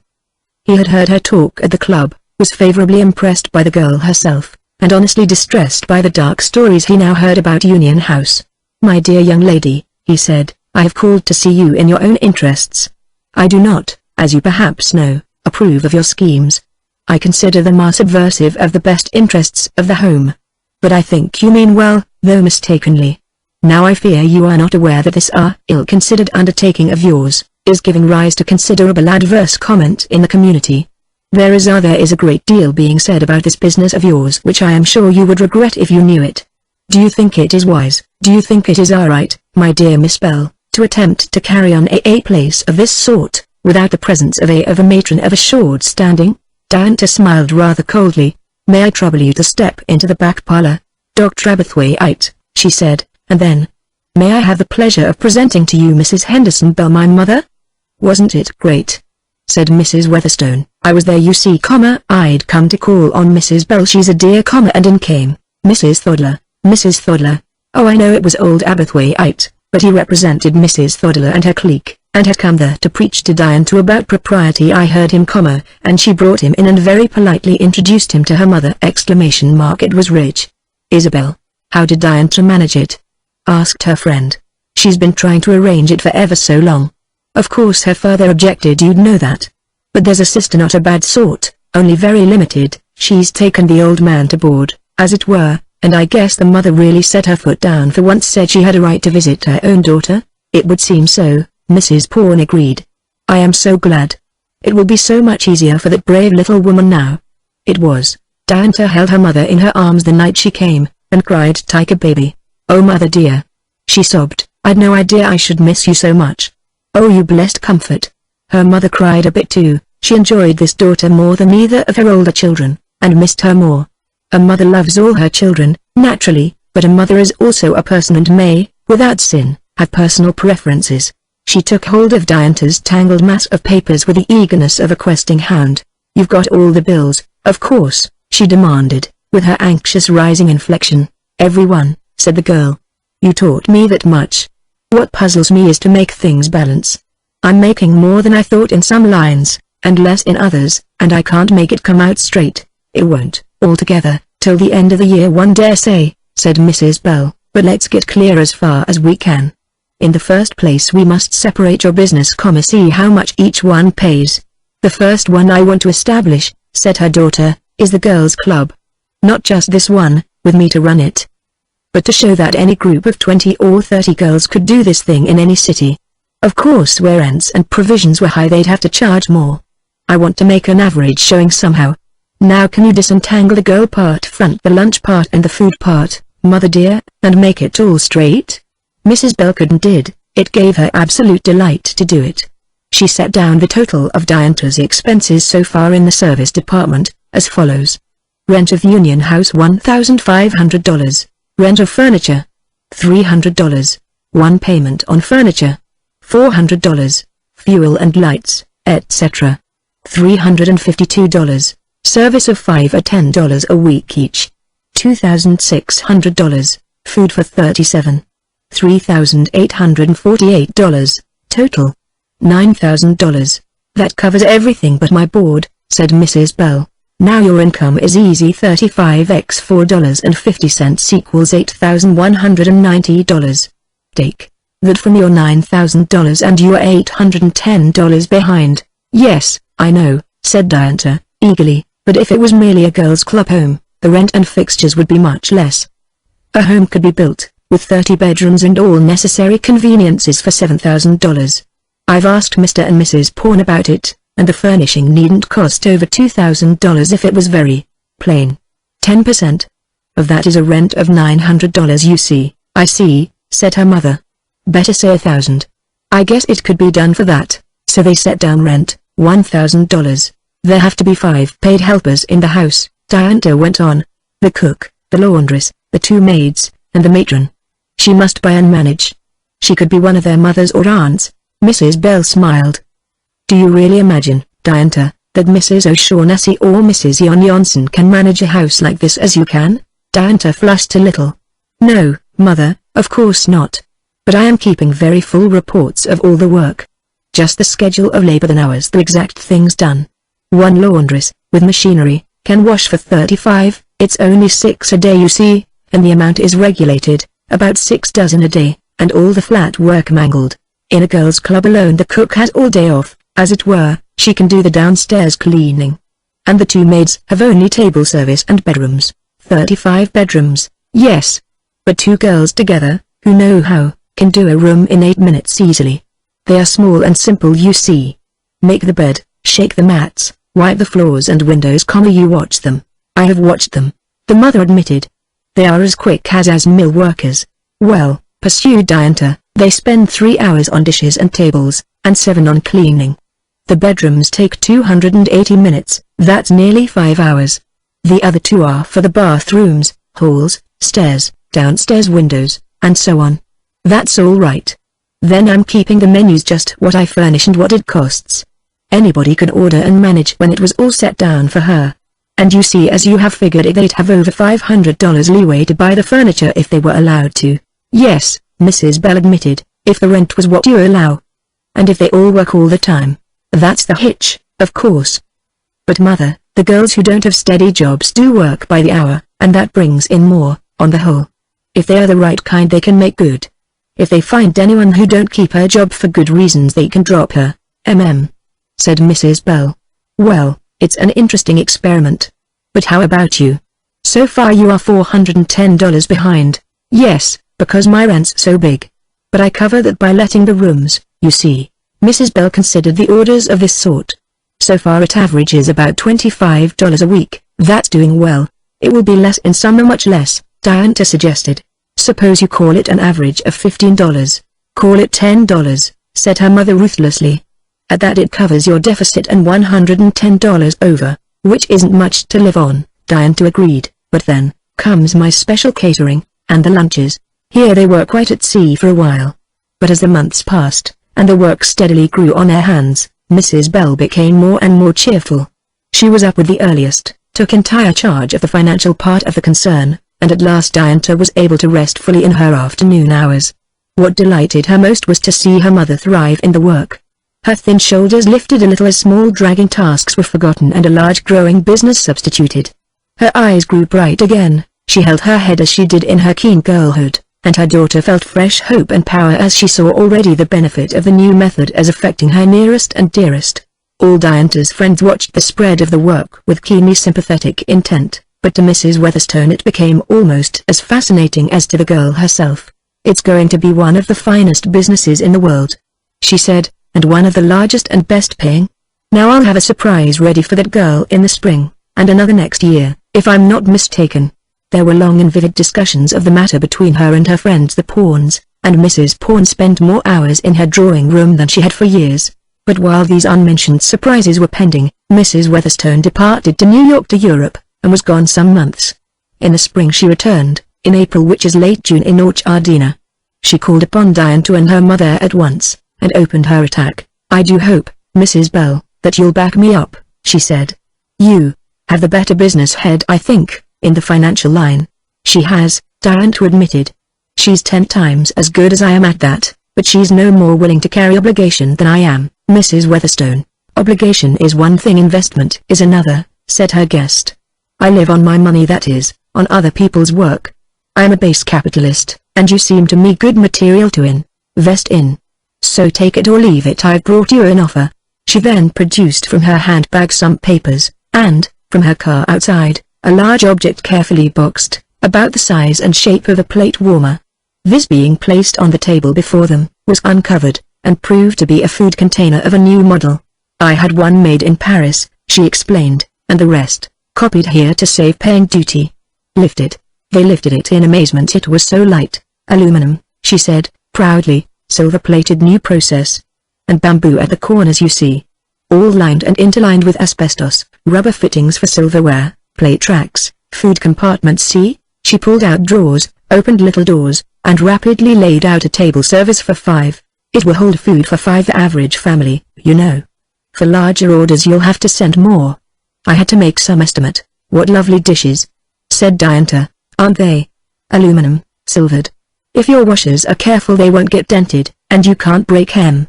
Mrs. Bell examined the case and all its fittings with eager attention. It's the prettiest thing I ever saw, she said. Look, Diantha, here's for soup, here's for water or wine if you want, all your knives and forks at the side, Japanese napkins up here. It's lovely, but I should think expensive. Mrs. Weatherstone smiled. I've had 25 of them made. They cost, with the fittings, $100 apiece, $2,500. I will rent them to you, Miss Bell, at a rate of 10%. Interest, only $250 a year. It ought to take more, said Mrs. Bell. There'll be breakage and waste. You can't break them, I tell you, said the cheerful visitor, and dents can be smoothed out in any tin shop. You'll have to pay for it. Will it satisfy you? Diantha was looking at her, her eyes deep with gratitude. You know what I think of you, she said. Mrs. Weatherstone laughed. I'm not through yet, she said. Look at my next piece of impudence. This was only on paper, but the pictures were amply illuminating. I went to several factories, she gleefully explained, here and abroad. A Yankee firm built it. It's in my garage now.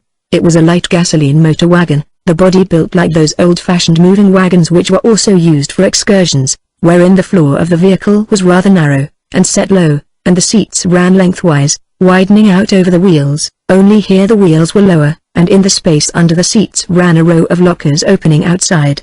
Mrs. Weatherstone smiled triumphantly.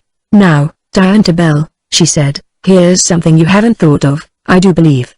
This estimable vehicle will carry 30 people inside easily, and she showed them how each side held 12, and turn-up seats accommodated 6 more, and outside, she showed the lengthwise picture. It carries 20 for containers. If you want to send all your 25 at once, one can go here by the driver. Now then. This is not an obligation, Miss Bell, it is another valuable investment. I'm having more made. I expect to have use for them in a good many places. This cost pretty near $3,000, and you get it at the same good interest, for $300 a year.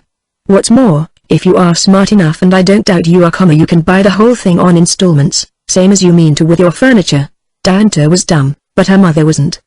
She thanked Mrs. Weatherstone with a hearty appreciation of her opportune help, but no less of her excellent investment. Don't be a goose, Diantha, she said.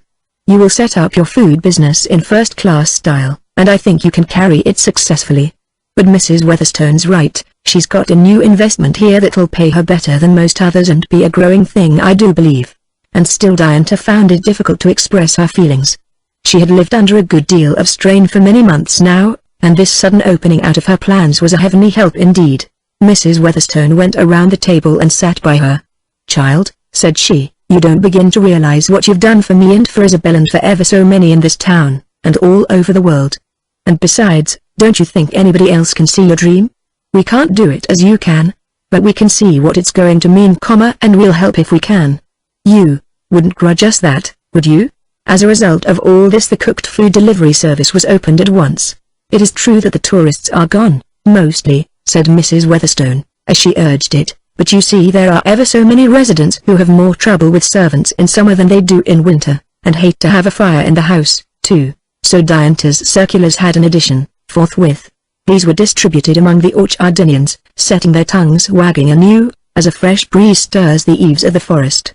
The stealthy inroads of lunches and evening refreshments had been deprecated already. This new kind of servant who wasn't a servant, but held her head up like anyone else, they are as independent as sales ladies, said one critic, was also viewed with alarm, but when even this domestic assistant was to be removed, and a square case of food and dishes substituted. All archaic Orchardina was horrified.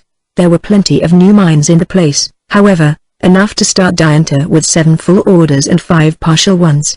Her work at the club was now much easier, thanks to her mother's assistance, to the smoother running of all the machinery with the passing of time, and further to the fact that most of her girls were now working at summer resorts, for shorter hours and higher wages. They paid for their rooms at the club still, but the work of the house was so much lightened that each of the employees was given 2 weeks of vacation on full pay. The lunch department kept on a pretty regular basis from the patronage of resident businessmen, and the young manager in her ambitious moments planned for enlarging it in the winter. But during the summer her whole energies went to perfecting the menus and the service of her food delivery. Mrs. Pawn was the very first to order. She had been waiting impatiently for a chance to try the plan, and, with her husband, had the firmest faith in Diantha's capacity to carry it through. "We don't save much in money," she explained to the eager Mrs. Ree, who hovered, fascinated, over the dangerous topic, "but we do in comfort, I can tell you. You see, I had 2 girls, paid them $12 a week, now I keep just the one, for $6. My food and fuel for the 4 of us, I don't count the babies either, time they remain as before, was all of $16, often more. That made $28 a week. Now I pay for 3 meals a day, delivered, for 3 of us, $15 a week with the nurse's wages, $21. Then I pay a laundress 1 day, $2, and her 2 meals, $1.50, making $23.50. Then I have 2 maids, for an hour a day, to clean, $1.50 a day for 6 days, $3, and 1 maid Sunday, $1.25. $26.75 in all. So we only make $1.25. But there's another room. We have the cook's room for an extra guest. I use it most for a sewing room, though, and the kitchen is a sort of day nursery now. The house seems as big again." "But the food?" eagerly inquired Mrs. Ree. "Is it as good as your own? Is it hot and tempting?" Mrs. Ree was fascinated by the new heresy. As a staunch adherent of the Old Home and Culture Club, and its sold their ideals, she disapproved of the undertaking, but her curiosity was keen about it. Mrs. Pawn smiled patiently. "You remember Diantha Bell's cooking, I am sure, Mrs. Ree," she said. "And Juliana used to cook for dinner parties when one could get her. My Swede was a very ordinary cook, as most of these untrained girls are. Do take off your hat and have dinner with us, I'll show you," urged Mrs. Pawn. I mustn't," fluttered the little woman.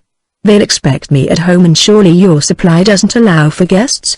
"We'll arrange all that by phone," her hostess explained, and she promptly sent word to the Ree household, then called up Union House and ordered 1 extra dinner. "Is it? I'm dreadfully rude, I know, but I'm so interested." "Is it expensive?" Mrs. Pawn smiled. "Haven't you seen the little circular?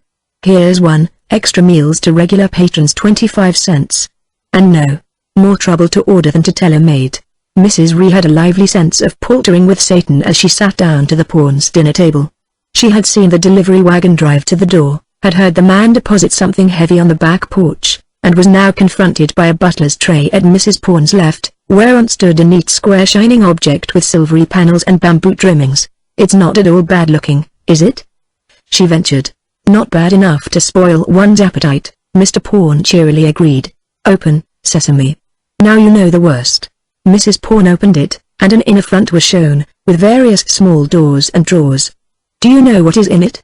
asked the guest. "No, thank goodness, I don't," replied her hostess. "If there's anything tiresome, it is to order meals and always know what's coming. That's what men get so tired of at restaurants, what they hate so when their wives ask them what they want for dinner. Now I can enjoy my dinner at my own table, just as if I was a guest. It is a tax sometimes," Mrs. Ree admitted, adding hastily, "but one is glad to do it to make home attractive." Mr. Pawn's eyes sought his wife's, and love and contentment flashed between them, as she quietly set upon the table 3 silvery plates. "Not silver, surely?" said Mrs. Ree, lifting hers. "Oh, aluminum, silver-plated," said Mr. Pawn. "They've learned how to do it at last. It's a problem of weight, you see, and breakage. Aluminum isn't pretty, glass and silver are heavy, but we all love silver, and there's a pleasant sense of gorgeousness in this outfit." It did look rather impressive, silver tumblers, silver dishes, the whole dainty service, and so surprisingly light. "You see, she knows that it is very important to please the eye as well as the palate," said Mr. Pawn. "Now speaking of palates, Let us all keep silent and taste this soup." They did keep silent in supreme contentment while the soup lasted. Mrs. Ree laid down her spoon with the air of one roused from a lovely dream. Why it's like Paris," she said in an awed tone. "Isn't it?" Mr. Pawn agreed, "and not twice alike in a month, I think. Why, there aren't 30 kinds of soup, are there?" she urged. "I never thought there were when we kept servants," said he. 3 was about their limit, and greasy, at that. Mrs. Pawn slipped the soup plates back in their place and served the meat. "She does not give a fish course, does she?" Mrs. Ree observed. "Not at the tabled haute price," Mrs. Pawn answered. "We never pretended to have a fish course ourselves, do you?" Mrs. Ree did not, and eagerly disclaimed any desire for fish. The meat was roast beef, thinly sliced, hot and juicy. "Don't you miss the carving, Mr. Pawn?" asked the visitor. "I do so love to see a man at the head of his own table, carving. I do miss it, Mrs. Ree.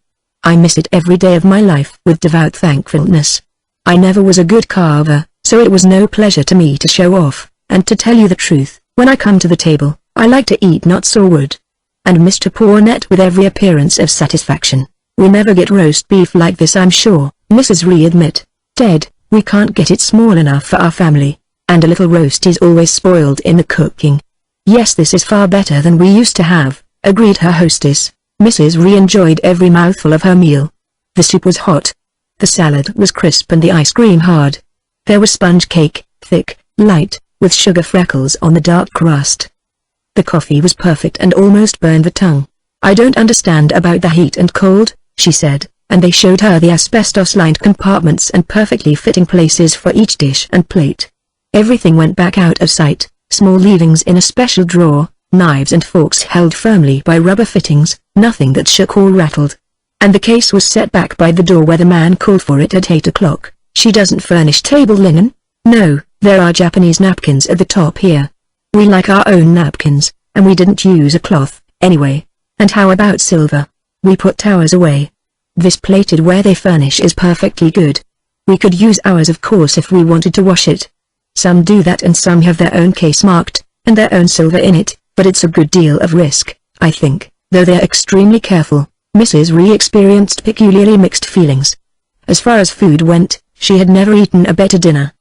But her sense of domestic aesthetics was jarred. "It certainly tastes good," she said. "Delicious, in fact. I am extremely obliged to you, Mrs. Pawn. I'd no idea it could be sent so far and be so good. And only $5 a week, you say, for each person?" "Yes, I don't see how she does it. All those cases and dishes, and the delivery wagon." That was the universal comment in Orchardina circles as the months passed and Union House continued in existence. "I don't see how she does it." Chapter 12. Like a banyan tree, the earth plants spring up from beneath. The air plants swing down from above. But the banyan trees grow, both above and below. And one makes a prosperous grove. In the fleeting opportunities offered by the cafeteria, and in longer moments, rather neatly planned for, with some remnants of an earlier ingenuity, Mr. Thodler contrived to become acquainted with Mrs. Bell. Diantha never quite liked him, but he won her mother's heart by frank praise of the girl and her ventures. "I never saw a smarter woman in my life," he said, "and no airs. I tell you, Mom, if there was more like her this world would be an easier place to live in, and I can see she owes it all to you, Mom." This the mother would never admit for a moment, but expatiated loyally on the scientific mind of Mr. Henderson Bell, still of Joe Pelez. "I don't see how he can bear to let her out of his sight," said Mr. Thodler. "Of course he hated to let her go," replied the lady. "We both did. But he is very proud of her now. I guess there's somebody else who's proud of her, too," he suggested. "Excuse me, Mom, I don't mean to intrude, but we know there must be a good reason for your daughter keeping all Orchardina at a distance. Why, she could have married 6 times over in her first year here. She does not wish to give up her work," Mrs. Bell explained. "Of course not, and why should she? Nice, womanly business, I am sure. I hope nobody'd expect a girl who can keep house for a whole township to settle down to bossing one man and a hired girl." In course of time he got a pretty clear notion of how matters stood, and meditated upon it, seriously rolling his big cigar about between pursed lips. Mr. Thodler was a good deal of a gossip, but this he kept to himself, and did what he could to enlarge the patronage of Union House. The business grew. It held its own in spite of fluctuations, and after a certain point began to spread steadily. Mrs. Bell's coming and Mr. Eltwood's ardent championship, together with Mr. Thoddler's, quieted the dangerous slanders which had imperiled the place at one time. They lingered, subterraneously, of course. People never forget slanders. A score of years after the word to be found in Orchardina, folk who still whispered about dark allegations concerning Union House, and the papers had done some pretty serious damage, but the fame of good food, good service, cheapness and efficiency made steady headway. In view of the increase and of the plan still working in her mind, Diantha made certain propositions to Mr. Pawn, and also to Mrs. Pawn, in regard to a new, specially built clubhouse for the girls. I have proved what they can do, with me to manage them, and want now to prove that they can do it themselves, with any matron competent to follow my directions. The house need not be so expensive, one big dining room, with turn-up tables like those ironing board seat tables, you know, then they can dance there. Small reception room and office, hall, kitchen and laundry, and 30 bedrooms, 40 by 30, with an L for the laundry, ought to do it, oughtn't it? Mrs. Pawn agreed to make plans, and did so most successfully, and Mr. Pawn found small difficulty in persuading an investor to put up such a house, which visibly could be used as a boarding house or small hotel, if it failed in its first purpose. It was built of concrete, a plain simple structure, but fine in proportions and pleasantly colored. Diantha kept her plans to herself, as usual, but they grew so fast that she felt a species of terror sometimes, lest the ice break somewhere. "Steady, now," she would say. "This is real business, just plain business. There's no reason why I shouldn't succeed as well as Fred Harvey. I will succeed. I am succeeding." She kept well, she worked hard, she was more than glad to have her mother with her. But she wanted something else, which seemed farther off than ever. Her lover's picture hung on the wall of her bedroom, stood on her bureau, and, but this was a secret, a small one was carried in her bosom. Rather a grim-looking young woman, Diantha, with the cares of the world of housekeepers upon her proud young shoulders, with all the stirring hopes to be kept within bounds, all the skulking fears to be resisted, and the growing burden of a large affair to be carried steadily. But when she woke, in the brilliant California mornings, she would lie still a few moments looking at the face on the wall and the face on the bureau, would draw the little picture out from under her pillow and kiss it, would say to herself for the thousandth time, "It is for him, too." She missed him, always. The very vigor of her general attitude, the continued strength with which she met the days and carried them, made it all the more needful for her to have someone with whom she could forget every care, every purpose, every effort, someone who would put strong arms around her and call her little girl. His letters were both a comfort and a pain. He was loyal, kind, loving, but always that wall of disapproval. He loved her, he did not love her work. She read them over and over, hunting anew for the tender phrases, the things which seemed most to feed and comfort her. She suffered not only from her loneliness, but from his, and most keenly from his sternly suppressed longing for freedom and the work that belonged to him. "Why can't he see," she would say to herself, "that if this succeeds, he can do his work, that I can make it possible for him? And he won't let me. He won't take it from me. Why are men so proud? Is there anything so ignominious about a woman that it is disgraceful to let one help you? And why can't he think at all about the others? It's not just us, it's all people. If this works, men will have easier times, as well as women. Everybody can do their real work better with this old primitive business once set right."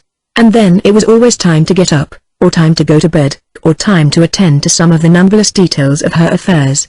She and her mother had an early lunch before the cafeteria opened, and were glad of the afternoon tea, often held in a retired corner of the broad piazza. She sat there one hot, dusty afternoon, alone and unusually tired. The asphalted street was glaring and noisy, the cross street deep in soft dust, for months unwet. Failure had not discouraged her, but increasing success with all its stimulus and satisfaction called for more and more power. Her mind was busy foreseeing, arranging, providing for emergencies, and then the whole thing slipped away from her. She dropped her head upon her arm for a moment, on the edge of the tea table, and wished for Ross. From down the street and up the street at this moment, two men were coming, both young, both tall, both good-looking, both apparently approaching Union House. One of them was the nearer, and his foot soon sounded on the wooden step. The other stopped and looked in a shop window. Diantha started up, came forward. It was Mr. Eltwood. She had a vague sense of disappointment, but received him cordially. He stood there, his hat off, holding her hand for a long moment, and gazing at her with evident admiration. They turned and sat down in the shadow of the reed-curtained corner. The man at the shop window turned, too, and went away. Mr. Eltwood had been a warm friend and cordial supporter from the epoch of the club-splitting speech. He had helped materially in the slow, uphill days of the girls' effort, with faith and kind words. He had met the mothers coming with most friendly advances, and Mrs. Bell found herself much at home in his liberal little church. Diantha had grown to like and trust him much. "What's this about the new house, Miss Bell? Your mother says I may know. Why not?" she said. "You have followed this thing from the first. Sugar or lemon? You see, I want to disentangle the undertakings, set them upon their own separate feet, and establish the practical working of each one." "I see," he said, "and day service is not cooked food delivery, nor yet rooms for entertainment," she agreed. "We've got them all labeled, Mother and I. There's a D, S, and C, F, D, and R, F, E, and a P, P. That's picnics and parties. And more coming." "What, more yet? You'll kill yourself, Miss Bell. Don't go too fast. You are doing a great work for humanity. Why not take a little more time?" "I want to do it as quickly as I can, for reasons," answered Diantha. Mr. Eltwood looked at her with tender understanding. "I don't want to intrude any further than you are willing to want me," he said, "but sometimes I think that even you, strong as you are, would be better for some help." She did not contradict him. Her hands were in her lap, her eyes on the worn boards of the piazza floor. She did not see a man pass on the other side of the street, cast a searching glance across and walk quickly on again. "If you were quite free to go on with your beautiful work," said Mr. Eltwood slowly, "if you were offered heartiest appreciation, profound respect, as well as love, of course, would you object to marrying, Miss Bell?" asked in an even voice, as if it were a matter of metaphysical inquiry. Mrs. Pawn had told him of her theory as to a lover in the hometown, wishing to save him a long heartache, but he was not sure of it, and he wanted to be. Diantha glanced quickly at him, and felt the emotion under his quiet words. She withdrew her eyes, looking quite the other way. "You are enough of a friend to know, Mr. Eltwood," she said. "I rather thought you did know.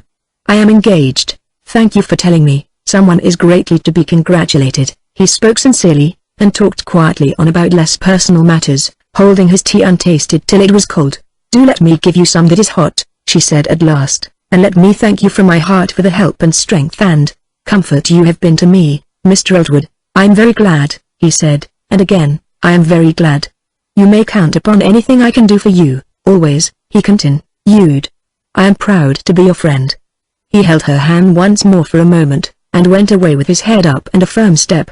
To one who watched him go, he had almost a triumphant air, but it was not triumph, only the brave beginning of a hard fight and a long one. Then came Mrs. Bell, returned from a shopping trip, and sank down in a wicker rocker, glad of the shade and a cup of tea.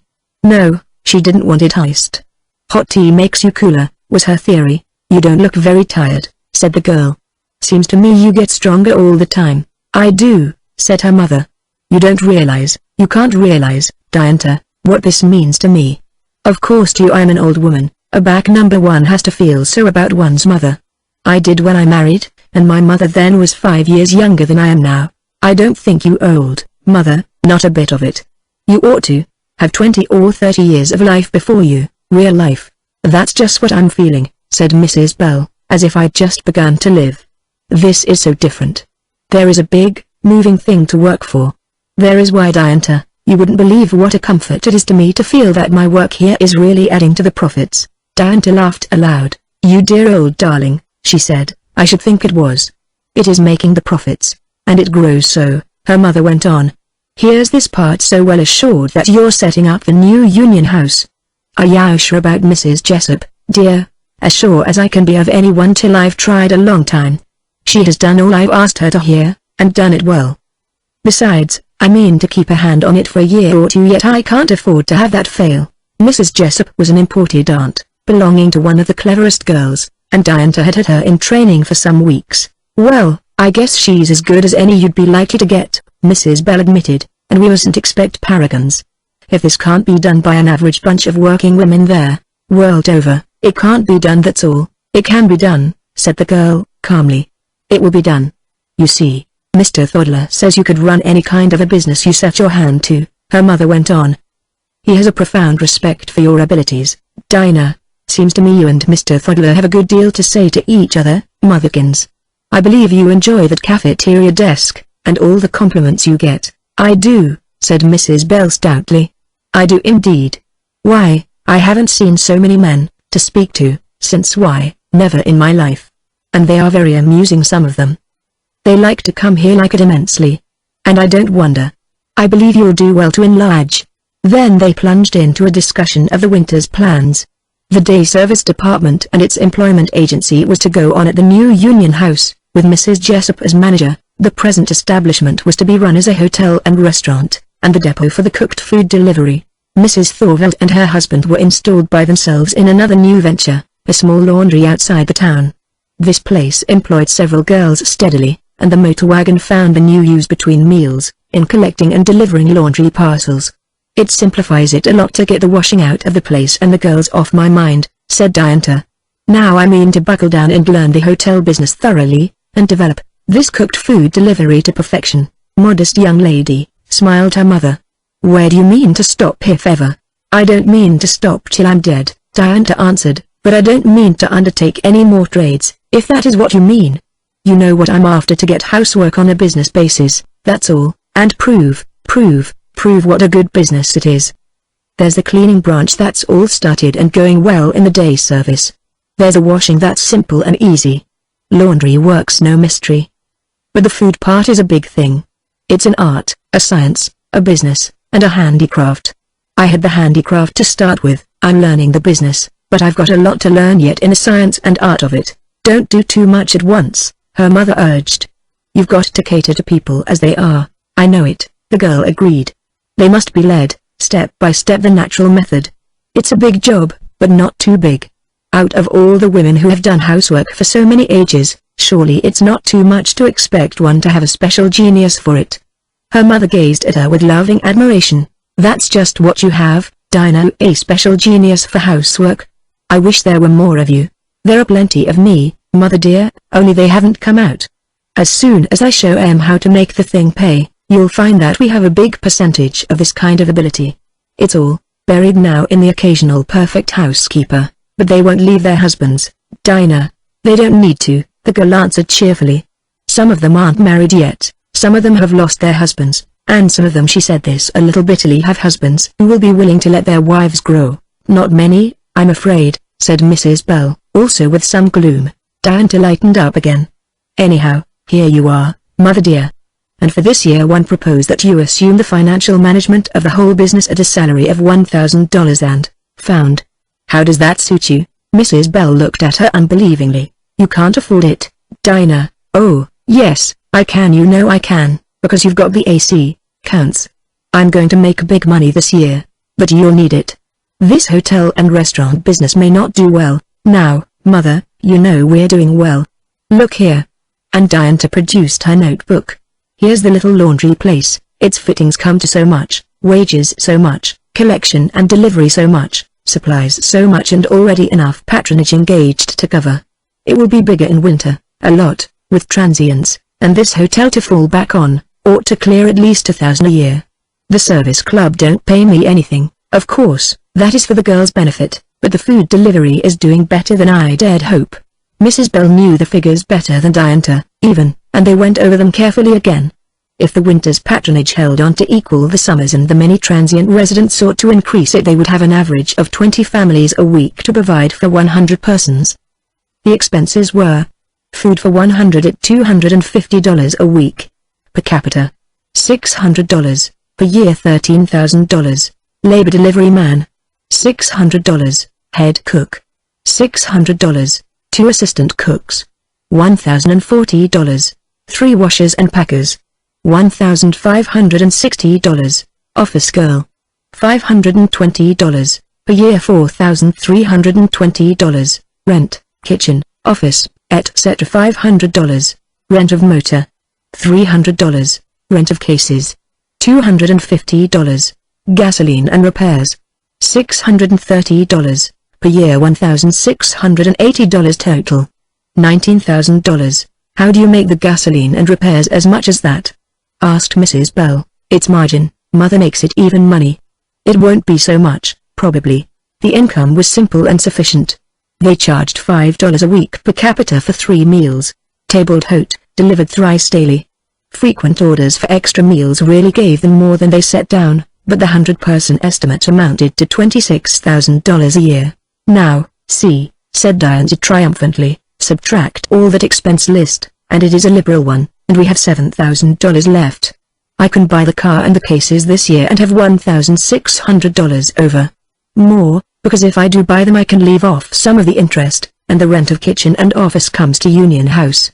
Then there's all of the extra orders. It's going to pay splendidly, Mother. It clears $70 a year per person. Next year it will clear a lot more." It did not take long to make Mrs. Bell admit that if the business went on as it had been going, Diantha would be able to pay her a salary of $1,000, and have $500 left from the food business alone. There remained the hotel, with large possibilities. The present simple furnishings were to be moved over to New Union House, and paid for by the girls in due time. With new paint, paper, and furniture, the old house would make a very comfortable place. Of course, it's the restaurant mainly. These big kitchens and the central location are the main thing. The guests will be mostly tourists, I suppose. Diantha dwelt upon the prospect at some length, and even her cautious mother had to admit that unless there was some setback the year had a prospect of large success. "How about all this new furnishing?"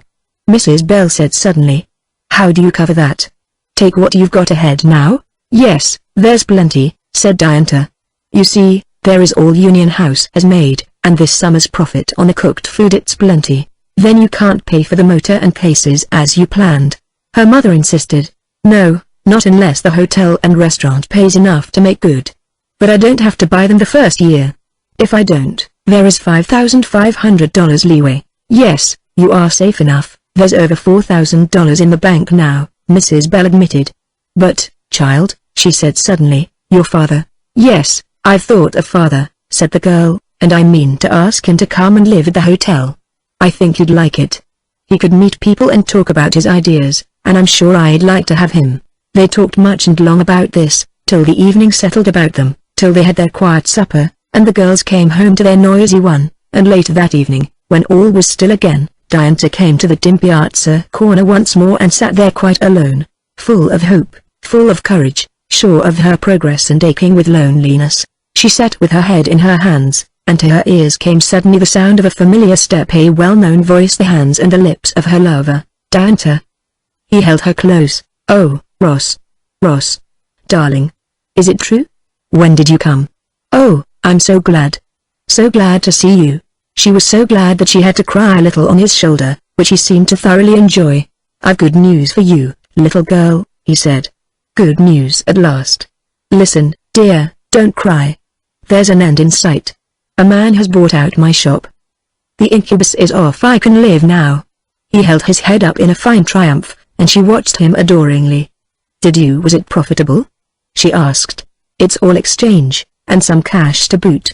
Just think. You know what I've wanted so long, a ranch. A big one that would keep us all, and let me go on with my work. And, dear, I've got it. It's a big fruit ranch, with its own water, think of that. And a vegetable garden, too, and small fruit, and everything. And, what's better, it's all in good running order, with a competent rankman, and 2 Chinese who rent the vegetable part. And there are 2 houses on it too. One for Mother and the girls, and one for us." Diantha's heart stirred suddenly. "Where is it, dear?" she whispered. He laughed joyfully. "It's here," he said.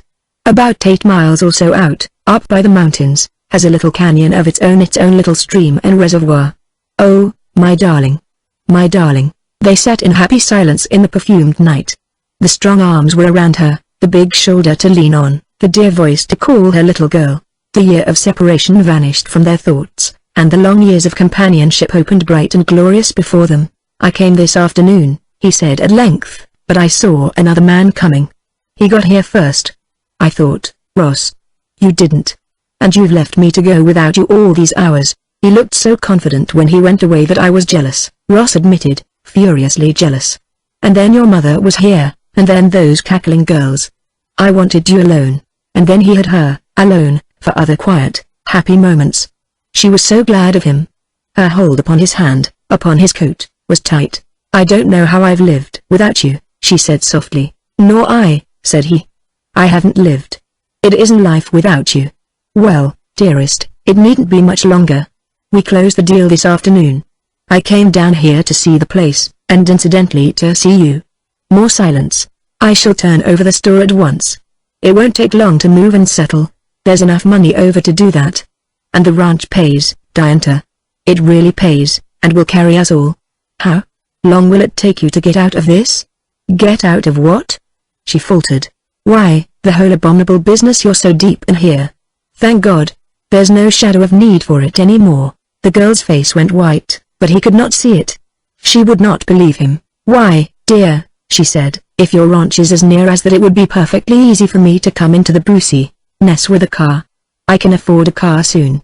But I tell you there's no need anymore, said he. Don't you understand?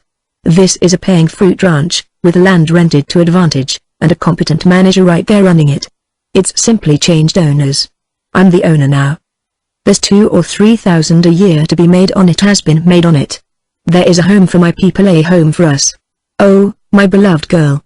My darling. My own sweetheart. Surely you won't refuse me now. Diantha's head swam dizzily. Ross, she urged, you don't understand.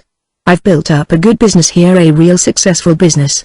Mother is in it, father's to come down, there is a big patronage, it grows. I can't give it up. Not for me. Not when I can offer you a home at last. Not when I show you that there is no longer any need of your earning money. He said hotly. But, dear, she protested. It isn't for the money, it is the work. I want to do it. Is my work. You are so happy now, that you can do your work at last. This is mine. When he spoke again his voice was low and stern. Do you mean that you love your work better than you love me? No. It isn't that. That's not fair, cried the girl. Do you love your work better than you love me? Of course not. You love both. So do I. Can't you see? Why should I have to give up anything? You do not have to, he said patiently. I cannot compel you to marry me. But now, when at last after these awful years I can really offer you a home, you refuse.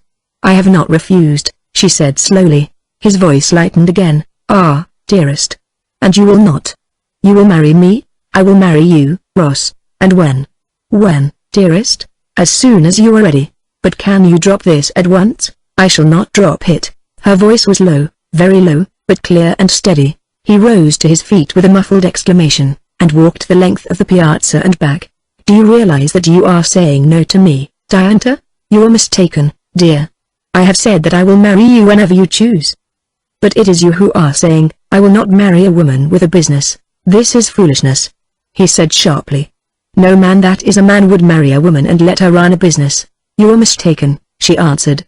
One of the finest men I ever knew has asked me to marry him and keep on with my work. Why didn't you take him up? Because I didn't love him. She stopped, a sob in her voice, and he caught her in his arms again. It was late indeed when he went away, walking swiftly, with a black rebellion in his heart, and Diantha dragged herself to bed. She was stunned, deadened, exhausted, torn with a desire to run after him and give up anything to hold his love. But something, partly reason and partly pride, kept saying, within her, I have not refused him, he has refused me. Chapter 13. All this. They laid before her conquering feet the spoils of many lands. Their crowns shone red upon her head, their scepters in her hands. She heard two murmuring at night, where rose-sweet shadows rest, and coveted the blossom red he laid upon her breast.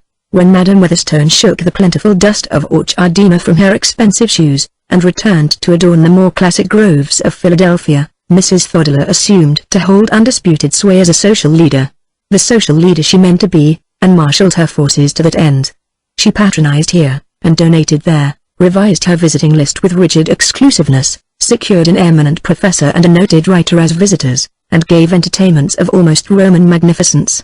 Her husband grew more and more restive under the rising tide of social exactions in dress and deportment, and spent more and more time behind his fast horses, or on the stock ranch where he raised them. As a neighbor and fellow rankman, he scraped acquaintance with Ross Warden, and was able to render him many small services in the process of settling. Mrs. Warden remembered his visit to Joe Perez, and it took her some time to rearrange him in her mind as a person of wealth and standing. Having so rearranged him, on sufficient evidence, she and her daughters became most friendly, and had hopes of establishing valuable acquaintance in the town. It's not for myself I care, she would explain to Ross, every day in the week and more on Sundays, but for the girls. In that dreadful Joe Perez there was absolutely no opportunity for them, but here, With horses, there is no reason we should not have friends. You must consider your sisters, Ross. Do be more cordial to Mr. Thodler." But Ross could not at present be cordial to anybody. His unexpected good fortune, the freedom from hated cares, and chance to work out his mighty theories on the faithful guinea-pig, ought to have filled his soul with joy, but Diantha's cruel obstinacy had embittered his cup of joy. He could not break with her, she had not refused him, and it was difficult in cold blood to refuse her. He had stayed away for 2 whole weeks, in which time the guinea pigs nibbled at ease and Diantha's work would have suffered except for her mother's extra efforts. Then he went to see her again, miserable but stubborn, finding her also miserable and also stubborn. They argued till there was grave danger of an absolute break between them, then dropped the subject by mutual agreement, and spent evenings of unsatisfying effort to talk about other things. Diantha and her mother called on Mrs. Warden, of course, admiring the glorious view, the sweet high air, and the embowered loveliness of the 2 ranch houses. Ross drew Diantha aside and showed her there's a lovely little wide-porched concrete cottage, with a tiled roof, and heavy masses of gold of offer and banksia roses. He held her hand and drew her close to him. He kissed her when they were safe inside, and murmured, "Come, darling, won't you come and be my wife?" "I will, Ross, whenever you say," but she would not agree to give up her work, and he flung away from her in reckless despair. Mrs. Warden and the girls returned the call as a matter of duty, but came no more, the mother saying that she could not take her daughters to a servant girls' club. And though the servant girls' club was soon removed to its new quarters and Union House became a quiet, well-conducted hotel, still the 2 families saw but little of each other. Mrs. Warden naturally took her son's side, and considered Diantha an unnatural monster of hard-heartedness. The matter sifted through to the ears of Mrs. Thodler, who rejoiced in it, and called upon Mrs. Warden in her largest automobile. As a mother with 4 marriageable daughters, Mrs. Warden was delighted to accept and improve the acquaintance. But her aristocratic southern soul was inwardly rebellious at the ancestorlessness and uncultured moneyed pride of her new friend. If only Madame Weatherstone had stayed, she would complain to her daughters. She had family as well as wealth. "There's young Mrs. Weatherstone," Mother suggested Dora, "a nobody." Her mother replied, "She has the Weatherstone money, of course, but no position, and what little she has she is losing by her low tastes. She goes about freely with Diantha, Belle her own housekeeper. She's not her housekeeper now, Mother." "Well, it's all the same. She was. And a mere general servant before that. And now to think that when Ross is willing to overlook it all and marry her, she won't give it up." They were all agreed on this point, unless perhaps that the youngest had her inward reservations. Dora had always liked Diantha better than had the others. Young Mrs. Weatherstone stayed in her big empty house for a while, and as Mrs. Warden said, went about frequently with Diantha Bell.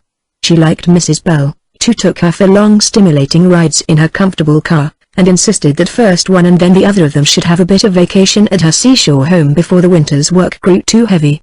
With Mrs. Bell she talked much of how Diantha had helped the town. "She has no idea of the psychic effects, Mrs. Bell," said she. "She sees the business, and she has a great view of all it is going to do for women to come, but I don't think she realizes how much she is doing right now for women here and men, too. There were my friends the pawns, they were drifting apart, as the novels have it, and no wonder. Isabel was absolutely no good as a housekeeper, he naturally didn't like it and the baby made it all the worse. She pined for her work, you see, and couldn't get any time for it. Now they are as happy as can be and it's just Diantha Bell's doings. The housework is off Isabel's shoulders.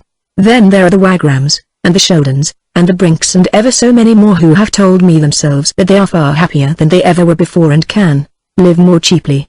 She ought to be the happiest girl alive." Mrs. Bell would agree to this, and quite swelled with happiness and pride, but Mrs. Weatherstone, watching narrowly, was not satisfied. When she had Diantha with her she opened fire direct. "You ought to be the happiest, proudest, most triumphant woman in the world," she said. "You're making oodles of money, your whole thing's going well, and look at your mother, she's made over." Diantha smiled and said she was happy, but her eyes would stray off to the very rim of the ocean, her mouth set in patient lines that were not in the least triumphant. "Tell me about it, my friend," said her hostess. "Is it that he won't let you keep on with the business?" Diantha nodded. "And you won't give it up to marry him?" "No," said Diantha. "No. Why should I? I'd marry him tomorrow." She held one hand with the other, tight, but they both shook a little. "I'd be glad to. But I will not give up my work." "You look thin," said Mrs. Weatherstone. "Yes. Do you sleep well?" "No, not very. and I can see that you don't eat as you ought to. Are you going to break down? No, said Diantha, I am not going to break down. I am doing what is right, and I shall go on. It's a little hard at first having him so near. But I am young and strong and have a great deal to do. I shall do it. And then Mrs. Weatherstone would tell her all she knew of the intense satisfaction of the people she served, and pleasant stories about the girls. She bought her books to read and such gleanings as she found in foreign magazines on the subject of organized house service. Not only so, but she supplied the Orchardina Library with a special bibliography on the subject, and induced the New Women's Club to take up a course of reading in it, so that there gradually filtered into the Orchardina mind a faint perception that this was not the freak of an eccentric individual, but part of an inevitable business development, going on in various ways in many nations. As the winter drew on, Mrs. Weatherstone whisked away again, but kept a warm current of interest in Diantha's life by many letters. Mr. Bell came down from Joplin without a reluctance but inner satisfaction. He had rented his place, and Susie had 3 babies now. Henderson, Jr., had no place for him, and to do housework for himself was no part of Mr. Bell's plan. In Diantha's hotel he had a comfortable room next his wife's, and a capacious chair in the firelit hall in wet weather, or on the shaded piazza in dry. The excellent library was a resource to him. He found some congenial souls to talk with, and under the new stimulus succeeded at last in patenting a small device that really worked. With this, and his rent, he felt inclined to establish a home of his own, and the soul of Mrs. Bell sank within her. Without allowing it to come to an issue between them, she kept the question open for endless discussion, and Mr. Bell lived on in great contentment under the impression that he was about to move at almost any time. To his friends and cronies he dilated with pride on his daughter's wonderful achievements. She's as good as a boy, he would declare. Women nowadays seem to do anything they want to. And he rigidly paid his board bill with a flourish. Meanwhile the impressive gatherings at Mrs. Thuddler's, and the humbler tea and card parties of Diantha's friends, had a new topic as a shuttlecock. A New York company had bought one of the largest and finest blocks in town, the old Para Place, and was developing it in a manner hitherto unseen. The big, shabby, neglected estate began to turn into such a fairyland as only southern lands can know. The old live oaks were untouched, the towering eucalyptus trees remained in ragged majesty, but an army of workmen was busy under guidance of a master of beauty. One large and lovely building rose, promptly dubbed a hotel by the unwilling neighbors. Others, smaller, showed here and there among the trees, and then a rose-grey wall of concrete ran around the whole, high, tantalizing, with green boughs and sweet odors coming over it. Those who went in reported many buildings, and much activity. But, when the wall was done, and each gate said no admittance except on business, then the work of genii was imagined, and there was none to contradict. It was a school of theosophy, it was a Christian Science college, it was a free love colony, it was a secret society, it was 1,000 wonders. Lot of little houses and one big one, the employees said when questioned. Hotel and cottages, the employers said when questioned. They made no secret of it. They were too busy, but the town was unsatisfied. Why a wall? What did any honest person want of a wall? Yet the wall cast a pleasant shadow, there were seats here and there between buttresses, and, as the swift California season advanced, roses and oleanders nodded over the top, and gave hints of beauty and richness more subtly stimulating than all the open glory of the low-hedged gardens near. Diantha's soul was stirred with secret envy. Some big concern was about to carry out her dream, or part of it perhaps to be a huge and overflowing rival. Her own work grew meantime, and flourished as well as she could wish. The food delivery service was running to its full capacity, the girls got on very well under Mrs. Jessup, and were delighted to have a house of their own with the parlors and piazzas all to themselves, and a garden to sit in as well. If this depleted their ranks by marriage, it did not matter now, for there was a waiting list in training all the time. Union House kept on evenly and profitably, and Diantha was beginning to feel safe and successful, but the years looked long before her. She was always cheered by Mrs. Weatherstone's letters, and Mrs. Pawn came to see her, and to compare notes over their friend's success. For Mrs. Weatherstone had been presented at court at more than one court, in fact, and Mrs. Weatherstone had been proposed to by a duke and had refused him. Orchardina well nigh swooned when this was known. She had been studying, investigating, has become known in scientific as well as social circles, and on her way back the strenuous upper layer of New York society had also made much of her. Rumors grew of her exquisite costumes, of her unusual jewels, of her unique entertainments, of her popularity everywhere she went. Other proposals, of a magnificent nature, were reported, with more magnificent refusals, And Orchardina began to be very proud of young Mrs. Weatherstone and to wish she would come back. She did at last, bringing an Italian prince with her, and a Hochgebirgian German count also, who alleged they were traveling to study the country, but who were reputed to have had a duel already on the beautiful widow's account. All this was long-drawn gossip but bore some faint resemblance to the facts. Viva Weatherstone at 30 was a very different woman from the pale, sad-eyed girl of 4 years earlier. And when the great house on the avenue was arrayed in new magnificence, and all Orchardina that dared had paid its respects to her, she opened the season, as it were, with a brilliant dinner, followed by a reception and ball. All Orchardina came so far as it had been invited. There was the prince, sure enough a pleasant, blue-eyed young man. And there was the count, bearing visible evidence of duels aplenty in earlier days. And there was Diantha Bell receiving, with Mrs. Pawn and Mrs. Weatherstone. All Orchardina stared. Diantha had been at the dinner, that was clear. And now she stood there in her soft, dark evening dress, the knot of golden acacias nestling against the black lace at her bosom, looking as fair and sweet as if she had never had a care in her life. Her mother thought her the most beautiful thing she had ever seen, and her father, though somewhat critical, secretly thought so, too. Mrs. Weatherstone cast many a loving look at the tall girl beside her in the intervals of delighted-to-see use, and saw that her double burden had had no worse effect than to soften the lines of the mouth and give a hint of pathos to the clear depths of her eyes. The foreign visitors were much interested in the young Amazon of industry, as the prince insisted on calling her, and even the German count for a moment forgot his ancestors in her pleasant practical talk. Mrs. Weatherstone had taken pains to call upon the wardens claiming a connection, if not a relationship, and to invite them all. And as the crowd grew bigger and bigger, Diantha saw Mrs. Warden at last approaching with her 4 daughters and no one else. She greeted them politely and warmly, but Mrs. Weatherstone did more. Holding them all in a little group beside her, she introduced her noble visitors to them, imparted the further information that their brother was fiancé to Miss Bell. "I don't see him," she said, looking about. "He will come later, of course. Ah, Miss Madeline. How proud you all must feel of your sister-in-law to be." Madeline blushed and tried to say she was. "Such a remarkable young lady," said the Count to Adeline. "You will admire, envy, and imitate. Is it not so? Your ladies of America have all things in your hands," said the Prince to Miss Cora. "To think that she has done so much, and is yet so young and so beautiful. I know you're all as proud as you can be," Mrs. Weatherstone continued to Dora. "You see, Diantha has been heard of abroad." They all passed on presently, as others came, but Mrs. Warden's head was reeling.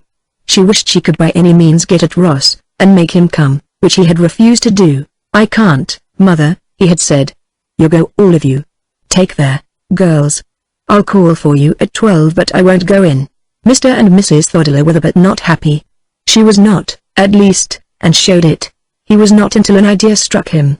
He dodged softly out, and was soon flying off, at dangerous speed over the moon-white country roads. He found Ross, dressed and ready, sulking blackly on his shadowy porch. "Come and take a spin while you wait," said Mr. Thodler. "Thanks, I have to go in town later." "I'll take you in town, thank you, but I have to take the horses in and bring out my mother and the girls. I'll bring you all out in the car. Come on, it's a great night." So Ross rather reluctantly came. He sat back on the luxurious cushions, his arms folded sternly, his brows knit, and the stout gentleman at his side watched him shrewdly. "How does the ranch go?" he asked. "Very well, thank you, Mr. Thodler. Them chinks pay up promptly, as prompt as the month comes round.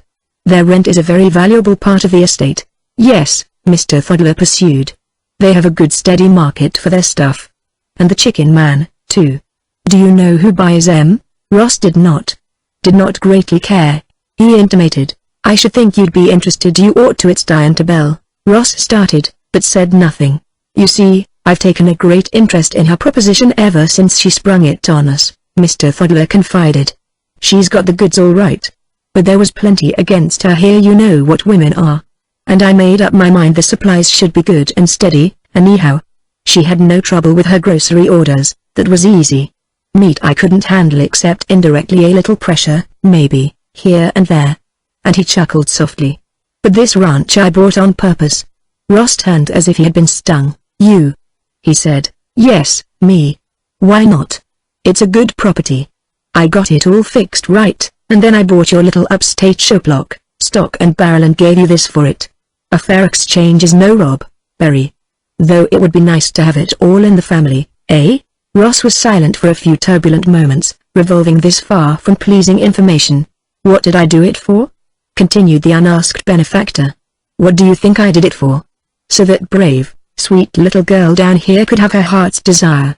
She's established her business, she's proved her point, she's won the town most of it, and there's nothing on earth to make her unhappy now but your pig-headedness. Young man, I tell you you're a plumb fool.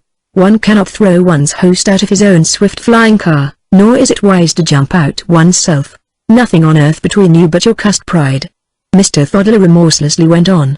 This ranch is honestly yours by a square deal. Your Jopala's business was worth the money, you ran it honestly and extended the trade. You'd have made a heap by it if you could have unbent a little. Gosh. I limbered up that store some in 12 months.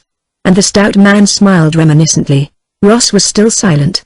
And now you've got what you wanted thanks to her, mind you, thanks to her exclamation mark, and you ain't willing to let her have what she wants. The young man moistened his lips to speak. You ain't dependent on her in any sense, I don't mean that. You earned the place all right, and I don't doubt you'll make good, both in a business way and a scientific way, young man.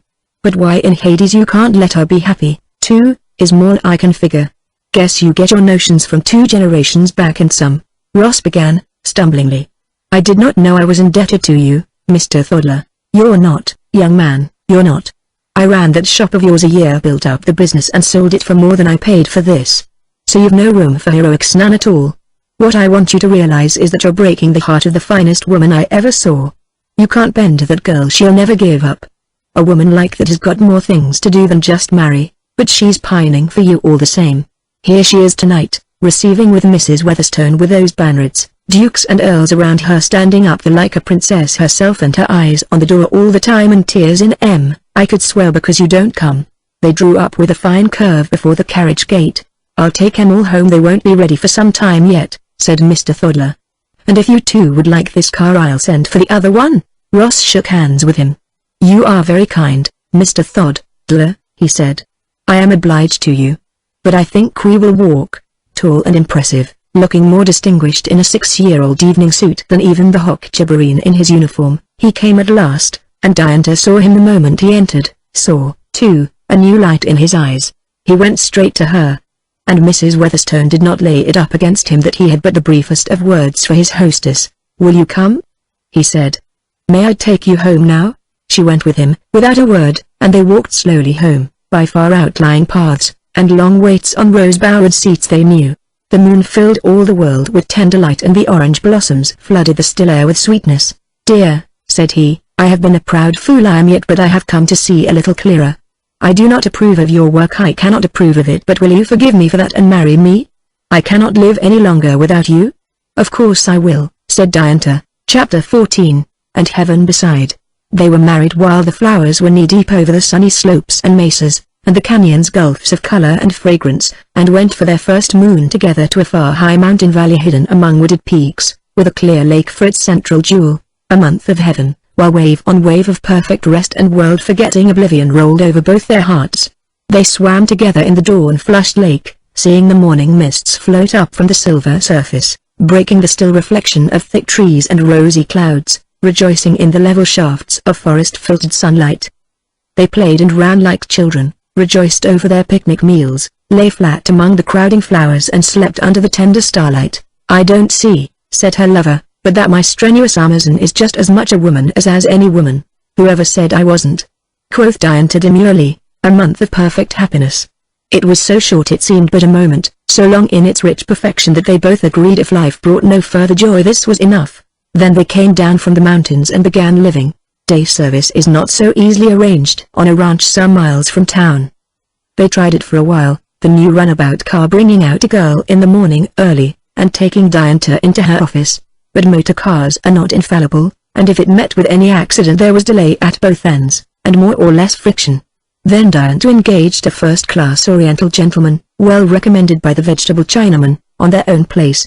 This was extremely satisfactory. He did the work well, and was in all ways reliable, but there arose in the town a current of malicious criticism and protest that she did not live up to her principles. To this she paid no attention. Her work was now too well planted, too increasingly prosperous to be weakened by small sneers. Her mother, growing plumper now, thriving continuously in her new lines of work, kept the hotel under her immediate management, and did bookkeeping for the whole concern. New Union Home ran itself, and articles were written about it in magazines, so that here and there in other cities similar clubs were started, with varying success. The restaurant was increasingly popular, Diantha's cooks were highly skilled and handsomely paid, and from the cheap lunch to the expensive banquet they gave satisfaction. But the C.F.D. was the darling of her heart, and it prospered exceedingly. There is no advertisement like a pleased customer, and her pleased customers grew in numbers and in enthusiasm. Family after family learned to prize the cleanliness and quiet, the odorlessness and flylessness of a home without a kitchen, and their questioning guests were converted by the excellence of the meals. Critical women learned at last that a competent cook can really produce better food than an incompetent one, albeit without the sanctity of the home. "Sanctity of your bootstraps," protested one irascible gentleman. "Such talk is all nonsense. I don't want sacred meals, I want good ones, and I'm getting them, at last. We don't brag about home brewing anymore," said another, "or home tailoring, or home shoemaking. Why all this talk about home cooking?" What pleased the men most was not only the good food, but its clockwork regularity, and not only the reduced bills but the increased health and happiness of their wives. Domestic bliss increased in Orchardina, and the doctors were more rigidly confined to the patronage of tourists. Ross Warden did his best. Under the merciless friendliness of Mr. Thodler he had been brought to see that Diantha had a right to do this if she would, and that he had no right to prevent her, but he did not like it any the better. When she rolled away in her little car in the bright, sweet mornings, a light went out of the day for him. He wanted her there, in the home, his wife, even when he was not in it himself. And in this particular case it was harder than for most men, because he was in the house a good deal, in his study, with no better company than a polite Chinaman some distance off. It was by no means easy for Diantha, either. To leave him tugged at her heartstrings, as it did at his, and if he had to struggle with inherited feelings and acquired traditions, still more was she beset with an unexpected uprising of sentiments and desires she had never dreamed of feeling. With marriage, love, happiness came an overwhelming instinct of service, personal service. She wanted to wait on him, loved to do it, regarded Wang Fu with positive jealousy when he brought in the coffee and Ross praised it. She had a sense of treason, of neglected duty, as she left the flower-crowned cottage, day by day, but she left it, she plunged into her work, she schooled herself religiously. "Shame on you," she berated herself. Now that you've got everything on earth to weaken, you could stand unhappiness, can't you stand happiness?" And she strove with herself, and kept on with her work. After all, the happiness was presently diluted by the pressure of this blank wall between them. She came home, eager, loving, delighted to be with him again. He received her with no complaint or criticism, but always an unspoken, perhaps imagined, sense of protest.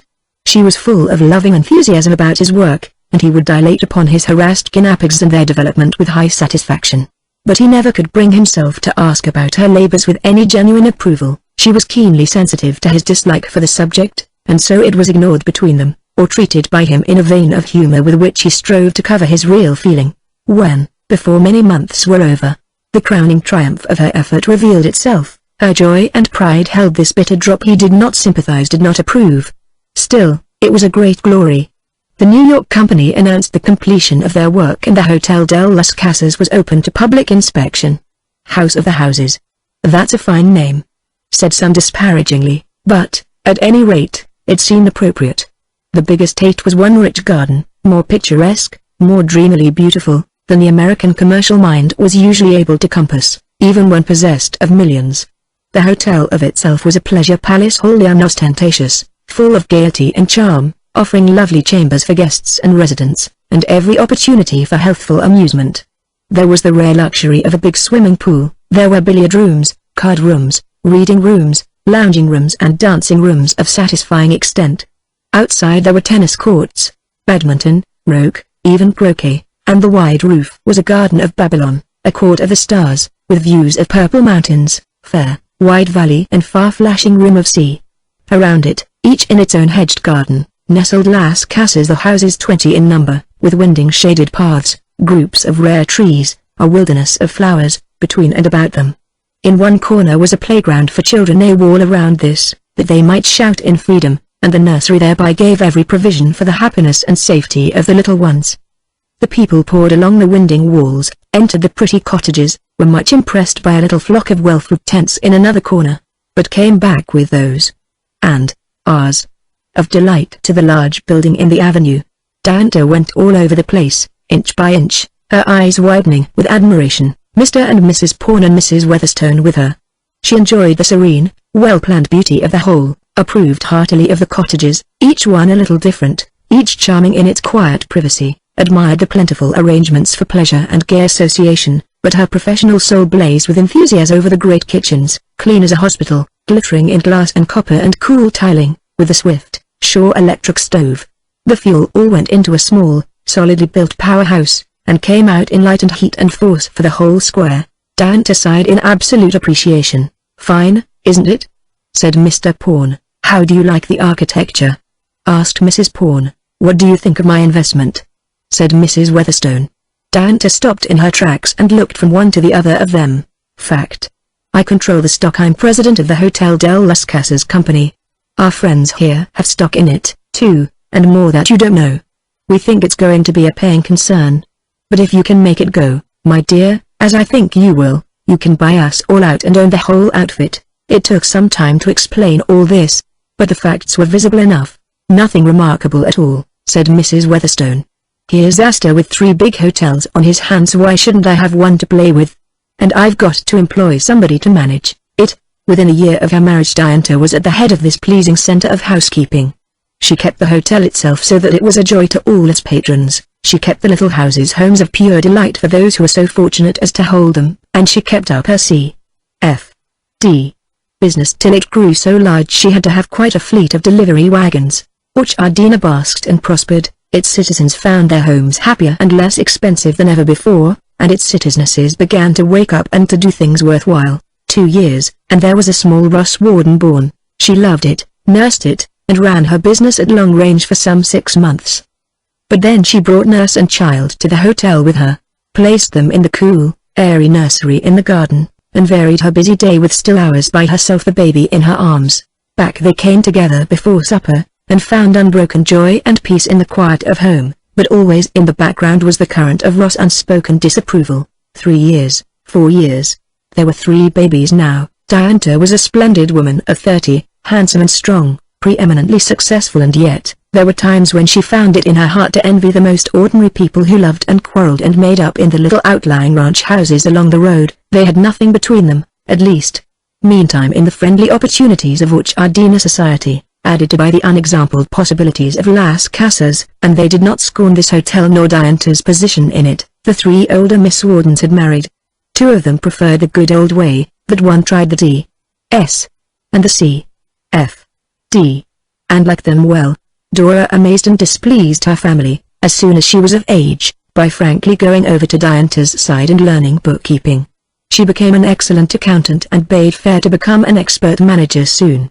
Ross had prospered in his work. It may be that the element of dissatisfaction in his married life spurred him on, while the unusual opportunities of his ranch allowed free effort. He had always held that the non-transmissibility of acquired traits was not established by any number of curtailed mice or crepid rats. "A mutilation is not an acquired trait," he protested. "An acquired trait is one gained by exercise. It modifies the whole organism. It must have an effect on the race. We expect the sons of a line of soldiers to inherit their father's courage, perhaps his habit of obedience, but not his wooden leg." To establish his views he selected from a fine family of guinea pigs 2 pair, set the one, pair A, in conditions of ordinary guinea pig bliss, and subjected the other, pair B, to a course of discipline. They were trained to run.